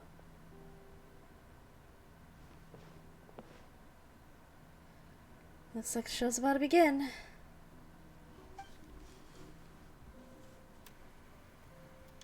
Before a mirror, Furina.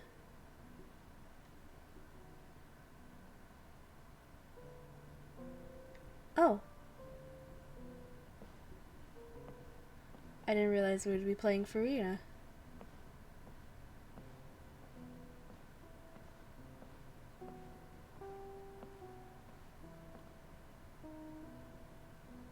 Furina. Furina. Huh? Who's that? Who's calling me? Where are you? Be not nervous. Be not afraid. I am before you. Wait a moment. You're near me? How can this be?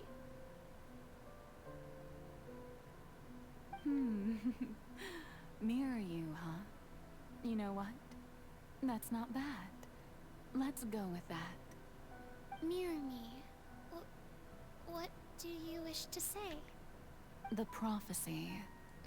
Have you heard of it? What prophecy? Wait. I know. I think. I don't know why, but it's in my head somehow. The people will all be dissolved into the waters, and only the Hydro Archon will remain, weeping on her throne. Only then will the sins of the people of Fontaine be washed away. Oh, very good. You know it well. What's going on?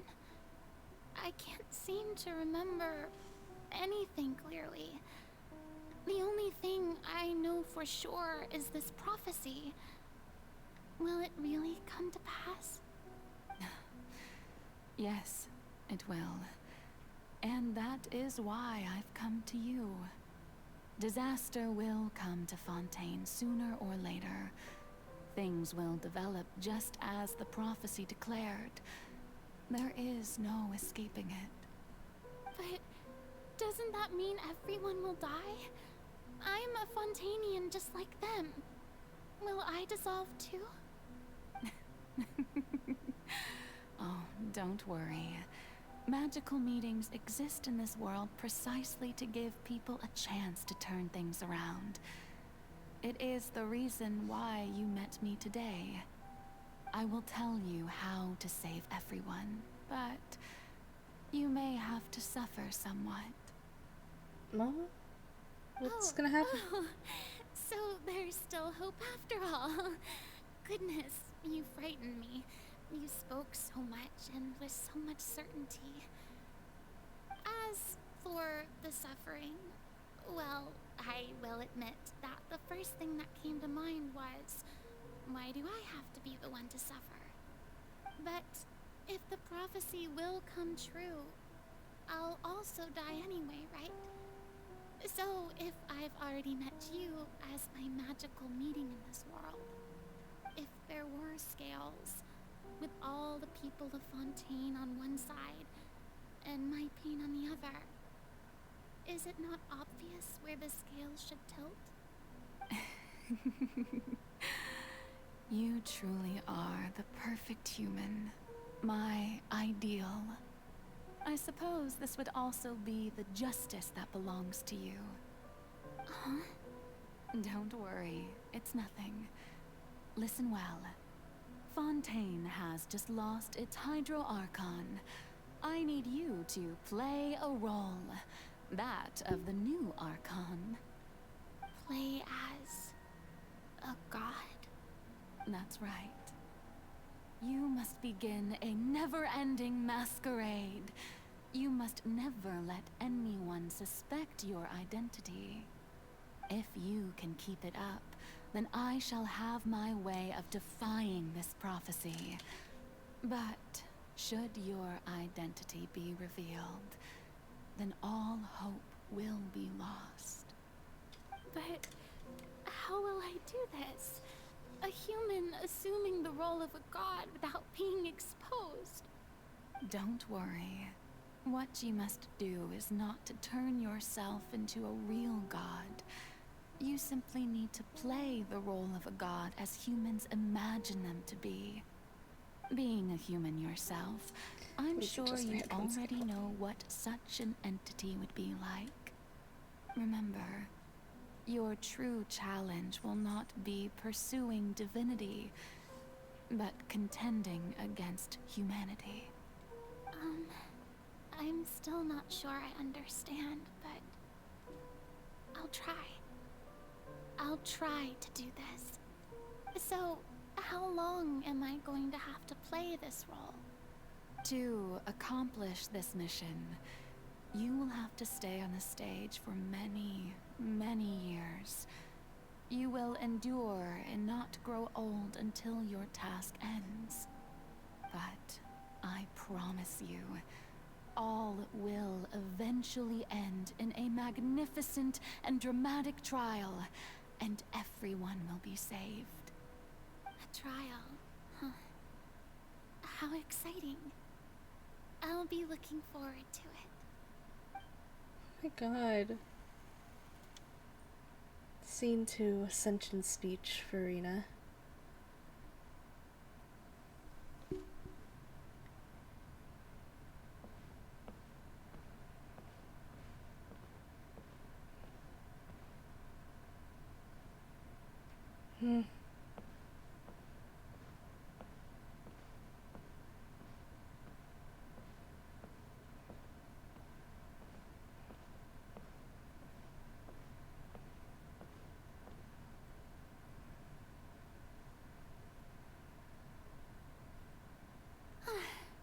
The Maison Cardinalise has announced my accession, but this is my first time facing the people. What should I say to most appear like a god?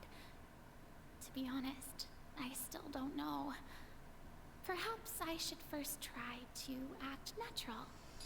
Summon courage. Ladies and gentlemen, good evening, and welcome to the Opera Epiclese. I'm sure you've all heard about how I have taken on the role of Hydro Archon. Indeed, I am Furina de Fontaine, your new Archon. Appear earnest. In truth, I know little about becoming a nation's new god, but it will be my honor to guide you all. As the god Focalor, the god of justice, I shall do all within my power to lead you into an age of fairness and justice. Close politely. Once again, thank you all for coming. If you should have any questions or suggestions, please send them to the Maison Cardinalise. The future of Fontaine will require us to work together, after all. This should do it. I thought I might stammer, but thankfully, I was able to convey my thoughts just fine.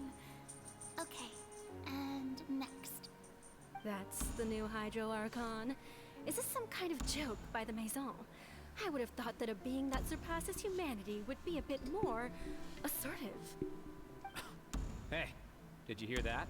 She even told us to send her suggestions there at the end. Shouldn't gods be all-powerful? She's being so modest. What's the difference between her and an ordinary person, then? If you ask me, perhaps the succession didn't actually happen. She might just be a Maison-backed puppet. Wait, what's going on? Why is everyone suspecting me of being a fake? This is bad. If I get exposed here, there'll be no saving the people from the prophecy. Right.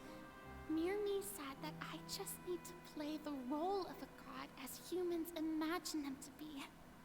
Calm down, Furina. Think. What do the people want? How would they imagine a god to speak and act? Assertive, with a strong sense of presence. One who can dispel all doubt. That is the character I'm fated to play.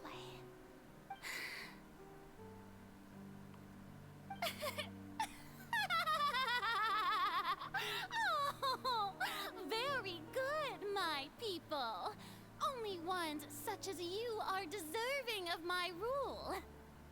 Now, I was wondering if some weak puppet were to one day come onto the stage and claim ownership of this opera house, would the children of Fontaine follow them?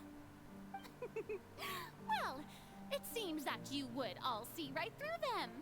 Having passed my test, you are qualified to witness wondrous trials alongside my august self, here in this opera house. You may consider my previous act a door gift of sorts. I thought it was a debut that suited the atmosphere. Now then, let us be reintroduced. Ah, so that was just a performance. How could I have forgotten that we were inside an opera house? Her personality. It's quite shocking, to be honest. I suppose it's a better look than before. Such a fascinating and bold deity. How wonderful! Our future may yet be bright after all. It seems I've turned them around. Best follow this flow and restart my accession speech. Resolutely with conviction. My dear people, whether you acknowledge me or not, whether you trust me or nay, I say to you, keep faith in your ardor for justice. We have heard it said that this nation's sins can no longer be washed away. Well, I say that justice is most fragrant when it blooms amid sin. Turn up the drama. The scales of justice should not weigh heavy in the hands of its God. On one side, it must carry fairness and justice. And on the other, praise and applause. May law be the prayer on our lips. May judgment be our worship. Let us light the fires and drink to the future of Fontaine. In this speech emphatically. There is no trouble in this world that justice cannot solve. All that is needed is for you, my people, to believe in it, heart and soul.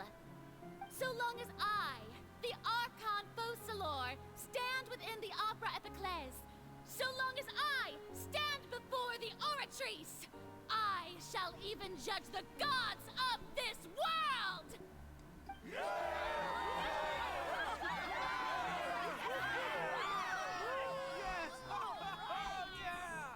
I didn't even realize the back of her skirt looks like a fish. Or I guess an oceanid. Scene 3, Opera House, Furina.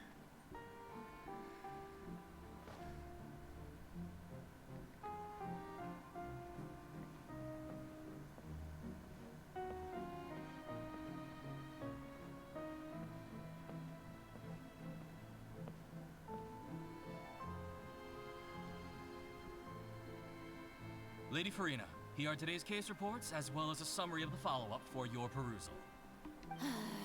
Come now. Was I not just at the Opera House in person? Leave these kinds of things to Neuvillette. Besides, none of these trials were the one that I'm looking forward to the most. If I may be so impertinent, what kind of trial are you truly looking forward to? A magnificent, dramatic, and wondrous trial. A trial to end all things. How could you hope to understand? That's true. I fear I lack the ability to grasp your divine thought, Lady Archon. No need for fright, and do not take what I said before too seriously. Go now, do your duties. The trial I await. It will come one day.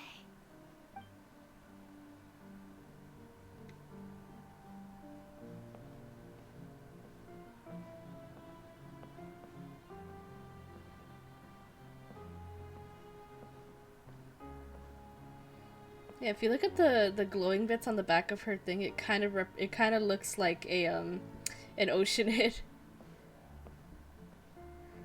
It's pretty cool. Lady Furina, I don't know what to say. Thank you for agreeing to see me. No need to thank me. Or rather, thank your own sense of perseverance instead. Long have you stood in line to meet me, have you not? Oh, I'm afraid that's just an inevitable consequence of my divine charm. All right, Deoteria, is it? How is your son's illness? You remembered me, and you knew of my family, too. He is doing much better now. In fact, he is far more of an ardent believer than I. He was the one who forced me to seek an audience with you, and to bring your words back to him. Oh, good. Very good. If this should happen again in the future, please do not hesitate to come and tell me. Going down to citizens' homes every so often, while not usual practice, should serve as a fine change of pace. You're such a gentle and wise god. Thank you once again, on behalf of my son.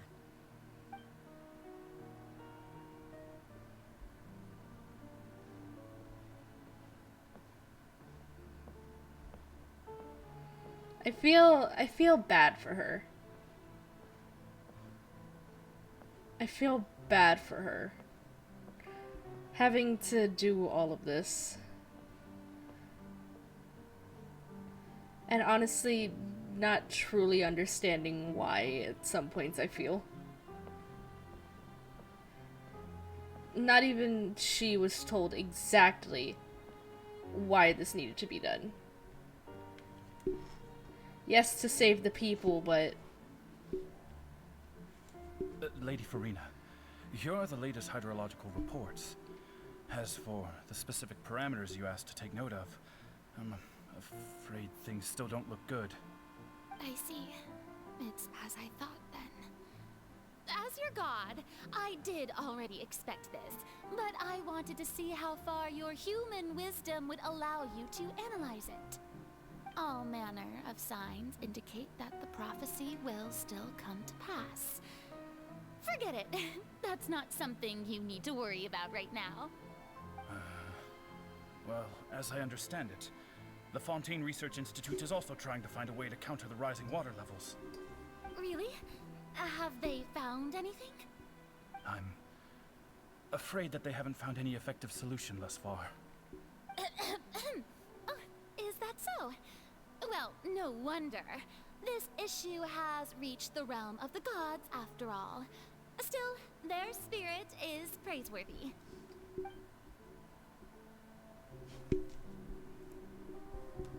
Okay, I feel like my mic keeps sliding down.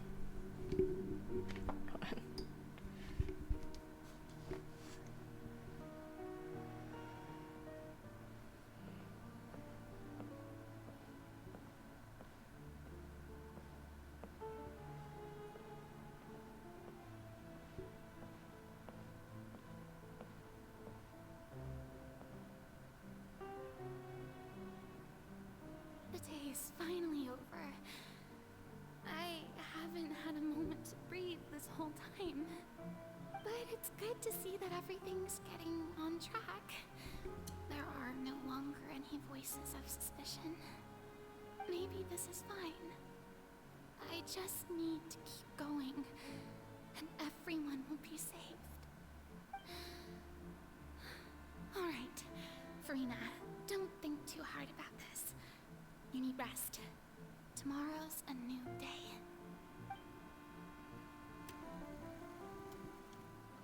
Scene 4, Opera House, Furina.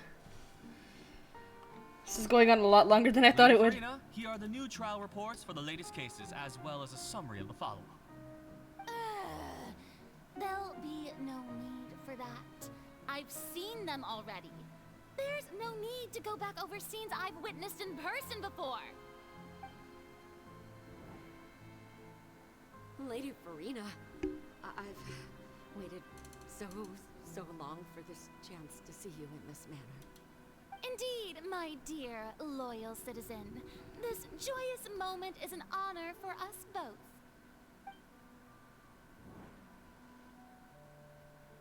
Lady Furina, we're detecting significant hydrological anomalies near Poisson. Understood. Keep monitoring. Keep me informed should anything come up at the Institute.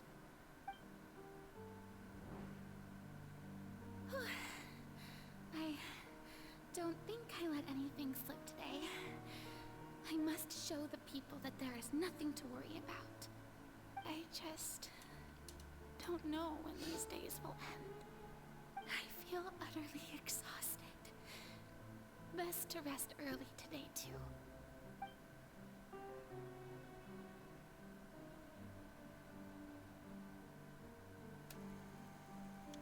Scene 5, Opera House, Furina. It's gonna just keep going, isn't it? Yep, same things over and over again for the next 500 years.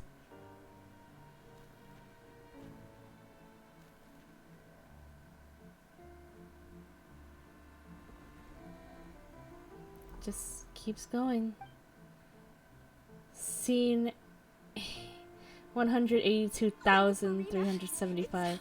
It's like a dream being able to speak with you up close like this. I've heard that the first member of our family who was honored to receive an audience with you was Madame Deoteria, almost 20 generations ago. And what a fine family yours is indeed. It brings me great joy to meet such a faithful believer. She's a crying. descendant of a line most ardent. She's crying. Surely you exaggerate, Lady Furina. She's crying. My lady? What is it, good citizen? Are you crying? Oh, really now? I didn't even notice. She's so stressed. This must be the overflow of hydro from my person. Well, can't quite help being the god whose dominion is the waters, can I? No wonder. No wonder. A manifestation of your power, then. Oh, Archon, I am honored to have witnessed it. Honored indeed. Help her! So interminable.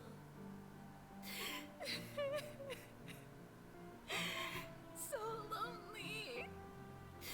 Just how much longer? Hundreds of years must have passed by now. Perhaps the show must go on for hundreds more. I never imagined that it would hurt so much. Have I reached my limit? No. Perhaps I reached it long ago. Today I didn't even notice my own tears. I want to tell someone, anyone, about this. But would that not destroy all I've done so far? I've conducted so many investigations across the centuries. But there's not even a sliver of hope that we might break the prophecy. All I can do is keep heart. I must maintain this act. It is the only way to save Fontaine. Please, mirror me. You have to succeed.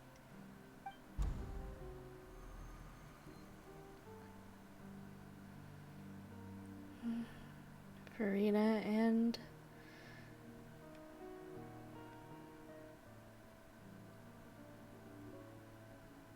Furina, you don't have to shoulder this burden alone. Although I don't know what you might be keeping from everyone, your people are more than willing to share your burden with you.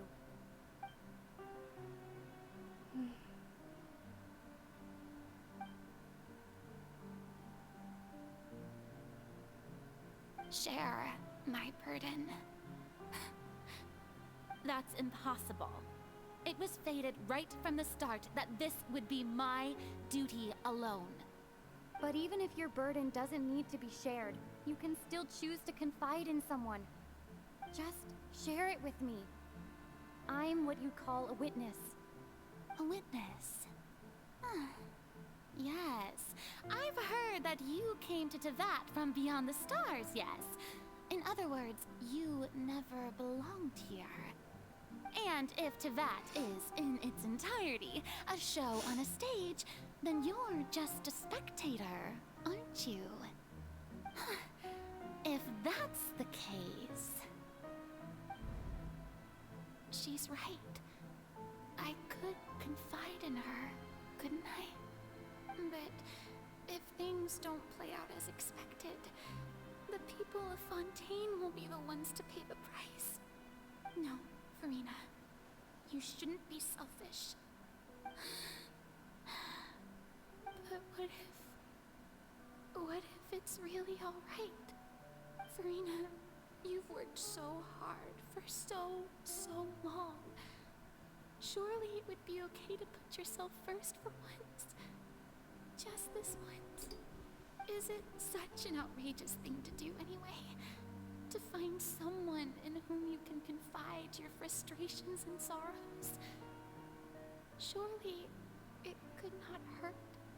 If you let this opportunity slip through your fingers, it might never come by again. Think about it long and hard.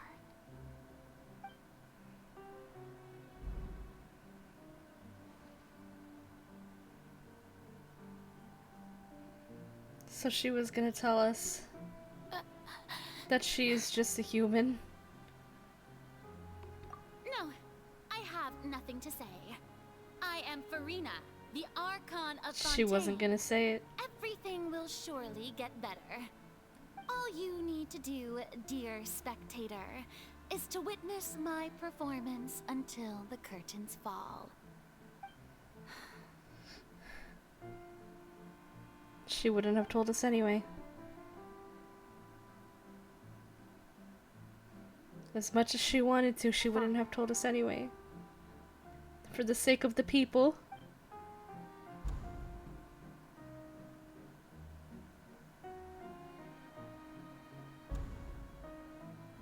Oh, Footy!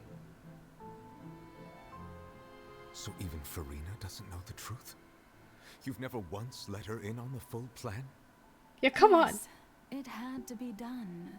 To deceive the heavenly principles, you must first deceive yourself. It's so cruel! She did very well.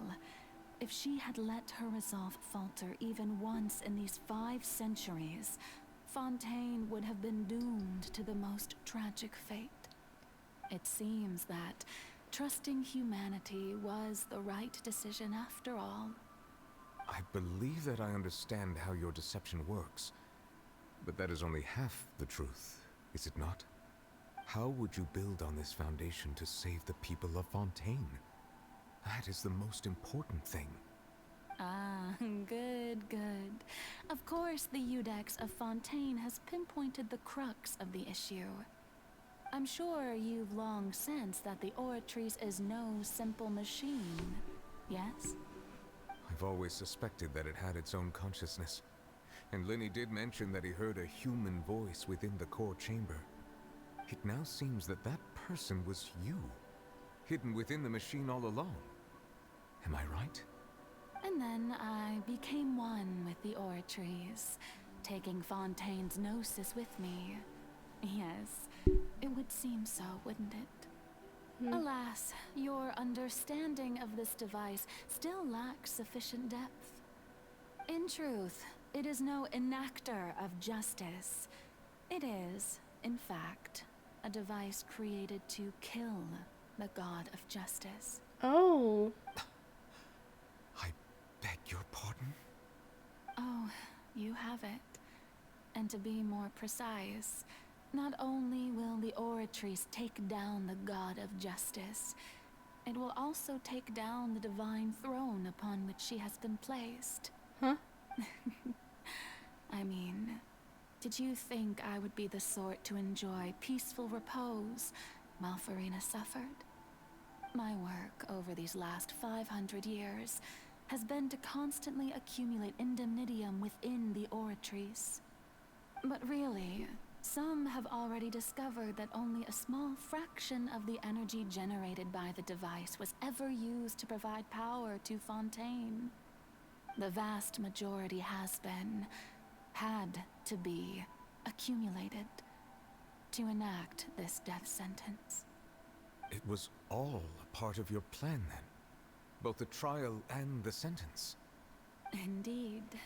This power, accrued over 5 centuries, could have sustained Fontainians for millennia had it only been used for that purpose.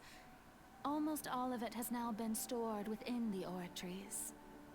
But only power of this magnitude could hope to destroy the Hydro Archon's divine throne, shaking the rules established by Celestia and breaking through the institution that is the Seven. So the Oratrice's call for death was for neither Furina nor Focalor, but for the Hydro Archon. The destruction of that divine throne. If I do not misunderstand your intent, you must be...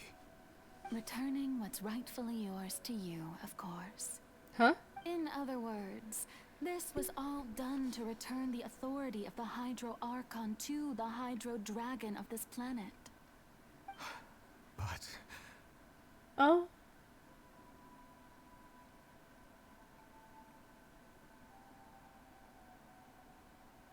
No, what? Getting sad again, are we? The authority of the ancient dragons shall soon be yours once more, O Hydro Dragon Sovereign. And this is the face you make. All you've done throughout the years is just so you can sacrifice yourself at the very end. I've never quite seen it that way, you know. Even now, I'm quite pleased at how well my deception worked.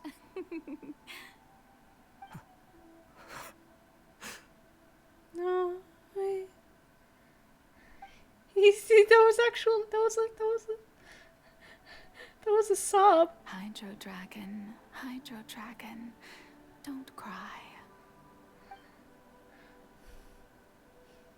I must say, had it been within my rights, I would have loved to judge the heavenly principles themselves. Were they not guilty of essentially the same crime? Egeria stole the power of the primordial sea, and the heavenly principles stole the power you ancient dragons possessed. I, for my part, am the god of justice. And is it not just that your original powers should be returned to you? Speaking of justice, I have always believed that justice lies in the process of pursuing human existence itself. So, if the theft of the primordial sea's might was Fontaine's original sin, then, leaving matters of procedural right and wrong aside, the descent of the Fontainians as humans and their right to exist in this world would be Fontaine's original justice. In other words, existence was Egeria's justice, and to me, justice is the continuation of that existence. Defying the prophecy and ensuring that Fontaine's people shall live on, that should be the justice enthroned over all others. At this point, we, whether it be myself or all other Fontainians, have shouldered the burden of this sin for far too long. Iudex Nervillet, the highest judge in our land, when you regain your full power as an elemental sovereign, what verdict shall you pass upon us? So when I was invited to the court of Fontaine to serve as Iudex, I see now that that was your idea too. At last, I now understand the true purpose behind this position. In the beginning, I was uninterested in human existence. But these 5 centuries of living alongside them have gradually brought about mutual understanding between us. And I have even attempted to feel as they feel. You are a devious one, Focalor. Things being as they are, surely you know that I could never declare them to be guilty.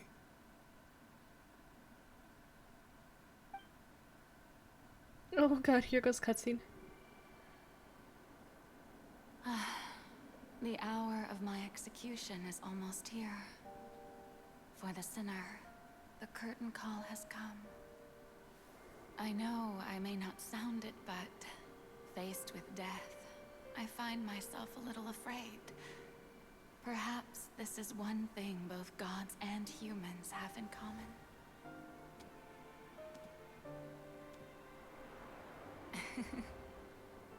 Farewell, Nervalette. I hope you've enjoyed the part you played these 500 years.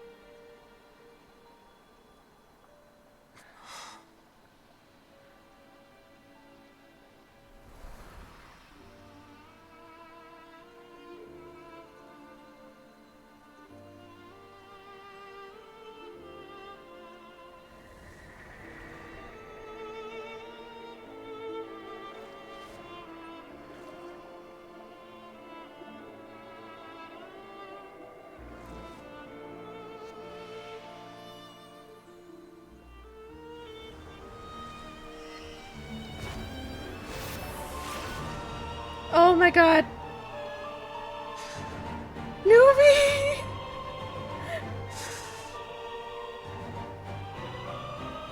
I, Eudex Nuvilette, hereby declare,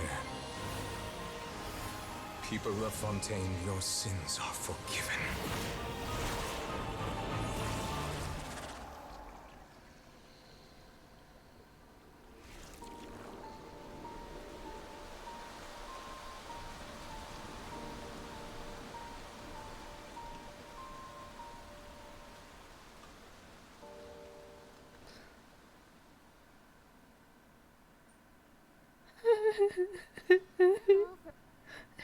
Genshin, shut the fuck up!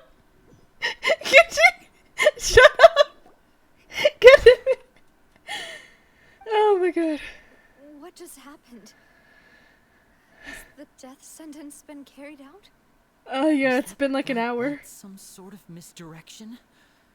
I have a feeling that something huge just happened. Don't worry about it. But since we're all still alive and haven't been dissolved, I assume whatever happened was good for us. Don't worry about it, guys. It's time to end this. We must mete out punishment to that beast. Yeah. Didn't you say just a moment ago that it can't be defeated? No, we got this. I have gained the strength sufficient to deal with it. Yes. Through certain means. I now have the ability to separate the power of the Primordial Sea from that creature. We should seize the opportunity to pursue our quarry. You obtained power just now? Traveler, now that the oratories can no longer function, I require an executor to help me mete out justice. You mean me? The root of the calamities befalling Fontaine. The beast that enacts the prophecy. Its name is the all-devouring narwhal. Fucking narwhal. Come with me, traveler. The hour of execution has come. Yeah! Let's go. I'm so ready.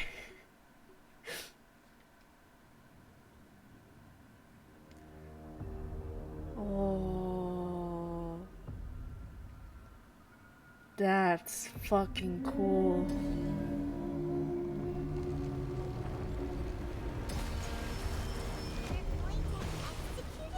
Oh shit! Wait, it's coming from there. It's coming from there. Oh shit, oh shit, oh shit, oh shit, shit, shit, shit. Out of there. Considering Nope. source. Can't do it. Okay. Unless we can find a way to attack it from within. Okay. Share a part of the ancient dragon's power with you. We shall look for an opening together. Okay. Got it. Got it, newbie. Holy shit. Okay, coming from there. Keep moving, keep moving, keep moving, keep moving, keep moving, keep moving, keep moving. Shit. Where? Here. These. I can feel its sorrow turning into hostility. Oh shit. Nope.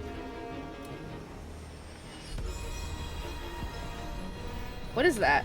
Fucking constellation. Oh, fuck me! Whoa, whoa, whoa, whoa, whoa! Whoa, whoa, whoa! Hold on. Oh, bitch. Destroy the Eye of the Maelstrom. Okay. The all-devouring narwhal cannot resist its instinct to devour. Continue to trigger its hostility. Chance will present itself.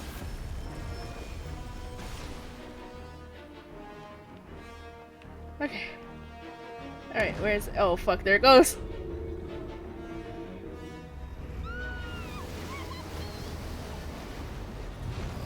And we got eated.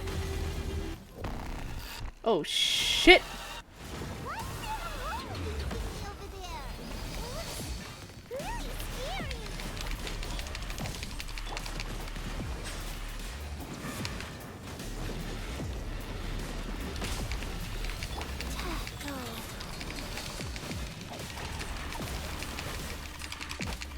This is kind of fucking garbage. Holy shit. Oh no, I'm not doing well here. Fuck, where'd it go? Where'd it go? Where'd it go? Do not fear. Seize the moment and use my power Numa, to or suppress its roots from within. Okay, okay. Fuck it. Nope, nope, nope. Little leapfrog ass bitch. Little leapfrog ass bitch. Shit, shit, shit, shit, shit, shit, shit, shit, shit. How? Where? Use your power, newbie. What the fuck does that mean? Settle down. Silence. The tides beckon. Newbie, I'm so fucking confused.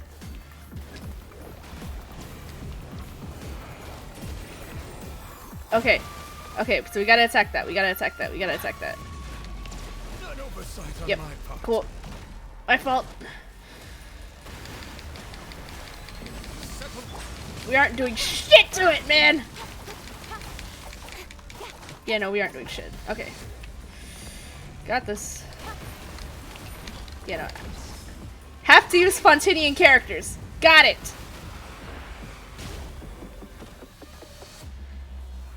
Good thing I have newbie. So I can only use newbie. Got it. Noted. Duly fucking noted. Shit, shite. Bitch.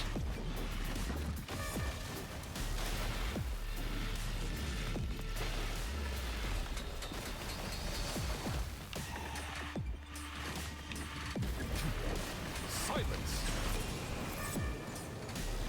Okay, so we gotta do that.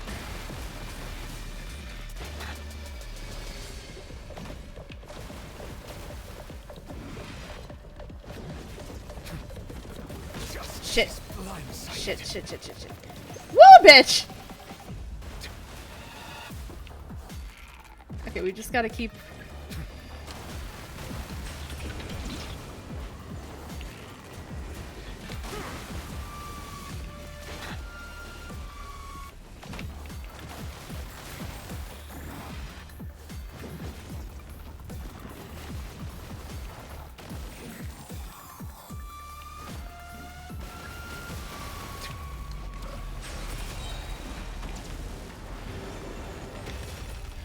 Okay.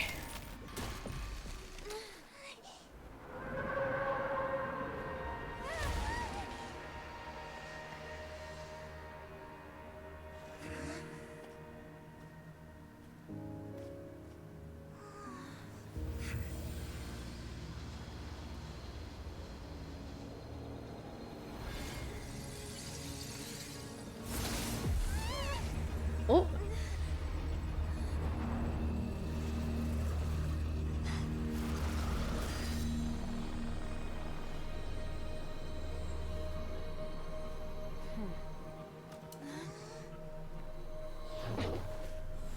Why'd you throw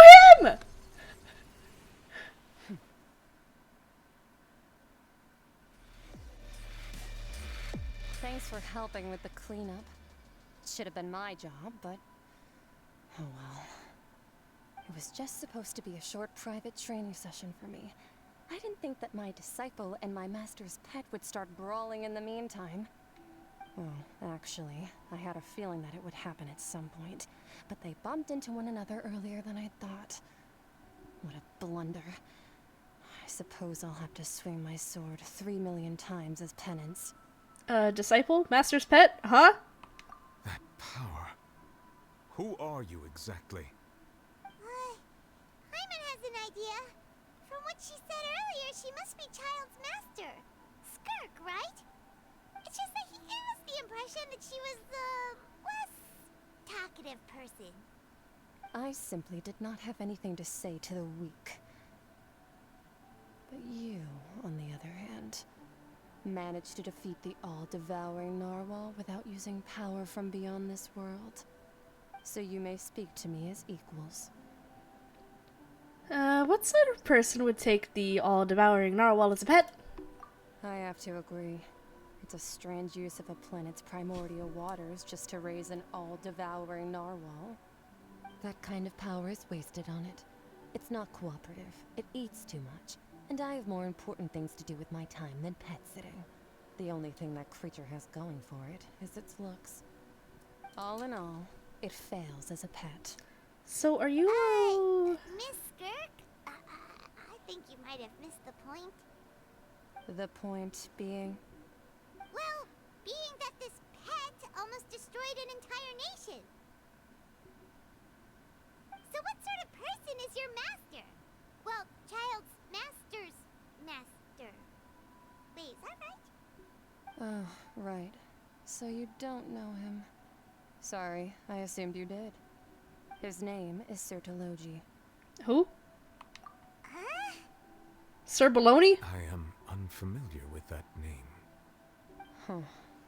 So Master is insufficiently famous. How should I describe him then? Have you heard of the name The Fowl? I'm sorry, The huh? Fowl? As in the Fowl Legacy? Nothing. Well, how about the Visionary? Vetterfalnir then? Or Gold Rhindaughter? Rhindaughter? Ooh, that one we've heard. Rhindaughter's part of the Hexen Circle. She's Albedo's mom, right? Oh, so you do know that name. To be honest, I also heard all of those names and titles from my master. I don't actually know them either. But I suppose you understand now, yes? My master is likely a similar sort to Rhindaughter. They are both pursuing some form of perfection. Wait, didn't you also mention a visionary person? Hyman didn't quite catch their name. Actually, never mind that.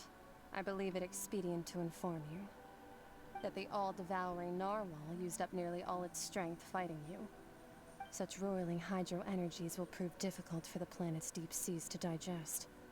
As such, the fontaine back on the surface has most likely been thrown into chaos. In other words, the prophecy that you've been fretting over should now be in full swing. Oh shit.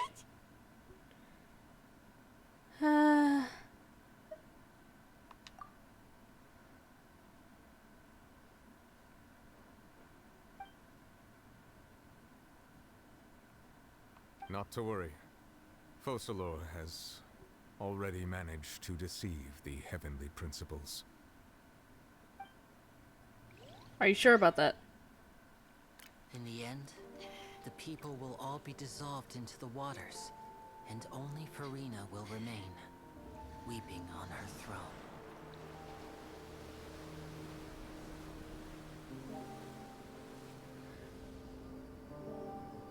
What is happening? Only then will the sins of the people of Fontaine be washed away.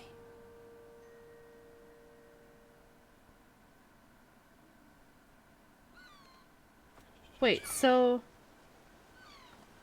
Did Nuvi flood Fontaine?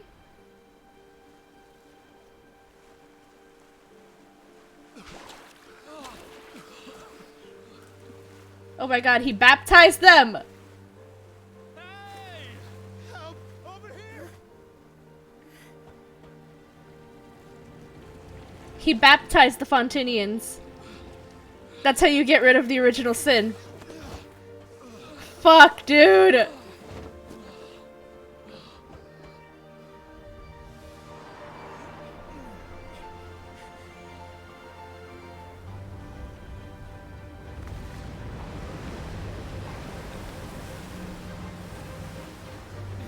Fuck? It's the... it's the Ark!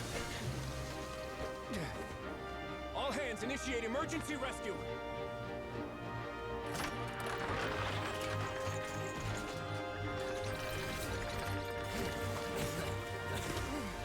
Hurry!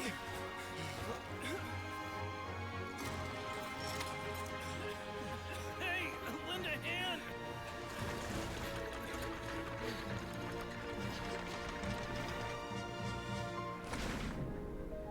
Oh!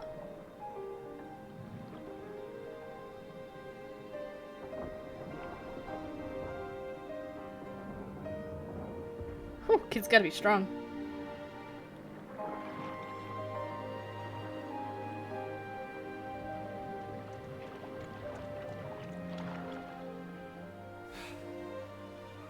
Look, the water's receding.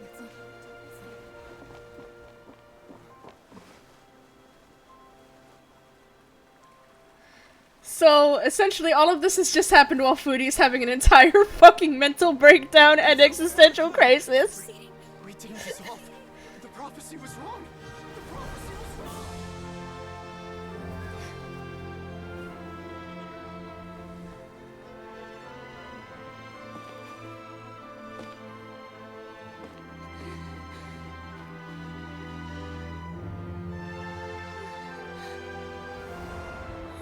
Are you alright? We're saved. The prophecy was wrong.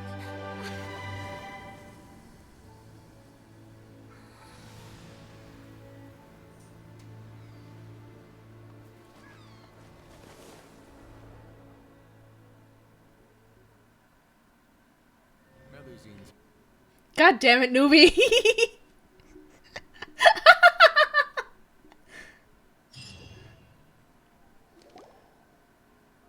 The Solo renewed. The Spina di Rosula talks post-disaster rebuilding. I recently visited Poisson to meet with Miss Navia, spokesperson of the Spina di Rosula, and we spoke about Poisson's present and future. Old soil can still give birth to new bloom, Miss Navia stated. Hope is like seeing a small cookie when you're starving late at night. You just need a little of it. Skyship Winglet, lunar brain of the Fontaine Research Institute. The various disputes that have arisen on account of Mr. Edwin have suddenly become a shield over the Institute, with Jurier turning out to be a once-overlooked hidden gem. People always call the first researcher mad, but few know what to call the second. And should that latter person achieve a miracle, they would find it all the harder to find a word with which to classify him and his team. Wow! Paimon barely recognizes the people in the reports. Are those really Jurier and Navia? They sound like real big shots. They might have been real big shots from the start, we just didn't meet them in that capacity. What do you think? Pretty enthralling, huh? The Steambird's idea was pretty simple. With the disaster just having passed, we would print a free edition packed to the margins with good news to calm people down. The value for these big scoops lies in their inevitable follow-ups. We'll publish further reports and go into the stories behind those people. Edwin's assistant, Jurier, created a true flying ship, while Navia is leading people in the reconstruction of their home. I'm sure that these stories could draw even your well-traveled eye. Well, the articles do make me curious about how things will play out. Paimon's curious Really? too! Wait a minute. Didn't we watch everything happen from start to finish? What's there to be curious about? And that's exactly why I'd like you to come conduct interviews with me. You're the best incubators of news, if you haven't noticed. And also, with you around, I'm sure I'll get to see that Duke. Are you sure? Hasn't he turned you down several times already? Oh, this time will be different. Come on! Let's head to Poisson first, and then make a trip to the fortress. There are some things you'll only know when you get there.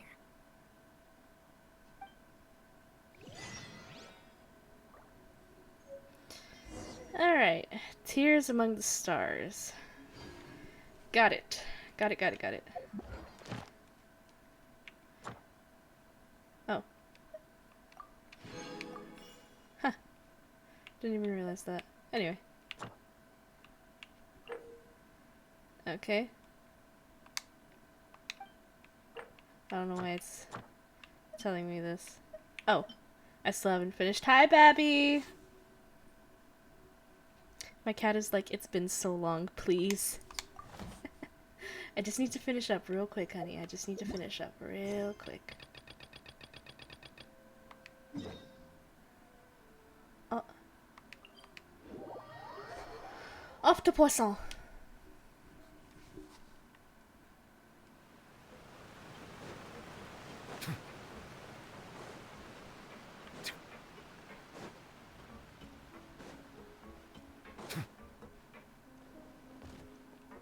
Oh, it's Patui. Navia! Oh, it's you. What brings you all here? Hey, we're just having a look around. I'm here to update myself on how things are going here. Hmm? Oh, the Fatui are here too. Let me introduce you. This is Mr. Garunt Snežević. He represented the Knave in sending us a large amount of supplies, and is helping with our work. Our residents are hard at work as well. Thanks to everyone, work is progressing nicely. We've lost a lot of people, but we're moving forward. That will have to be enough. Hello, Miss Charlotte. I'm a big fan of yours. I especially like that article you wrote last year about Fontaine's stray cats. But if you don't mind, could you not emphasize our role too much in your report? Hi, it's not Babby. charity we're doing here. We just happen to share the same interests as the Spina. I get where you're coming from. I'll keep it as simple as possible. Or would you be willing to feature as friendly neighbors? That would be fine. Thanks. Oh, you're back too. How are things? We finished laying down the construction Oh, materials. It'll be another hour before the workers are able to go over there. Huh? You, Clarion? Okay. You are Well, so her heavy. reputation's greatly risen after that whole duel business with Miss Furina. So she's here in Poisson to wait out the heat. Hey, Babby. All right. She really came here to help me out. There's too much to consider in the reconstruction of Poisson. The Spina has need of more decision makers. And, well, I do already happen to be You are so connected to Mr. baby. Kells. Wait just a moment. Do you mind me asking a few questions? You know, about how you felt before the duel, about what it was like facing down a god. There's lots of exciting material there, I bet. Forget it. I'm sure you can find a better theme than that, Miss Charlotte. She jumped over my shoulder onto the bed. Same as always. Couldn't you do me a favor for Navia's sake? Well, if we're talking about doing things for my sake, you might as well just take a few more photos of me. Or of the Traveler. It's better than wasting time persuading Chlorand at any rate. Of course I will. I'm not gonna let her off that easy. Okay, bye. Alright, then everyone who wants to be in the photo, gather up. And smile. Yay. How did it go? Was it a good shot? Did Paimon look cute in it? Did Paimon look cute in it? Your addition really helped the composition of the picture. Alright, hang on a moment. Let me snap a few more shots.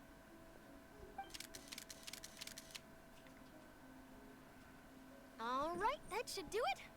I'll be back here later anyway, so let's call it a day.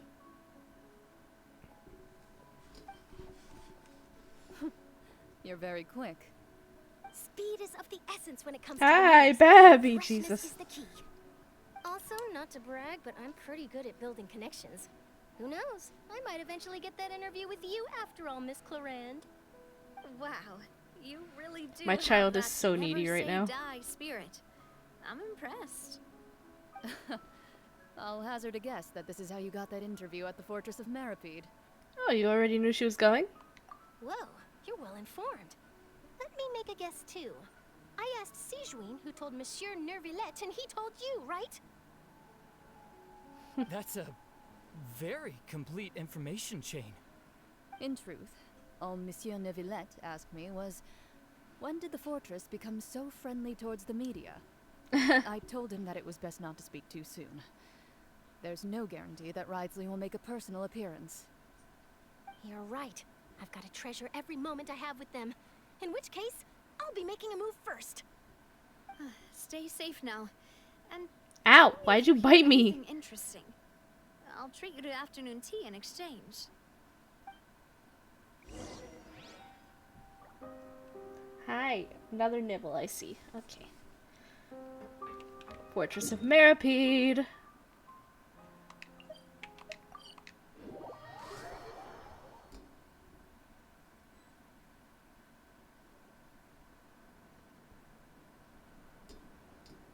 Wow, guess we're here again, huh? There's a real nostalgic feeling to this place. Looks like you've been missing us. Duke! Did you come all the way to the entrance to greet us? Of course. I'm here to welcome you and our dear Miss Charlotte, whom our good head nurse recommended to me. Hilarious. It's an honor to finally meet the much-rumored Duke. Thank you for consenting to my visit to the fortress, sir. No need to thank me. But that said, I shouldn't be the focus of your interview. I trust you recall our agreement? Of course, of course. All right then, this way.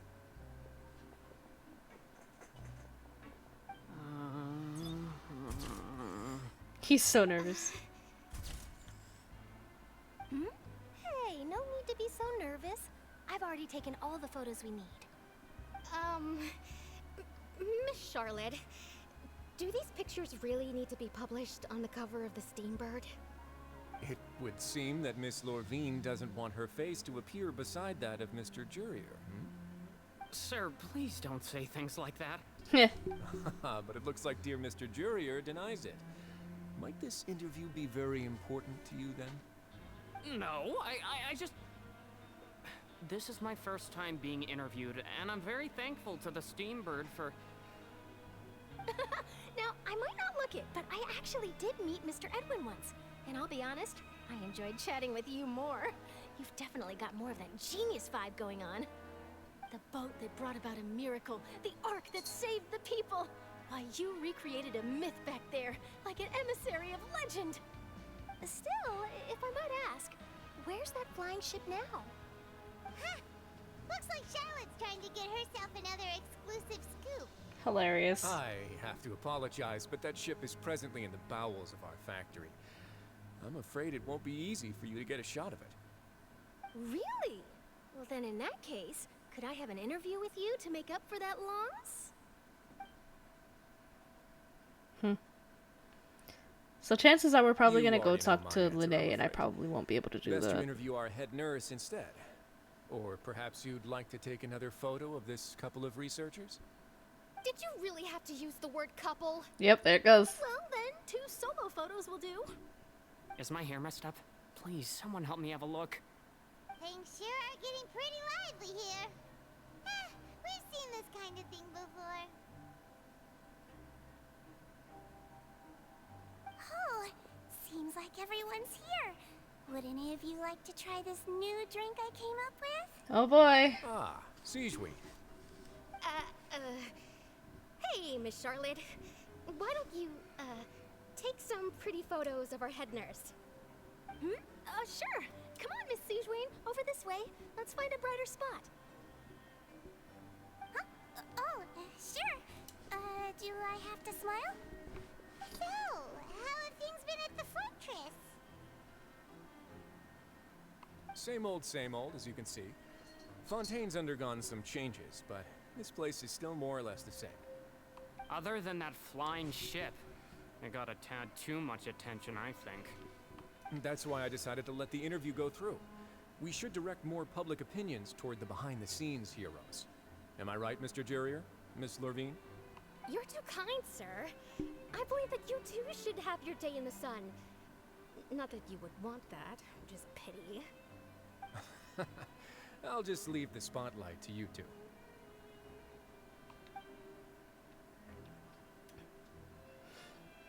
I see. Lots of things happened that day, huh? Anyway, regarding that Harbinger, I'm not sure you remember, but his 3 young followers are still waiting for his return. He sure did win them over, huh? I'll tell them that there's good news and bad news. The good being that their boss seems fine, and the bad being that they must face extended sentences for abetting his escape. Oh,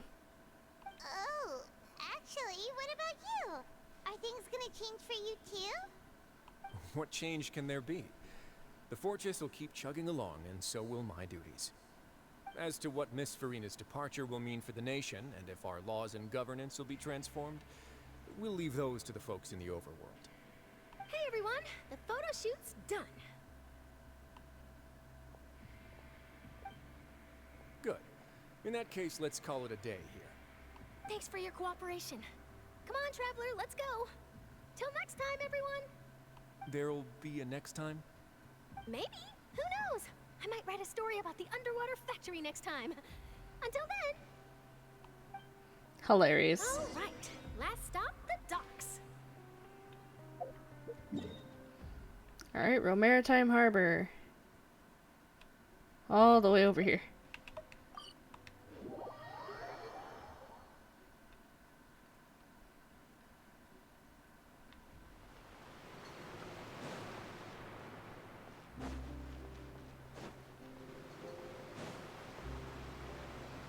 Going to assume they want us down below. Yep.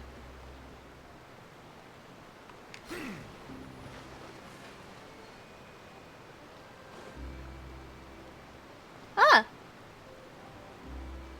Nice, it didn't block us.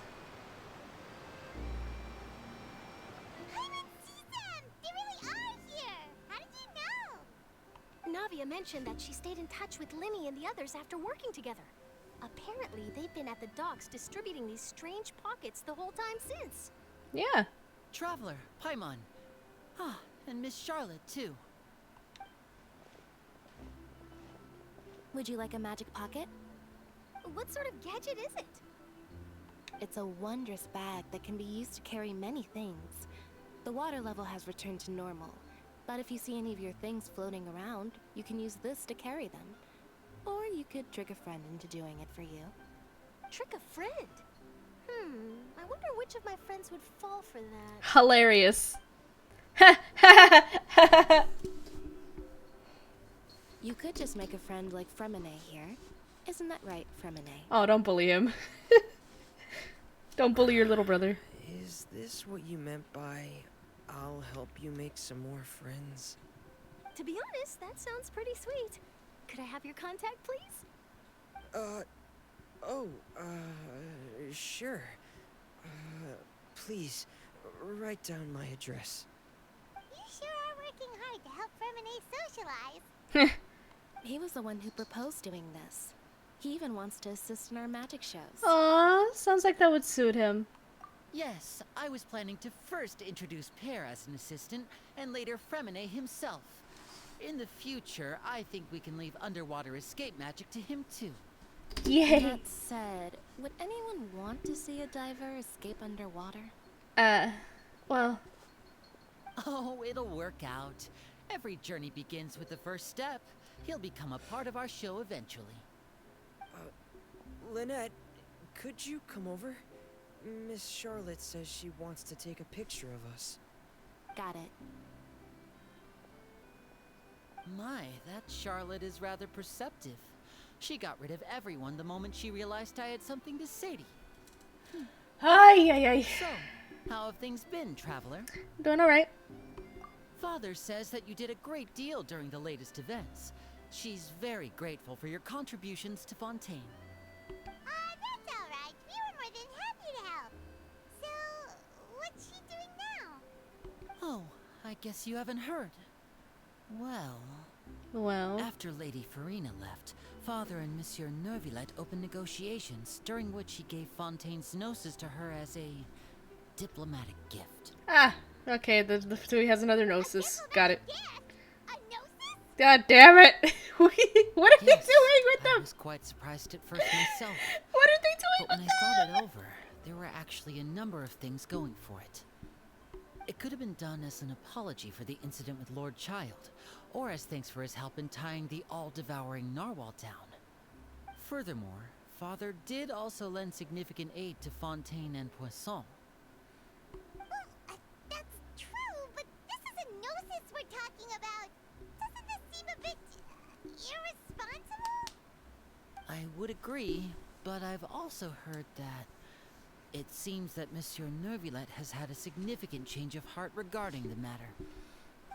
You know what? If the Fatui wants to overthrow Celestia, About? I suspect you'll have to ask him about that yourself. Ah, yes, speaking of which, I did see him strolling around the entrance to the Fortress of Meripede a while back. Isn't he real busy and stuff? Paimon didn't think he'd have the time for that. But back to the topic. The gnosis was given to the knave, right? What about Child? They say that he's returned to Snezhnaya to recover from his wounds. I hear that the recent disaster really did a number on his health. Well, I guess I can now call him one of my war buddies. That's true. When you think about it, we've had loads of run-ins with the Fatui. To think we'd be allied with them this time. So shocked by such a simple switching of sides? And you're back. No. Arla, it sounded like N for a second. Well, well, what do you know? Come to the docks to see how my children are doing and meet the traveler by chance. Please do not pay my accomplishments in Fontaine too much mind. I would have done them regardless. Are you going to take the gnosis back to Snezhnaya? That is our duty as harbingers, yes. Don't be too preoccupied with sides. The goal of the Fatui concerns not a single place or person, but the entire world. With such a grand goal in mind, it is inevitable that we must wear many masks. Switching my masks is something I've always done. Listen, if the Fatui wants to overthrow Celestia, you know what? More fucking power to them. Celestia is fucking trash. Celestia is fucking garbage, my guy. Alright, will you keep your position? Well, that depends on many things. No one truly knows what the future holds. What good is honesty if you can't rely on it forever? As for you, I very much look forward to our next collaboration. Good things cannot be achieved alone, and you've proved yourselves to be great partners. Actually, I just remembered something. Could you please help us deliver this? A vision? All right. I'll remember to return it. Thank you for keeping it safe for him this entire time. He's dumb. And that's a wrap for me. Huh? You're... Greetings, Miss Journalist. God, she's so... Hello. If I'm not mistaken, there are diplomatic channels I'll need to report to take a photo of you.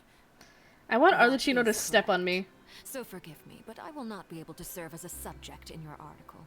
However, feel free to write as much as you'd like about our dear magicians and our upcoming rookie talent. I will. The sea breeze is quite pleasant. I shall continue my walk while the weather remains so agreeable. Farewell. I apologize if my cat is being loud. Oh, she has such an intimidating presence. I didn't even dare to take a picture. Thankfully, I've already wrapped up all my pre-scheduled interviews. Thank you all. This will be more than enough for me to write about, I'm sure. Don't be too nervous. Why don't you take a magic pocket before you go? Here, traveler, Paimon, you take one too. Sure. To move things about? That's right. Funny. I was giving out magic pockets when we first met too. And what do you know? I'm doing the exact same thing right now. So many things have happened, but the pockets are still the pockets. I guess this must be life. We will all follow our own paths, and serendipity will lead you to your fated friends. All right then. We'll be handing out pockets in some other districts later, so we'll get going now. Have a good day, you two. Alright, bye.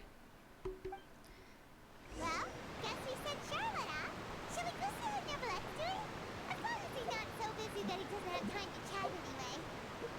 Yeah, let's go talk to Nuvi. There's no waypoint here, right? Yeah, no. Fountain of Lucine.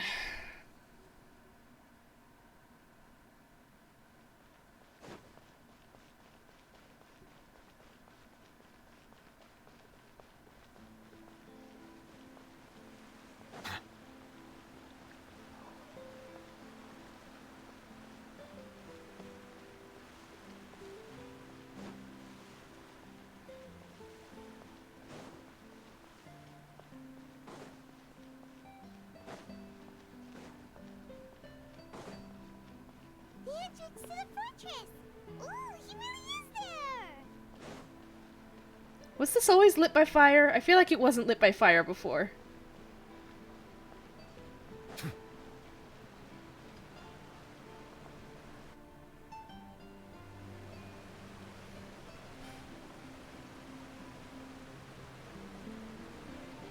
you really are here, Neuvillette!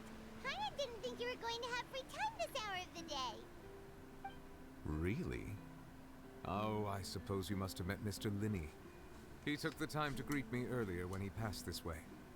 In any case, you came at a good time. I was just considering reaching out to you to set up a meeting, so I may explain some things that I haven't had the time to before. Aw, Paimon's glad that you remembered. Thank you for keeping us on your mind, what with you being busy and all. Alright, let's have it then. How was Fontaine actually saved? The whole business is still quite the mystery to us. It is strange how words can often leave a bitter taste in the mouth when it finally comes time to say them out loud.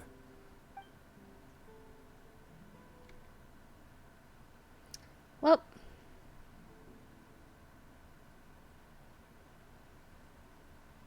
Whoa. So that's what happened? I only saw Furina's part myself. Focalor destroyed the divine throne of the Hydro Archon and restored your power to you, transforming you into a fully fledged elemental dragon sovereign. But Paimon still doesn't quite get what you did to save the Fontainians from dissolving. For me, the authority of the ancient dragons refers to absolute control over the hydro element. Fontainians were incomplete humans born of Egeria's use of the power of the primordial sea, with constitutions similar to that of mimics. But so long as those primordial energies remain within them, I could use the ancient dragon's authority to grant them true blood, after the fashion in which life was first brought into being on this planet. In other words, when I gave my verdict, Fontainians became true humans, and thus would naturally no longer be dissolved by water from the primordial sea. Focalor must have counted on you to make that decision as well. Your verdict was the key to making the prophecy appear to have come true while saving everyone. Then you could say that it was at that moment that Fontainians were finally truly born. Yeah, and in a manner of speaking, Focalor finally managed to fulfill the original Hydro Archon's wish to turn Oceanids into real people too! It seems from your expressions that you still have more things you wish to ask. Yeah, boy. Ask away. I will tell you the truth as I know it. About the initial verdict that was passed on Child. I have investigated his case along many avenues, and I have learned that he once fell into an unknown chasm when he was young. There, by chance, he awakened the all-devouring narwhal. But whether it be by sentiment or reason, that should not have been enough to consider him the root cause of the disaster. At most, he would have had tangential liability.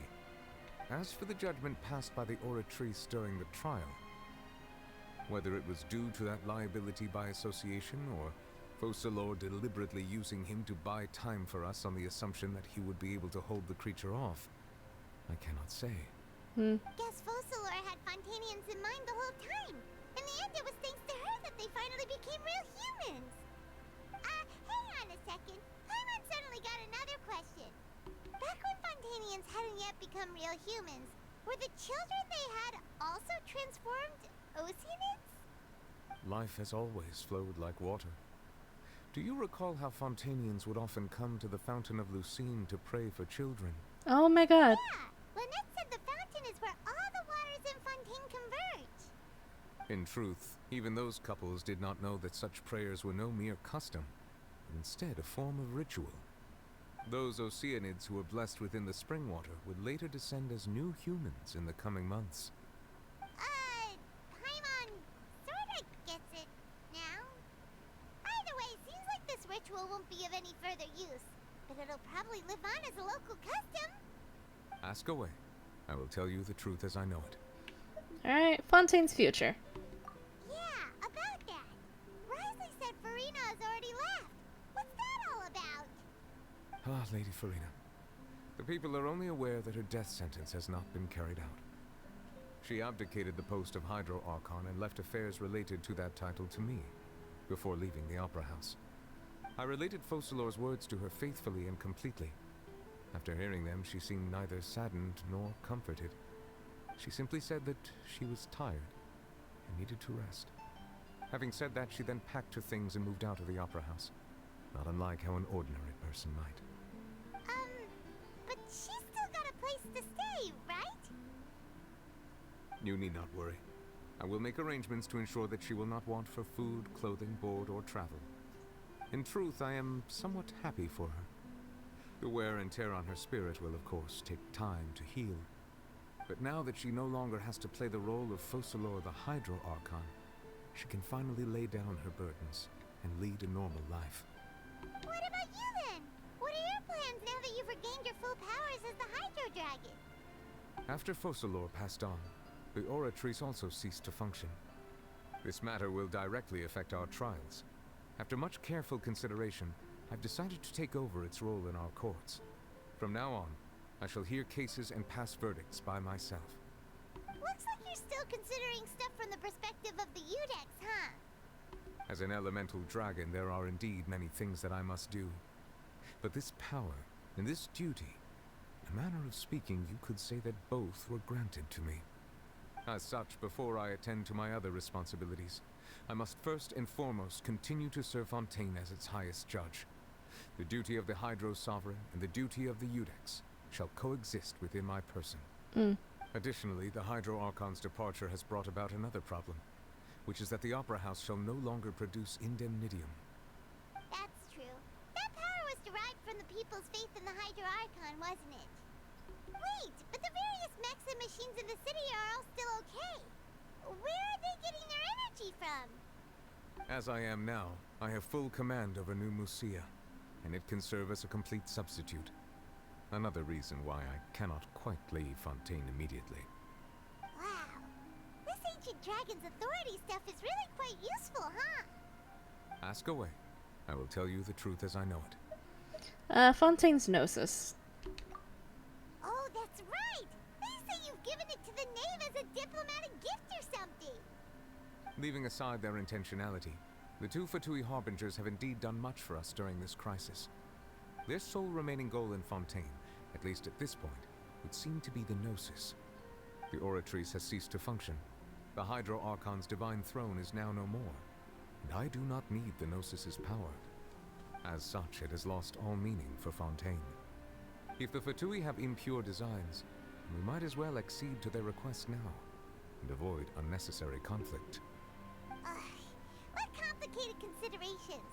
Paimon thought you were just giving it to them out of gratitude to the knave and as an apology to Child. Ask away. I will tell you the truth as I know it. Alright, and lastly, about the next stop on my journey. You will soon be heading to Natlan, I presume. I'm afraid that I have little talent as a travel guide, so all I can do is tell you what I know about that land.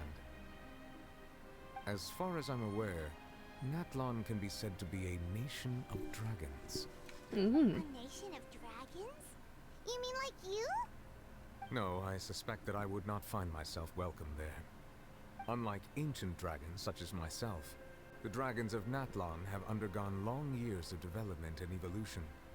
Large numbers of them have entered a form of coexistence with humanity. Ooh, Natlan can we ride a is also the dragon? nation of war. War ravages those lands like an undying flame. There is one other piece of information I got incidentally from my negotiations with the knave that I believe may be useful to you. The harbinger known as the Captain has thrown his hat into the endless ring of war. Oh, great. Captain. Sounds like a real tough cuss there's a Fatui Harbinger doing their thing. I suggest that you fully prepare yourself before going to Natlan. In the meantime, Fontaine's doors will always be open to you. Ask away. I will tell you the truth as I know it. Well, I have no more questions. Hang on a sec. Kaimon's still got a question about the Gnosis. Oh? When we spoke to Linny earlier, he mentioned that your attitude towards giving away the Gnosis had clearly changed. We guessed that there might be some reason for it that only you were aware of. No wonder the House of the Hearth is the Fatui's intelligence division. They are certainly sharp. So regarding this specific issue, I was just getting ready to share something with you. What is it? In truth, I exchanged some further words with that lady named Skirk after sending you two back to the surface. Oh. It went something like this. Let's see then.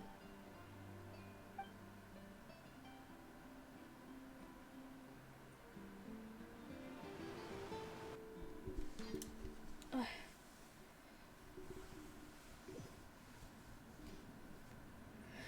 we're going to head topside to see what's going on. You hurry over soon as well, all right, Nervalet? What next? The all-devouring narwhal isn't here, so I'm no longer getting any interference. I can finally catch the scent of your power, what it's made of.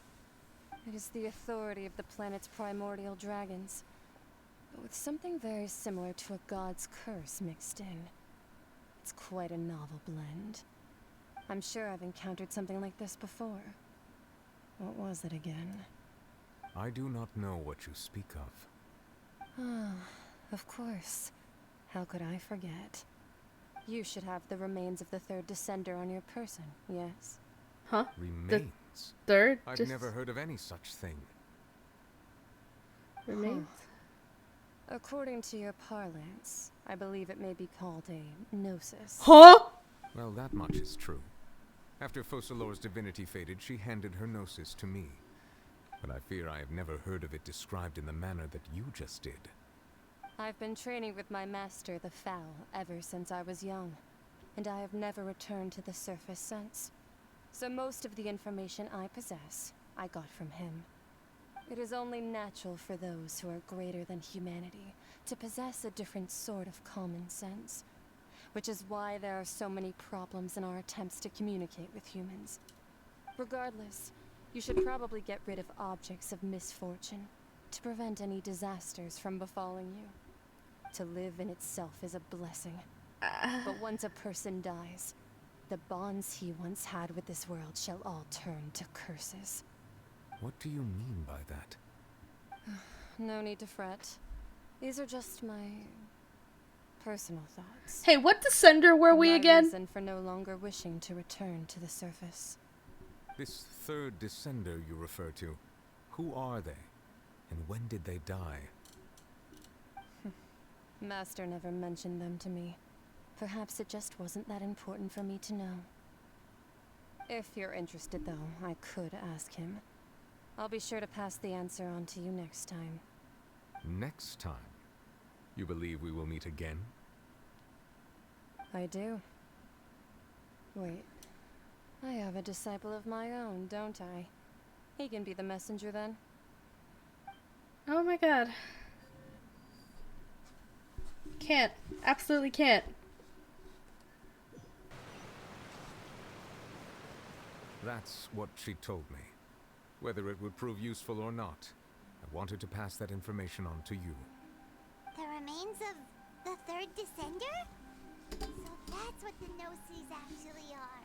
Paimon just thought they looked like chess pieces. How could they be a person's remains? Heart, all the soul? same, assuming that there was no misunderstanding or special metaphor at play, that is what she meant to say. And she said that it would bring misfortune and that you should check it, which is why you gave it to the Fatui.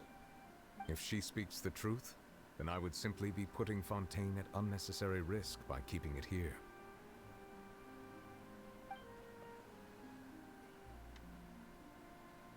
Yeah.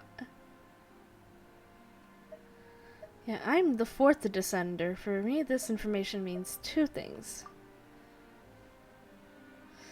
one, the no-seas are related to the Descenders, and two, that the one who came before me has already died.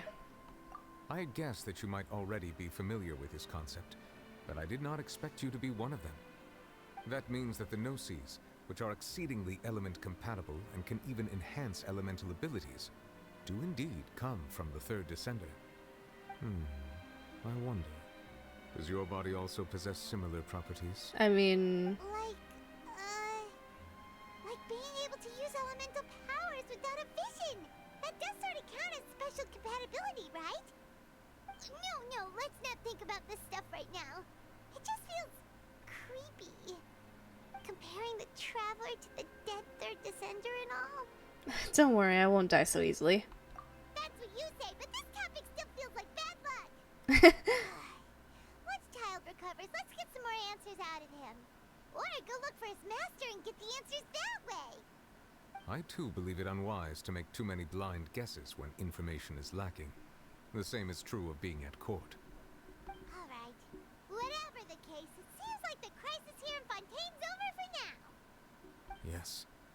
All of Focalor's efforts were for this moment as well. But she sacrificed herself in the end as a god, and she suffered through all those years as a human. Was that really what she wanted? I suppose that would be the mystery of a god's will. Can you understand the will of the gods?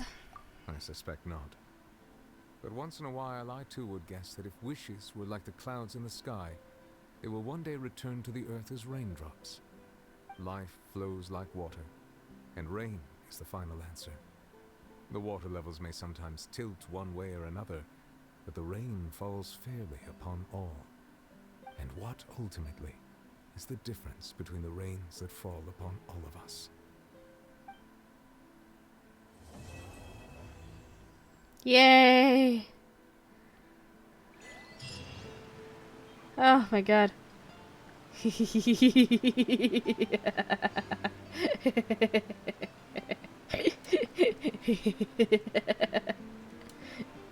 Look at him. Okay, anyway. Oh my god. Yay. Heck. This.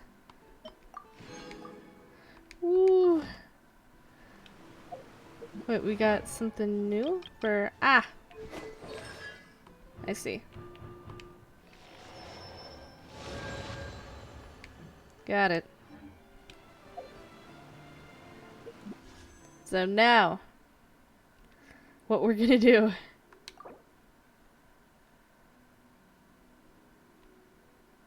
No.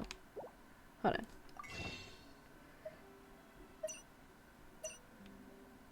I thought I would have enough.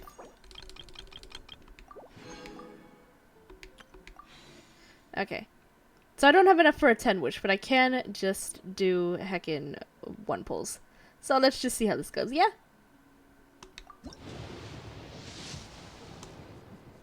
Oh.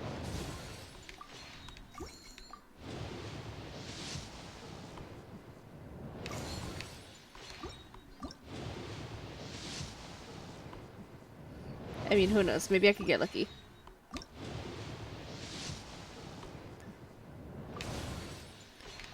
Maybe I'll get some of that, what's it called, streamer luck or something? Probably not. Nope. Oh. Who do we got? Oh, we got Beto. Nice.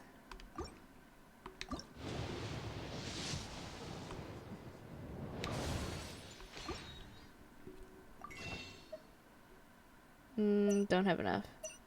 Heck. Alright, well, don't have enough for that. We will try again for Furina at a later date. But woo! Alright, so that was it! Yay! That hurt on so many levels. Man.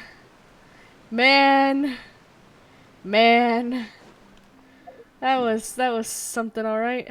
Oh my god, there's an entirely new area too. Man! That was something and a half.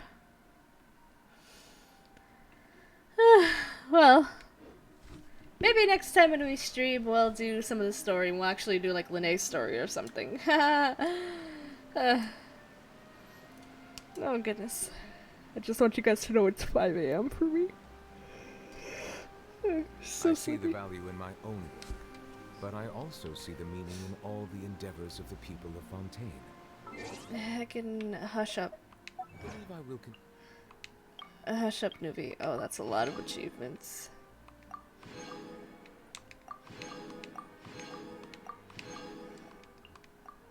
Okay. Well. Anyway. What was I saying? 5 a.m. Very tired. That was great. Yeah, if you guys want to come back for more, you know, always feel free to drop a follow here. Yay! So that way you guys can come back for more streams. Also, my panels are things like my Twitter, where you can follow me on there, because that's where I post when I'm gonna stream and stuff. Yay! Oh, I feel my energy dissipating from me slowly. Yeah. Also, I am in so much freaking pain right now. Legitimately, everything.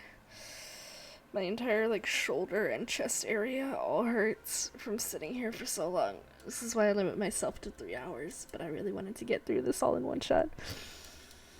If you guys want to help me out with that, you can see literally just, like, right here, right below me, there's the thing for my throne, where you guys can, you know, help me fund a chair, an actual proper chair that isn't like that isn't just a shitty dining room chair.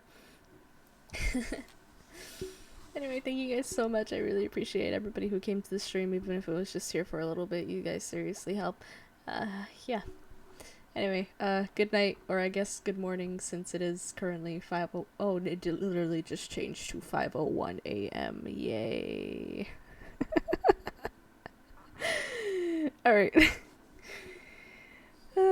I will see you guys in the next stream then. Goodbye.